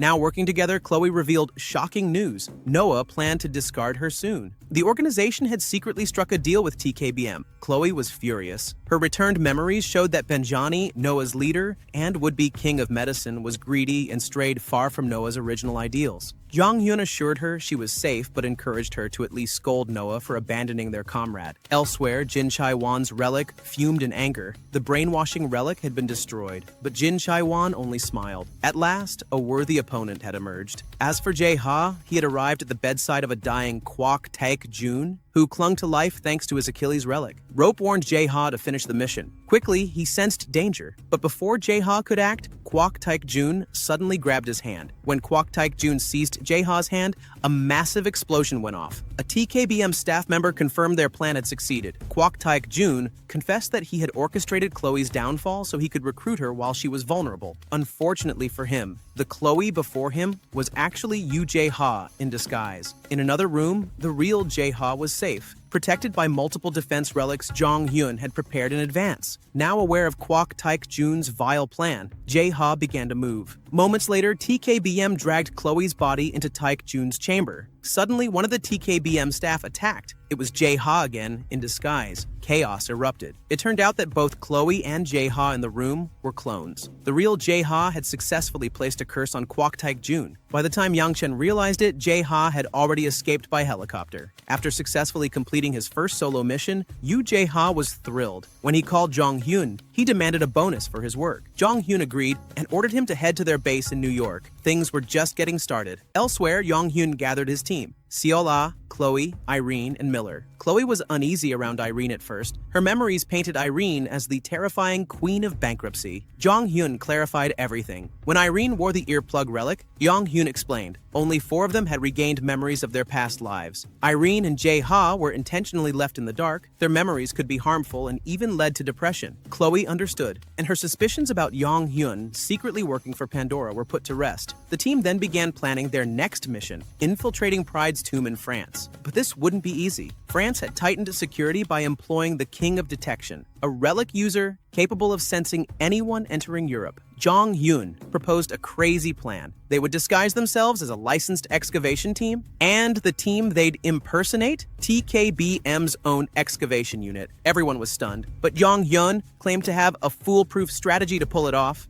How will they get into TKBM's excavation team? Back to Jong-hyun's excavation team meeting, they decided to infiltrate TKBM for several reasons. TKBM is currently the most vulnerable excavation company. After suffering a variety of losses, they're desperate enough to recruit anyone. So, as long as Jong-hyun's team stays undercover, they'll be accepted without suspicion. Moreover, TKBM has a good relationship with Pandora. It's unlikely that Pandora would assign the Detection King to TKBM's excavation unit, as it might strain their alliance. This works heavily in their favor, and the plan is approved. Shortly after, a key player in the mission appears: Yoo Jae-ha. Without being given time to rest, Jae-ha is immediately tasked with creating disguises for Jong-hyun, Miller, and Seol-ah. These 3 will be infiltrating the enemy's base. With their disguises ready, they register and successfully become members of TKBM's excavation team. Before long, they arrive in Europe. However, the process of excavating the Pride tomb proves to be difficult. The tomb is filled with traps, making it impenetrable. TKBM's excavation team keeps collapsing under pressure, creating chaos. Amid this, panic sets in at TKBM as rumors spread that Jong-hyun has infiltrated them. The excavation division suspects that Jong-hyun is indeed in disguise, as there has been no trace of him elsewhere. This deeply infuriates Yoon Si-wo of TKBM. The rumor about Jong-hyun's team is quickly picked up by Miller, who easily blends in with others. He warns everyone to stay cautious, but their leader Jong-hyun has other ideas. He begins stealing relics from other excavators. This move is part of his strategy to destabilize the TKBM excavation team. He places all the stolen relics in Yoon Si-wo's room. When the relics are discovered, Yoon Si-wo is immediately accused of being a traitor. Even Kwok Taek-jun's first son and Yang Chen beat him up. Amid this chaos, no one expected the Detection King to arrive. Pandora has assigned him to confirm whether Jong-hyun is among the TKBM crew. Though the decision is initially met with resistance, Kwok Taek-jun's first son shows no concern, and the Detection King proceeds with his investigation. After gathering the entire TKBM excavation team, the Detection King begins his search. Unexpectedly, the side effects of his power harm the excavation team. After 2 groups have been checked, it's now Jong-hyun's disguise team's turn to face the Detection King. Meanwhile, in a separate location, Irene and Chloe are monitoring their enemies. Chloe finds it strange that the surveillance isn't just focused on TKBM and Pandora. They're also investigating the current state of America, China, and Russia. Irene explains that they must remain vigilant because Jong-hyun has many people he needs to protect, from his adoptive family in Korea to the former thugs who now live as farmers. Chloe realizes just how much Jong-hyun's life has changed. In the middle of their conversation, Irene receives a call from George, informing her that Jong-hyun is in serious danger. The Detection King is currently inspecting every TKBM excavator. His disguise is almost certain to be exposed because the Fate King has leaked information about him. Naturally, Irene prepares to protect Jong Hyun,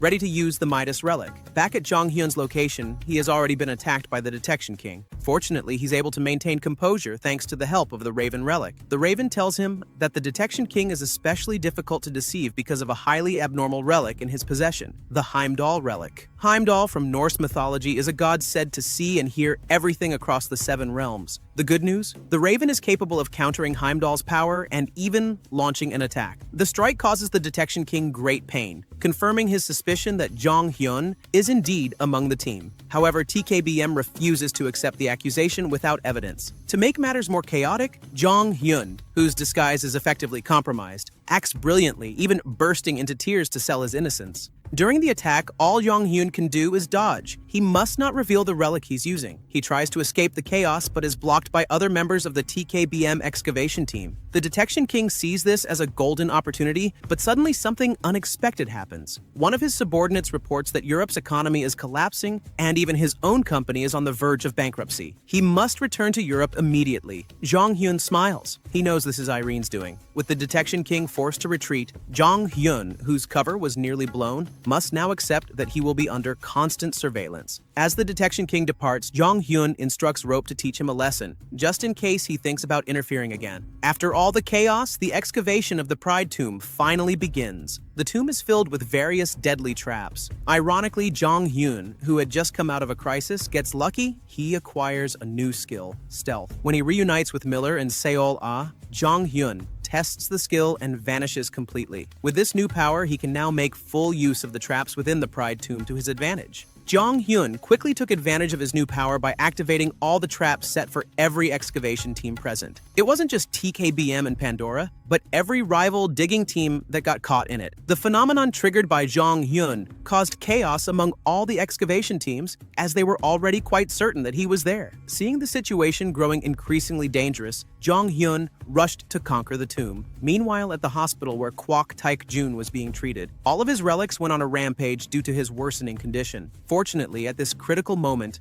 Joshua appeared and instantly brought all of Kwok Taek-jun's relics under control. Once the relics were calm, Kwok Taek-jun and Joshua discussed Jong Hyun, who was currently in France trying to conquer the Tomb of Pride. Here, Kwok Taek-jun took a realistic approach. The tomb excavation rivalry had to be put on hold, and they all needed to work together to stop Jong Hyun. As for Jong Hyun, he had already entered the Tomb of Pride. The tomb took the shape of a multi-story tower. After climbing a long staircase, they arrived at a large chamber and were immediately attacked. Jong Hyun managed to block the assault using Aegis. Unfortunately, the attack was so powerful that Aegis could no longer be used for defense. It was then that Jong Hyun realized the relic attacking him was none other than Napoleon, from the tale of the French emperor. Jong Hyun was confused. This relic should be of high rank, so why was it on the lower floor? This only proved that the relic belonging to the tomb's owner would be an even greater challenge. Napoleon launched another attack, this time summoning an additional relic, the Code of Napoleon, one of the 3 extremely powerful code relics. This relic could create rules that must be obeyed by everyone. Fortunately, the rule Napoleon imposed was that anyone taller than 157 centimeters had to be attacked. That was an easy one for Jong Hyun to avoid. He summoned Tutankhamun and transformed themselves into children, allowing them to escape the floor successfully. As they climbed further up the tomb, they reached another grand hall filled with troops dressed in traditional Chinese royal armor. On this floor, the relic of Xiang Yu appeared, a figure from the tale of a war general who overthrew the Qin dynasty. Xiang Yu was known as the strongest general from the East, having defeated thousands in battle. As expected, he had a massive ego and immediately wanted to crush Jong Hyun. Fortunately, at that moment, Napoleon reappeared. Xiang Yu, who was outraged by Napoleon's presence in his room, engaged him in combat. Jong Hyun took this opportunity to flee from both of them. As he escaped, Jong Hyun became increasingly puzzled. The fight between Napoleon and Xiang Yu was bizarre. Normally, relics within the same tomb would cooperate, but those two were competing with one another. Before he could finish his thoughts, Jong Hyun was blocked by Egyptian troops. A fight was inevitable. Then, the Egyptian relic recognized Jong Hyun as the one who had conquered all the Egyptian relics in a previous tomb. Realizing he was in a tight spot, Jong Hyun fled back to Xiang Yu's chamber. Strangely, in that room, peace had settled. Xiang Yu, Napoleon, and the Egyptian forces were now cooperating to take down Zhang Hyun's team. The battle was inevitable. Zhang Hyun, Seobach, and Miller unleashed their best relics to fight. Zhang Hyun even considered summoning Anubis, but Miller stopped him, warning that doing so might provoke even stronger relics from the higher levels of the tomb. Zhang Hyun, however, had a plan of his own. He summoned rope and escaped the tomb, leaping down to the lower levels. Upon landing, he was confronted by angry TKBM members, furious to confirm that Zhang Hyun was indeed in the Pride Tomb. But Zhang Hyun remained calm. His real goal had worked. He had lured out the relics of Napoleon, Xiang Yu, and Ramses from within the tomb. Using stealth, he concealed himself and let the relics clash with the TKBM forces. As the chaos escalated, Zhang Hyun slipped back into the tomb unnoticed. At that moment, he realized something important. Napoleon, Xiang Yu, and Ramses were actually competing to become the master of the tomb. That was why they hadn't cooperated, and had instead fought one another earlier. With that understanding, Zhang Hyun knew there was only one solution. He had to conquer them all. The tension at the Pride Tomb pauses momentarily as the scene shifts to Yu Jae-ha, who is busy with two major tasks. First, he continues to mess with Quan using the dice relic. Second, he's attending a grand party in Russia alongside Edward. This party is crucial because Zhang Hyun has tasked Jae-ha with making contact with a British royal princess. Zhang Hyun is after a relic held by the royal family. Unfortunately, Jae-ha's job isn't easy. At the event, he runs into restorers affiliated with Pandora, all of whom are disciples of Jean Richard. These individuals constantly make things difficult for Jae-ha, but Jae-ha, ever resourceful, manages to silence all the restorers and shifts his full focus to the mission at hand. Back to Zhang Hyun. He continues ascending through the Pride Tomb. It turns out the tomb houses a variety of relic armies. On one floor, he is discovered by Napoleon's forces, but Zhang Hyun comes prepared. He unleashes the Plague Relic, a deadly tactic he had reserved just for this moment. In an instant, the Plague Relic creates a wave that sweeps over all of Napoleon's soldiers. After a while, Napoleon finally began to feel the effects of the Plague Relic. He suddenly suffered from severe stomach cramps and an uncontrollable urge to, quite literally, expel gold. At that moment, Xiang Yu appeared and proposed an alliance with Napoleon to capture Zhang Hyun. Surprisingly, Napoleon agreed, but Zhang Hyun had another trick up his sleeve. He pretended to surrender and began spouting nonsense, saying things like, "Napoleon is stronger than Xiang Yu," and "Xiang Yu is more handsome than Napoleon." His absurd statement sparked an argument between the two relics, escalating into a fight. Exhausted from battling each other, both relics were left completely vulnerable, just one hit away from defeat. Unexpectedly, Ramses appeared and struck them both down, reverting them to their relic forms. Seizing the opportunity, Zhang Hyun swiftly collected the relics of Napoleon and Xiang Yu. Now preparing to face Ramses, Zhang Hyun was filled with confidence. After all, he possessed several Egyptian relics. Without hesitation, he summoned 4 Egyptian deities: Thoth, Seth, Anubis, and Osiris. But to everyone's surprise, Ramses didn't seem the least bit intimidated. He claimed this was when the real battle would begin. Ramses certainly showed boldness in the face of the 4 Egyptian god relics. However, his bravado turned out to be nothing more than empty talk. Once the 4 relics combined their powers, Ramses' army was completely annihilated. With that, all the major relics within the Pride Tomb had been defeated. The tomb began to collapse, but Zhang Hyun took swift action. He restored it using the power of the 4 relics. This way, no one would know the tomb had been conquered. Reconstructing a tomb that should have been in ruins left Zhang Hyun utterly exhausted, which made Miller deeply concerned. At the same time, everyone was stunned to sense that yet another relic was still present within the tomb. Despite his fatigue, Zhang Hyun refused to rest. Driven by his obsession with relics, he pushed himself to head toward the source of this mysterious energy. This unrelenting obsession of Zhang Hyun's could very well spell disaster for his team. Amid the tension felt by Zhang Hyun and his members in the Pride Tomb, Yu Jae-ha was also experiencing tension. After being hunted by the Pandora restoration group, he hid in a warehouse to use the Da Vinci relic. Here, Yu Jae-ha intended to create a fake English prince. This fake prince would be used to persuade the English princess to sell her relic. Jae-ha's plan began in a restroom. He kidnapped the English prince and trapped him inside a relic. Not only the prince, but his guards were also trapped inside. After that, Jae-ha went out to talk with the English princess about buying the relic. The relic was initially not for sale, but with pressure from her uncle, the princess agreed to sell her relic. From afar, the Pandora restoration agents who saw Jae-ha started reporting to their superiors that Jae-ha appeared alongside the English royal family. Then, a strange incident occurred. The lights suddenly went out, and an attack happened. When the lights came back on, the English prince was lying helpless. Here, Jae-ha realized someone was targeting the English royal family. To prevent the situation from worsening, Yu Jae-ha took the English prince out of the relic. He also claimed that he knew about the attack, so he saved the English prince. Jae-ha's confession was believed by many because shortly after the attacked prince turned into a statue, people became more convinced when Jae-ha cried, admitting that he failed to save the English Secretary of State. Here, the Pandora Relic Restoration Group became suspicious of Jae-ha and wanted to interrogate him. Jae-ha resisted and said that the Pandora Relic Restoration Group should be suspected for allowing the attack to happen. The Pandora Restoration Group was powerless, especially as the English prince supported Jae-ha. Then, the English prince offered a reward to Jae-ha. Jae-ha only wanted to continue the discussion about buying the relic, which the English princess had agreed to.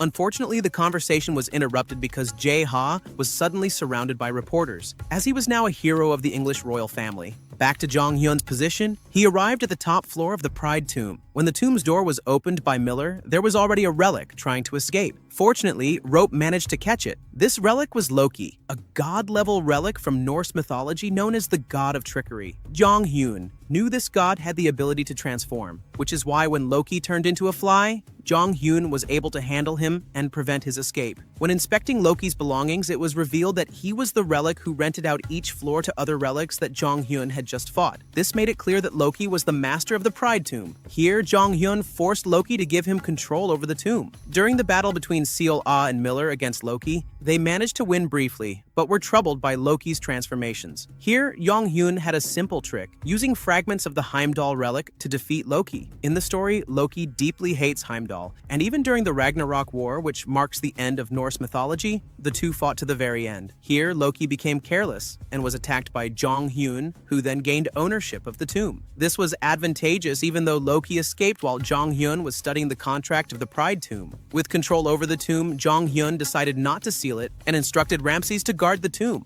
Although Pandora would not be fooled for long, deceiving them for several days was already enough for Jong Hyun. When leaving the tomb complex, Jong Hyun suddenly felt dizzy and collapsed. He was exhausted from using the 4 god relics, restoring the tomb, and fighting Loki. He then fainted and was taken to an inn. Seol-ah and Miller went out to get food, and when they returned, Jong Hyun was found going berserk due to the risk of overusing the relics. The risk Jong Hyun experienced was serious. He beat up all the gangsters in France and even burned the money he had. Stopping him was not easy, as even Miller got hit by him. Jong Hyun only stopped when Chloe arrived in France. Using the Nightingale relic, she managed to heal Jong Hyun. She also warned that he could never fully escape the risks of using relics. Jong Hyun remembered that in his previous life, he also faced risks from the Arhiest relic, which made him obsessed with knowledge. He stayed awake for days reading books. In his recovered condition, Jong Hyun planned to return to New York. Before leaving, he asked about Yu Jae-ha. Chloe showed various viral articles about Jae-ha, who was hailed as the savior of the English prince. He had not only appeared on TV, but also received job offers from various companies and was going to become a VIP member in England. Yu Jae-ha's life was guaranteed from now on. Jong Hyun began to worry because Jae-ha might leave him, especially since Jong Hyun's treatment of Jae-ha regarding work had been harsh. Here, Jong Hyun had no choice but to search for Yu Jae-ha's whereabouts. Yu Jae-ha was actually in England, enjoying a pleasant life. He even received many job offers from other parties. He was so busy that he ignored many calls, including calls from Jong Hyun. When he realized the call was from his boss,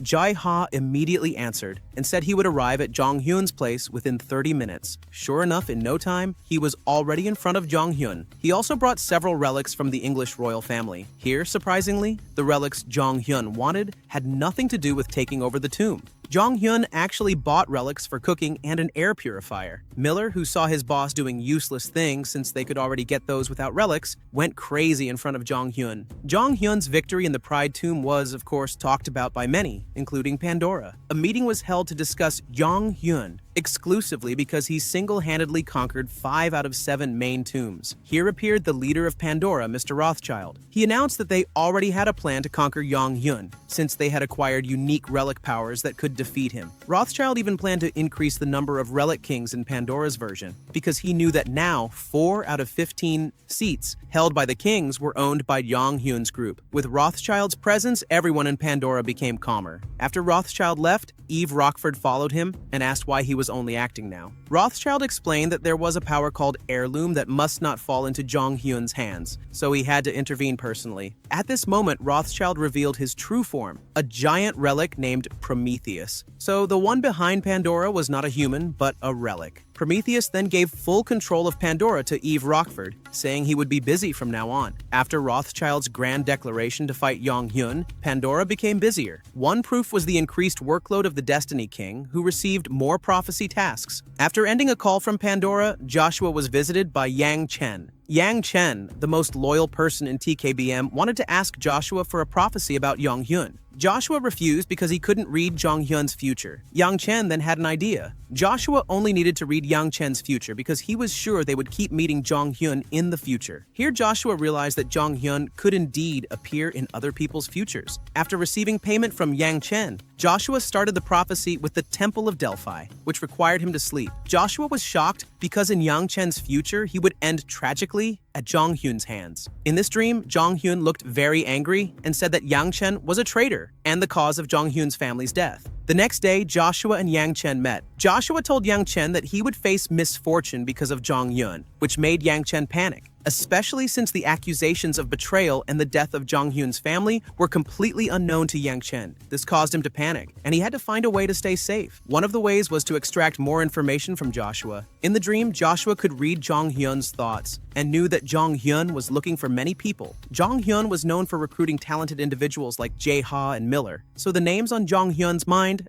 had to be targets for Yang Chen and TKBM. Upon receiving this list of names, Yang Chen smiled immediately. Meanwhile, Jong-hyun, who was enjoying his vacation, suddenly received a call from Edward. Edward was panicking because their medical relic products received a bomb review with many negative comments. Even though the product quality was fine, Jong-hyun gathered his team and started an investigation to find the cause of the bad reviews. After some time, Chloe concluded that the bad reviews were deliberately pushed and contained similar comments. It was clear that this was the work of buzzers. Jong-hyun smiled and prepared to punish the buzzers. After receiving information from Chloe, Jong-hyun gathered his team again. They would start searching for the user behind the buzzers by investigating TKBM. At TKBM, Kwok Taek-jun's eldest son turned out to be the one behind the buzzer attack. He admitted to Yang Chen that it was his strategy to make Jong-hyun suffer losses. Yang Chen didn't seem very interested because he was also busy. Yang Chen then informed Kwok Seung-woo that he had visited the Destiny King and obtained several names that Jong-hyun would recruit. One of them was Im Hae-jin, a small butcher shop owner. Yang Chen emphasized that this man would cause trouble in the future if he met Jong-hyun.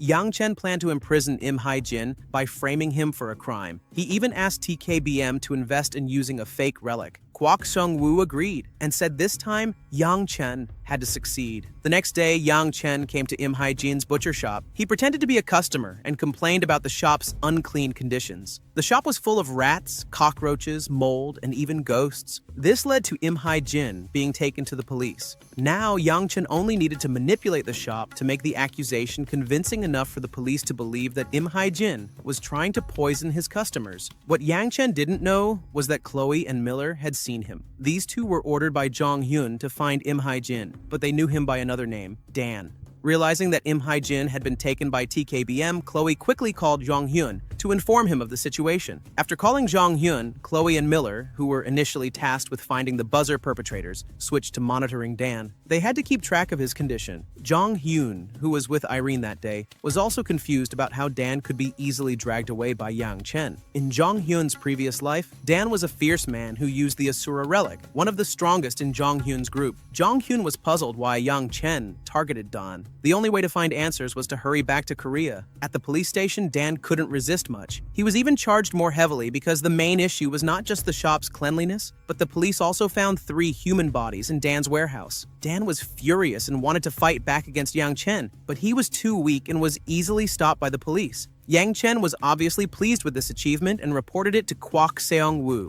A while later elsewhere, Jong-hyun's group gathered and immediately discussed Dan. Chloe gathered some information about Dan's work as a butcher and learned that he had a sick child. Jong-hyun then remembered that Dan had lost his daughter during the war, which explained why he became a ruthless destroyer in Team 13, formerly led by Jong-hyun. A very tragic story. To learn more, Jong-hyun planned to ask for help from his foster brother, Detective Kim. Unfortunately, before Jong-hyun could call him, he received a call from Sasaki, a woman who was once a Japanese agent but now the head of Jong-hyun's fan club. She planned a fan meeting. Jong-hyun initially refused, but then realized that he could use the fanatics to his advantage. Jong Hyun decided to use his fans as a counter-buzzer. In no time, Jong Hyun had his own keyboard warriors giving positive reviews to his products. This was only a temporary solution because they still needed to focus on investigating what was happening with Dan. Shortly after organizing his buzzers, Jong Hyun contacted Detective Kim for help. During the investigation, Jong Hyun's group split up. Chloe was assigned to watch over Dan's sick child, while Jong Hyun and Seol-ah searched for clues.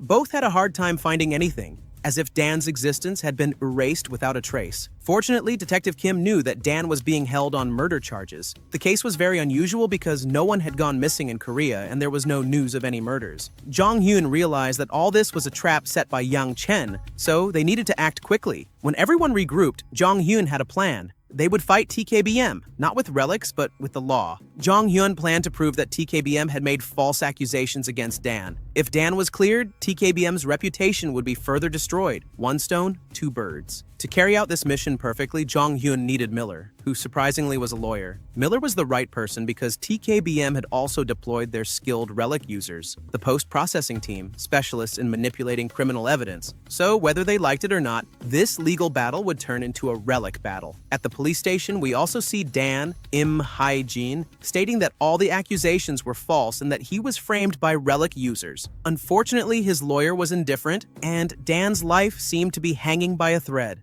At what seemed to be the end for Im Hae-jin, suddenly two people entered the room. They were Jong Hyun and Miller. Both already knew that the lawyer in front of Im Hae-jin was bribed by TKBM, so Jong Hyun put that man into the Van Gogh relic. He then told Im Hae-jin that she could be calm now because she was in the right hands. Here, Im Hae-jin revealed everything she knew and acted very weak. Jong Hyun was even confused by her behavior. After that meeting, Jong Hyun's plan continued. He moved Im Hae-jin's child to a safer hospital to be treated by Chloe. Then, he also used Miller and the Juga Liang relic to dig up evidence. Everything went smoothly. Meanwhile, Yang Chen was in big trouble. He just realized that Im Hae-jin's lawyer changed before the trial. When he arrived at the courtroom, he realized Miller was there. And of course, Jong Hyun too. Soon after, the trial began. After various accusations against Dan, Miller as his lawyer refuted them and said all matters in this case were manipulated by relics. Therefore, Miller volunteered to defend Dan since he was already verified by Pandora as a relic user. This confused the judge because they had no regulations regarding relics, so a discussion was needed. After a while, Miller's argument was accepted. The trial was postponed because the judge wanted to call an expert witness. Yang Chen, present at the trial, was very tense as his plan fell apart. He even started another plan by trying to kidnap Dan's child. So TKBM forces immediately headed to the hospital. Foolishly, they didn't know Dan's child had been moved, and what they captured was a fake body made by Jaeha that exploded immediately. After the explosion, Rope appeared among the TKBM forces and captured them all. Lee Sol-ah was also there to secure the situation. Yang Chen received a call that his men had been caught. He was even more unlucky because Jong Hyun was there to beat him up. After receiving a few hits, Yang Chen confessed that he was targeting Dan because he got information from the Fate King, Joshua. Jong Hyun then turned the situation around and got Yang Chen arrested for false accusations. As the trial continued, all evidence had been gathered and Dan was declared innocent. He was very grateful and thanked Jong Hyun and Miller. But before everything calmed down, Dan had to go through an interview with reporters. Jong Hyun prepared the journalists to reveal that the false accusations came from TKBM, a pretty good blow for TKBM. After sharing with the reporters, the news quickly spread across all media. TKBM was cornered by the case, which made Jong Hyun's team celebrate. At this moment, Chloe also appeared and said she already knew the medicine needed for Dan's child. She only had to take care of him. Then, Dan's child had to undergo surgery. Hearing this, Jong Hyun was very happy. The next morning, Jong Hyun met Dan and told him that his team could cure his child.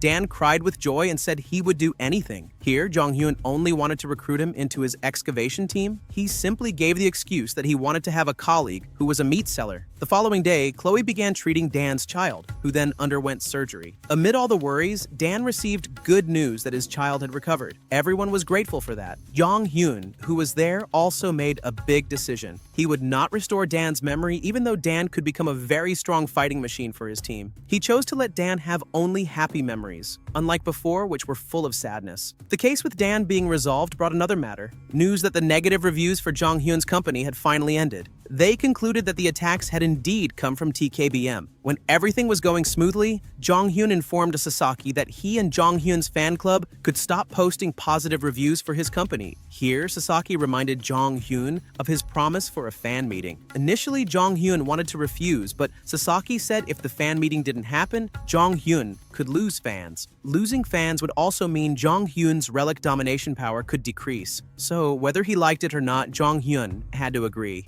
On the day of the fan meeting, Jong-hyun had to thank Sasaki because he made the event easy to get through. From the talk show to relic usage, everyone was happy. The only one displeased was Joshua, who was upset that Jong-hyun could still move freely. He said Yang Chen was incompetent. While angry, Joshua received visitors, Eve Rockford and the Pandora team. They gave Joshua a new prophecy relic. This prophecy relic turned out to be a new relic that even Pandora didn't know how to use, so Joshua had to study on his own how this relic worked. When the relic, which looked like a camera, was used, Joshua took a picture of his room but ended up with a different image. Even a picture of Kira appeared there. So Joshua, who was supposed to quickly understand the prophecy relic, was now confused. On the other hand, Jong-hyun remained busy in Korea. Now he was teaching Dan how to use relics. Miller was initially annoyed with Jong-hyun because Jong-hyun once said he would let Dan live peacefully. Jong-hyun then reasoned that he was teaching Dan not only to become a backup member, but also to protect himself. So cases like the one by TKBM would not happen again. Since Dan had talent, he quickly mastered the use of relics.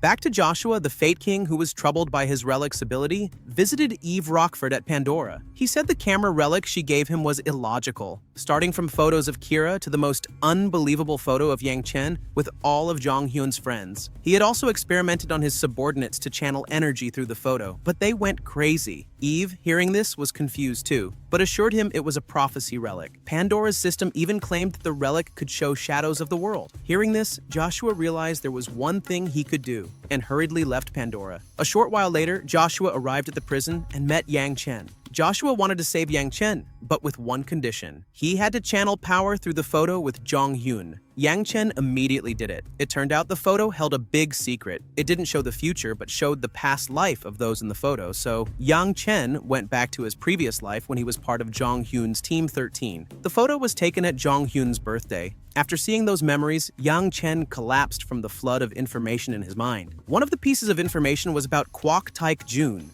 who invited Yang Chen to betray Jong-hyun. While Joshua and Yang Chen were still talking, suddenly Jong-hyun miraculously appeared, breaking down the door. Joshua immediately fled, canceling his disguise. Then Yang Chen was beaten to find out what they were talking about. Yang Chen then told everything he remembered, from his betrayal to the title he earned as the King of Sun. Jong-hyun tried to dig deeper, but Yang Chen only remembered a little from the memories he received. Since Yang Chen recalled his past, he became a threat to Jong-hyun's team. So everyone agreed to get rid of him, except Yu Jae-ha. Hearing this, Yang Chen got angry and said Jae-ha was also a traitor in their team. Jong-hyun's team began to suspect Jae-ha and planned to interrogate him, but when officers arrived, they went home and let the issue rest for a while. At Jong-hyun's base, everyone planned to interrogate Jae-ha. Miller was the most suspicious because in their previous life, the relics they used were only half restored before entering the basilisk's tomb. Jong-hyun said he didn't suspect Jae-ha. The issue of the half-restored relic was because Jae-ha never did anything properly back then. Amid the debate, Jae-ha appeared, feeling upset. Not only was he suspected as a traitor, but he was also angry because he was the only one who didn't understand much of what the team was talking about. So Jae-ha pulled out the Munin relic and used it in front of everyone. After using the Munin relic, Jae-ha, whose memories returned, immediately fainted in front of everyone. This was due to Jae-ha's power being very different from his previous life. The current Jae-ha had only 50% of his former strength, which caused him to faint for several days. Jae-ha's critical condition needed attention, but Jong-hyun also had to quickly go to America to find Joshua. He worried Joshua knew too much. Then, Jong-hyun said goodbye to Dan and left for America the next day. Upon arrival in America, they immediately divided tasks. Jong-hyun would go alone to confront Joshua, who was staying in a luxurious villa. The other forces would stay near Jae-ha to explain what was happening.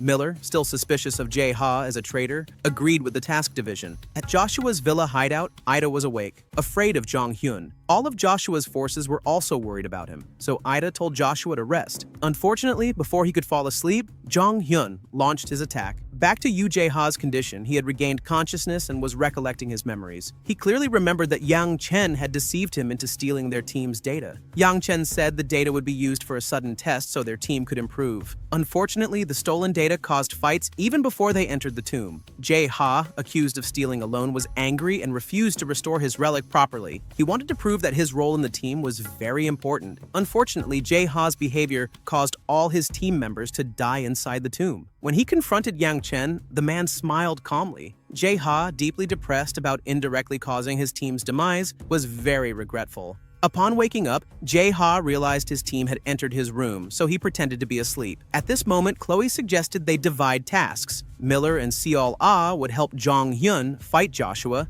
and she would guard Jae Ha. This plan was agreed upon. Unfortunately, Chloe didn't know Jae Ha was already awake. In fact, when awake, Jae Ha easily trapped Chloe in his room and then escaped to meet Jong Hyun. Here, Chloe realized that handling the current Jae Ha alone was impossible. At Jong Hyun's position, the battle continued, and he was still ahead. So he called Joshua peacefully, wanting only to meet him. Of course, Joshua did not believe this and refused to come out. Jong Hyun then summoned Seth to cover the villa with a sandstorm. Joshua managed to counter this attack using the weather control relic and launched a counterattack with the Crusader relic. Jong Hyun tried his new relic, Xiang Yu, transforming it into a dagger. This pose reminded us of the sharp-chinned guy with a shadow army. In the middle of the fight chasing Joshua, Jong Hyun's team was also busy. Chloe managed to escape and contacted Miller and Seol Ah. Seeing Jae Ha, Miller immediately ran away and had already judged his friend as a traitor. He planned to use the Zhug Liang relic to find Jae Ha. Meanwhile, Jae Ha was running here and there to find out where Jong Hyun had gone. Using the relic, Miller and Seol Ah easily located Jae Ha's position and chased him to downtown New York. When they saw Jae Ha escape, Miller immediately used the Indra relic to stop him. Unfortunately, it turned out not to be Jae Ha, but a replica made using the Da Vinci relic. This made everything confusing.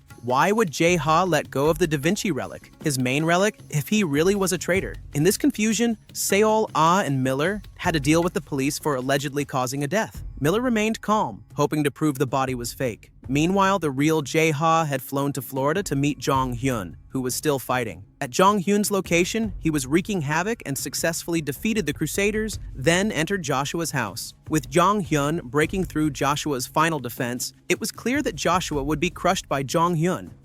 Inside Joshua's villa, Jong Hyun easily destroys everything there. Then he orders Rope to find Joshua's location. As usual, Jong Hyun's trusted relic quickly locates Joshua and binds him. Jong Hyun then interrogates Joshua with ease. While beating Joshua, the King of Destiny still refuses to say how he managed to produce photos of Jong Hyun's team, since Joshua is weak and Jong Hyun doesn't want him to faint. Jong Hyun orders Rope to release Joshua for a moment. Rope is slow to respond at first because he is busy capturing Yu Jae Ha. Seeing only Jae Ha being caught, Jong Hyun becomes angry. Yu Jae Ha, who is there, actually comes to surrender his life to Jong Hyun and admits that he is a traitor. To atone for his sins, he comes to Jong Hyun not only to surrender but also to give Jong Hyun important information. But before hearing it all, Jong Hyun traps the King of Destiny in the Van Gogh relic first. Jae Ha then reveals everything about how he half-heartedly restored the Chen relic. Seeing Jae Ha cry is strange for Jong Hyun because he feels Jae Ha can't be that gentle. There's only one conclusion.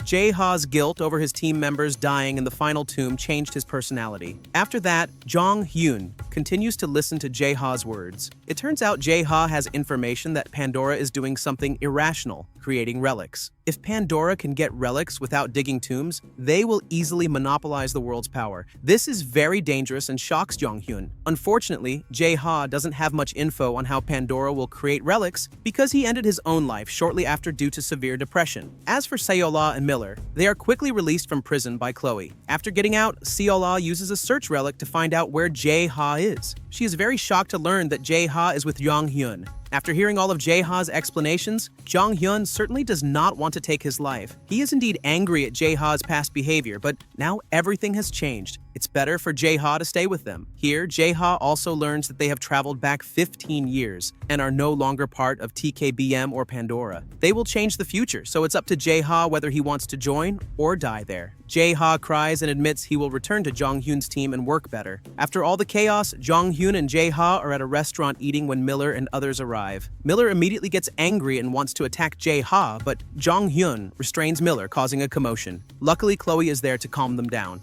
Jae Ha is then tasked by Jong Hyun to convince everyone about his story to gain their trust. Otherwise, Miller might attack Jae-ha mercilessly. Hearing Yoo Jae-ha's confession, everyone naturally becomes angry. Jae-ha feels guilty and cannot even beg for forgiveness, which makes Miller even angrier. Before Miller attacks, Yong-hyun steps in to calm the situation, saying that Jae-ha has changed a lot from the traitor they knew, since Jae-ha even dared to give up his life. Here, Seo-la remembers that Jae-ha also gave up the Da Vinci relic, proving that he truly surrendered. Everyone realizes that Jae-ha really changed because of severe depression. They all agree that Jae-ha should stay on the team because no one restores relics better than him. With everyone's agreement, Jae-ha finally returns to work diligently. His recovered memories allow him to work 5 times more effectively. The next day, many news outlets spread reports about the disappearance of King of Destiny Joshua. From Pandora's elites, the elite excavation teams, to presidents around the world, all mobilize forces to search for Joshua, even though he is with Yong-hyun. Jong-hyun plans to use Joshua to predict the future with his relic. He even prepares a sleeping drug so Joshua can make accurate predictions. The prophecies they obtain will be spread, but only 20% will be true, while 80% are freely fabricated. This way, they can monopolize the prophecies. The main suspect in Joshua's kidnapping is, of course, Jong-hyun.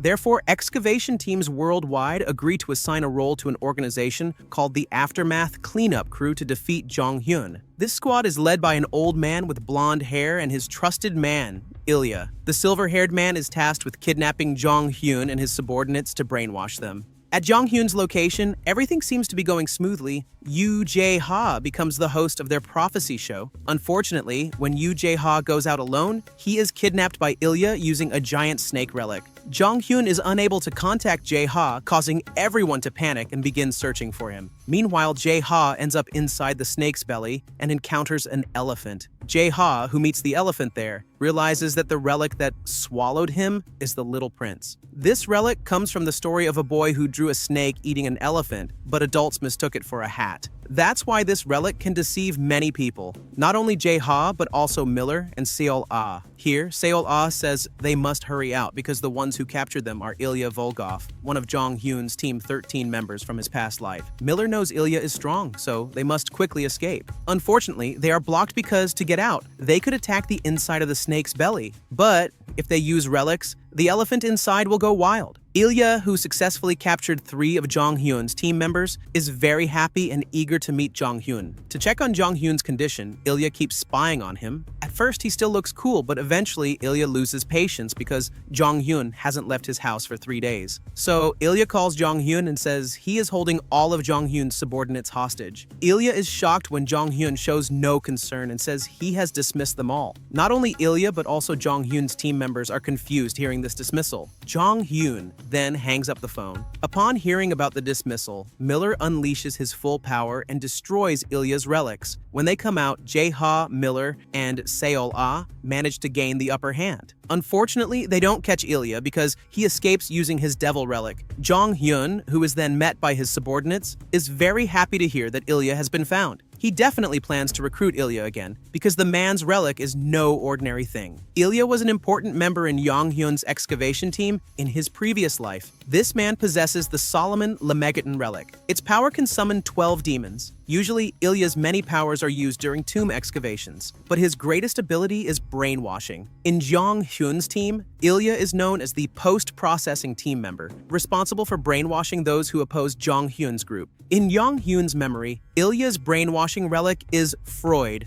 a relic capable of controlling someone's memories. This relic might also interfere with the function of Jong-hyun's Moonin relic, but Jong-hyun will still try it on Ilya once he captures him. Even if Ilya can't join Jong-hyun's team, Jong-hyun will force him using the Hammurabi relic. At Ilya's place, he receives reports that Jong-hyun's group is hunting them, so Ilya orders his men to scatter to avoid detection. Ilya's assumption proves correct because Seol-ah's relic suddenly malfunctions. They then split the team into 3, Seol-ah and Jae-ha, Miller and Chloe, and Jong-hyun alone. As expected, Jong-hyun is the first to find Ilya. Without hesitation, he immediately attacks with Muramasa. Ilya then uses his relic, summoning Horez, a demon that can breathe fire. Unfortunately, only his men get burned because Jong-hyun uses the Hephaestus fire relic. Jong Hyun then attacks Ilya with various relics, such as Xiang Yu. Ilya has no chance and is checkmated, but Ilya surprises him by still having a card to play. As Jong Hyun approaches, Ilya activates the Freud relic to alter Jong Hyun's memories. Under the power of Ilya's relic, Jong Hyun struggles. Some of his memories have been altered. He's cornered by several relic explosions caused by Ilya's subordinates. Here, Jong Hyun is already in Ilya's grasp. Jong Hyun's group feels something is wrong. They find no trace of Ilya, but Seol-ah senses Jong Hyun's energy is unstable. Chloe says it could be a side effect of Ilya's relic. They all rush to find Jong Hyun. Elsewhere, Jong Hyun's position is in danger. Slowly, his memories are being changed by Ilya. Luckily, at a critical moment, Seol-ah manages to kick Ilya away. Turns out Seol-ah can ride her kick. When the entire team arrives, Jong Hyun regains control of his mind.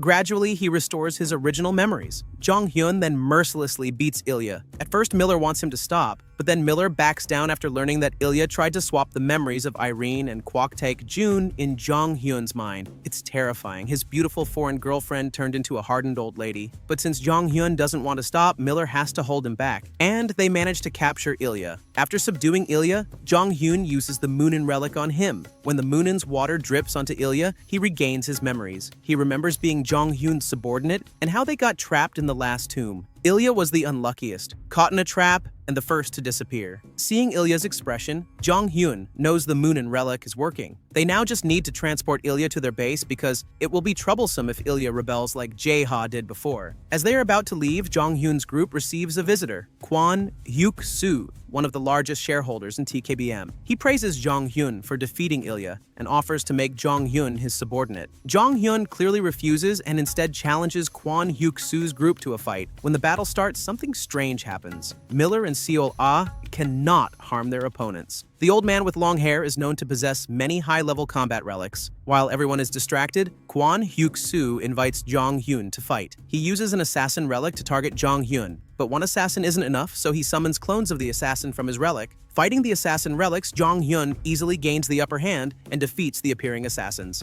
Then, a strange thing happens. Jong Hyun seems unfocused in battle. The relic he's fighting has a side effect. The more assassins Jong Hyun defeats, the stronger the hallucination effect becomes. That's why Kwon Hyuk-soo smiles as he faces Jong Hyun. Jong Hyun is almost defeated, falling to the ground. Luckily, Rope is there to protect him. Unfortunately, Rope releases Ilya. Ilya immediately uses his relic to attack Jong Hyun and unleashes all his demons to assault Miller, Seol-ah, and Jae-ha. This makes Kwon Hyuk-soo smile, unaware that one of Ilya's demons is behind him, biting his left hand. The old man feels the pain but cannot react. Jong Hyun realizes Ilya is acting and has now sided with him. Seeing Ilya betray him, Kwon Hyuk-soo unleashes his full power, radiating domination that his subordinates cannot resist. Jong Hyun faces this calmly. Dealing with domination is his specialty. He easily suppresses Kwon Hyuk-soo's power. The old man goes berserk, surprised at how strong Jong Hyun is. Defeated, Jong Hyun summons Osiris to trap the old man in Osiris's underworld. Jong Hyun also tells Rope to collect all Kwon Hyuk-soo's relics. After everything is settled, Jong Hyun explains everything to Ilya. They will return to 15 years ago and have a mission to take revenge on Kwok-taek Jun and Pandora. Ilya easily agrees, so Jong Hyun's excavation team in the past gains one more member. Unfortunately, before the crushing scene, we have to end this meeting. See you in the next video and don't forget to subscribe.